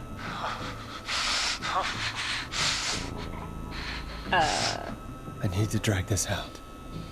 If I can buy Leslie time to get back to Gallows Creek, and if I can find out where Marie is, then this can end. Teddy, we'll start with you.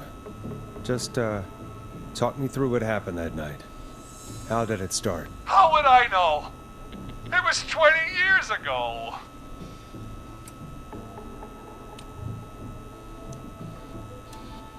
Teddy, be honest with me or we're both going to die. Honest?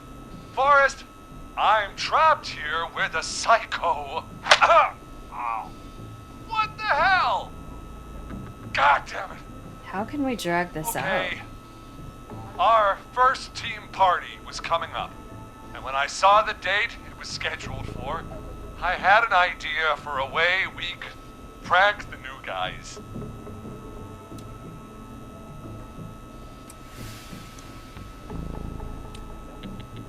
The night Mooney vanished? Or tell me why that night? What made that night special? That was the night Mooney went missing. We couldn't pass it up. I was just surprised no one had ever thought to do it before. Wait. You mean this was the first whistling night? Keep talking, Teddy. We went up near Whistling Point. God, who was there? Me, Jason, and George, of course. But George didn't come alone. He brought Marie. About midway through the night, we put the prank into action. He does talk nice and slow. And saw Jason there, bloody, like he'd just been stabbed. And the whistling man, screaming. George and I and Ricky, we got left behind. Right. Wait. Ricky was there? Roller Ricky? He was. And he was in on the whole thing.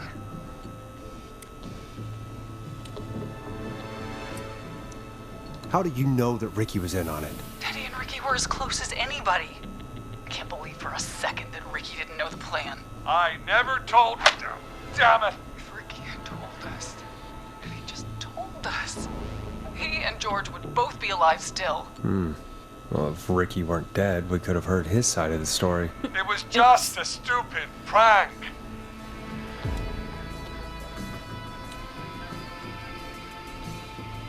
Hit him again, Marie. Oh, God damn it! You made George think Jason had been murdered. He thought his best friend was dead. And so tonight you stabbed him for real? It's the role he wanted to play. Jason's still alive, Marie. He was with a friend. We talked her through how to stop the bleeding and got him professional help just in time. Oh. Well, shame he didn't have the good sense to die earlier. He's gonna regret that. Enough about him. Me and George took off running, but somehow we got separated in the woods. I ended up near the bottom of Whistling Point, and when I noticed George wasn't with me, I panicked. And then, I don't know how he snuck up on me, but the whistling man grabs me. I scream, and he starts laughing, telling me it's just a joke. I could stall for time here.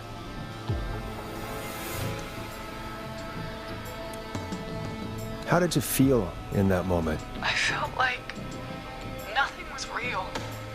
I felt small and confused, and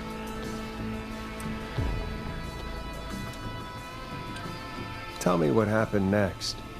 I suddenly recognized it was Chuck. Chuck Brody was the whistling man, laughing away. stops. And he's looking up at the top of Whistling Point. What was he looking at? Teddy, what happened next? Nothing. I mean, it was just... Teddy? George fell off Whistling Point.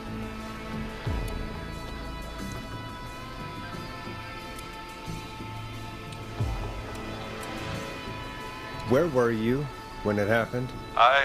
You pushed him. You were up there. You were dressed as the Whistling Man too, and... I didn't push him, God damn it! I just chased him up there, and he kept backing up. When I saw he was about to go over, I reached out. That's what you saw. You liar! It's not my fault. He didn't know it was a joke. If he'd had any brains, he would have realized. Not smart. You bitch. No one's going to believe this. After all you did.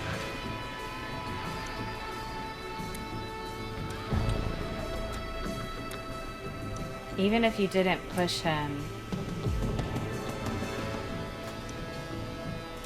Even if you didn't push him, you still chased him to his death. I can't be blamed for someone not getting a joke. Ugh. I think Marie would disagree.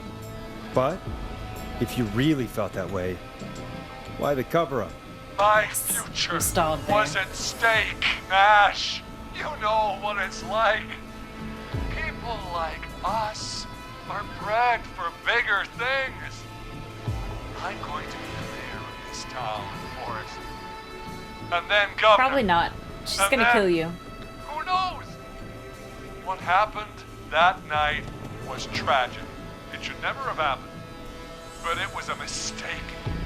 It was just a stupid joke gone wrong.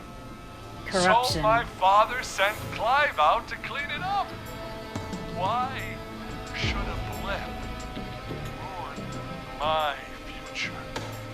George was a blip?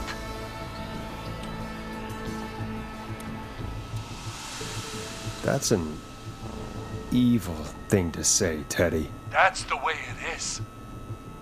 My father agreed with me. Sandra found him the next morning while out jazz running. She found him in the river, but she lied about that to protect Teddy. She said something about her rent going up, unless she... Teddy, did your father own Sandra Sharp's dance studio? It's Gallows Creek, not Sharp Creek. Hit him again, Marie. Damn it. Yes. Okay. We own most of the town. That's it then. Your father was going to run her out of business unless she lied and said she found him in the reservoir instead of the river. What my father did in his business dealings is nothing to do with me. The false reports. That's why you killed Sheriff Matthews too, isn't it, Maria? Not just to get him out of the way, but... Everyone was in on it, Forrest. Even the coroner wrote a fake report. True. Said George was drinking, that he just got himself into trouble. And I saw. I'm sorry. For all it's worth, Virginia didn't have much of a choice. She had a sick sister whose treatment she couldn't afford. She played along with the gallows to save her sister's life. And her own. Even still, she should have told the truth. I did my part. I tried everything I could think of. I even went to the newspaper, but no. That coward killed the story. But Maurice Russell is dead now.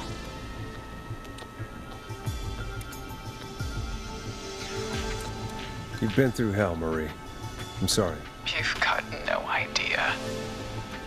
Never should have started. He shouldn't have pushed my George off a cliff. He should have been punished. But he's coming to a stop. At least for now.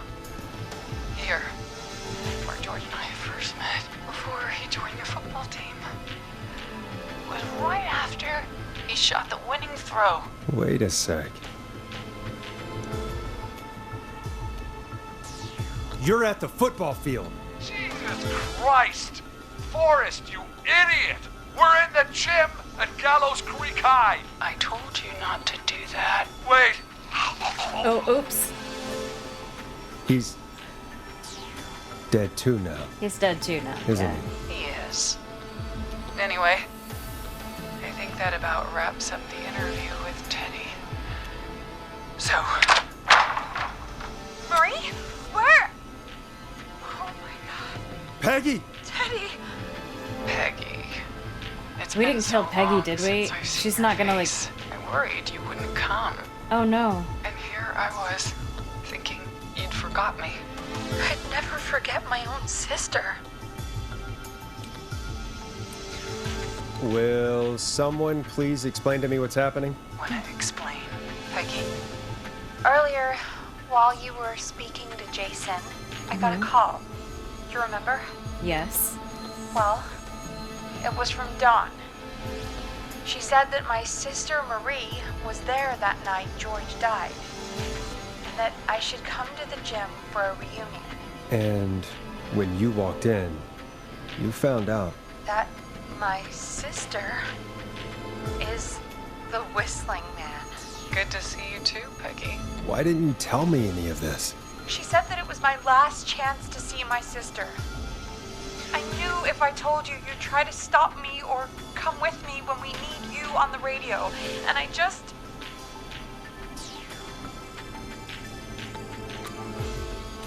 You should have said something. You should have told me. I know, okay? I should have. But I didn't imagine this situation then, so just... What happened to you, Marie? You just disappeared one day. Disappeared? I was thrown out, Peggy. I begged Mom and Dad to do something about what happened that night, but did they care? No, they told me to stay quiet.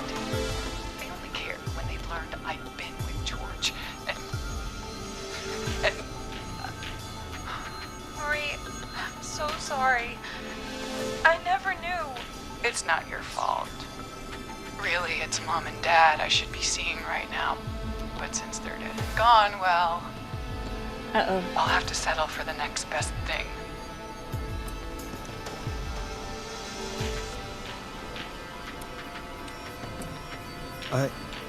Wait. Is that why you went after that kid in the maze? Eugene Stein? Because We're trying his to parents? stall. That's right. Eugene's parents were there that night, too. They got themselves killed in a bus accident.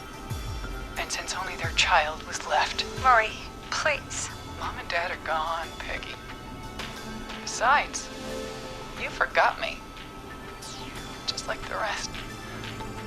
You forgot. Is there any way I can prove Peggy didn't forget Marie?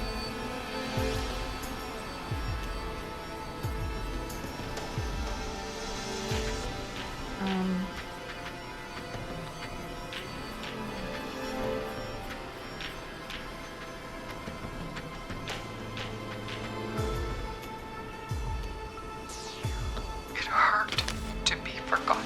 Henderson police! Freeze! No! Henry! Get out of there! Ah!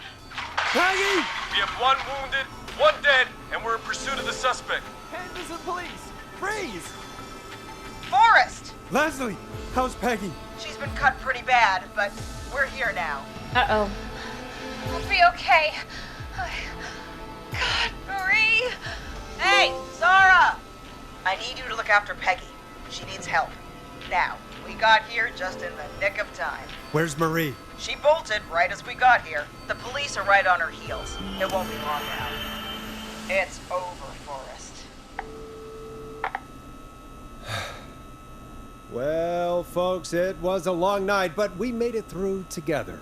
I'm gonna head off to go check on Peggy. This has been Forrest Nash.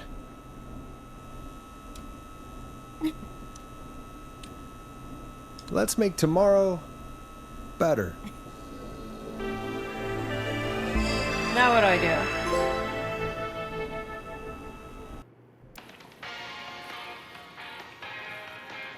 Stop! Put your hands in the air! Get down on the ground!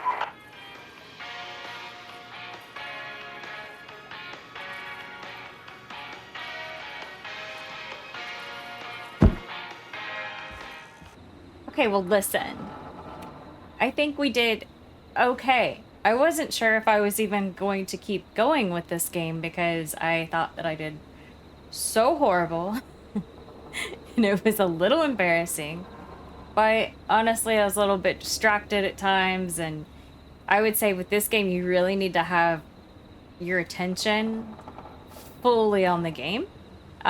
So yeah, we had 7 die. We saved 15 people. I think that's great. And if not, then maybe we were actually siding with the whistling man and woman. There was 3 of us, 3 killers. Make of it what you want, but that's a wrap. I will see you next time. Bye.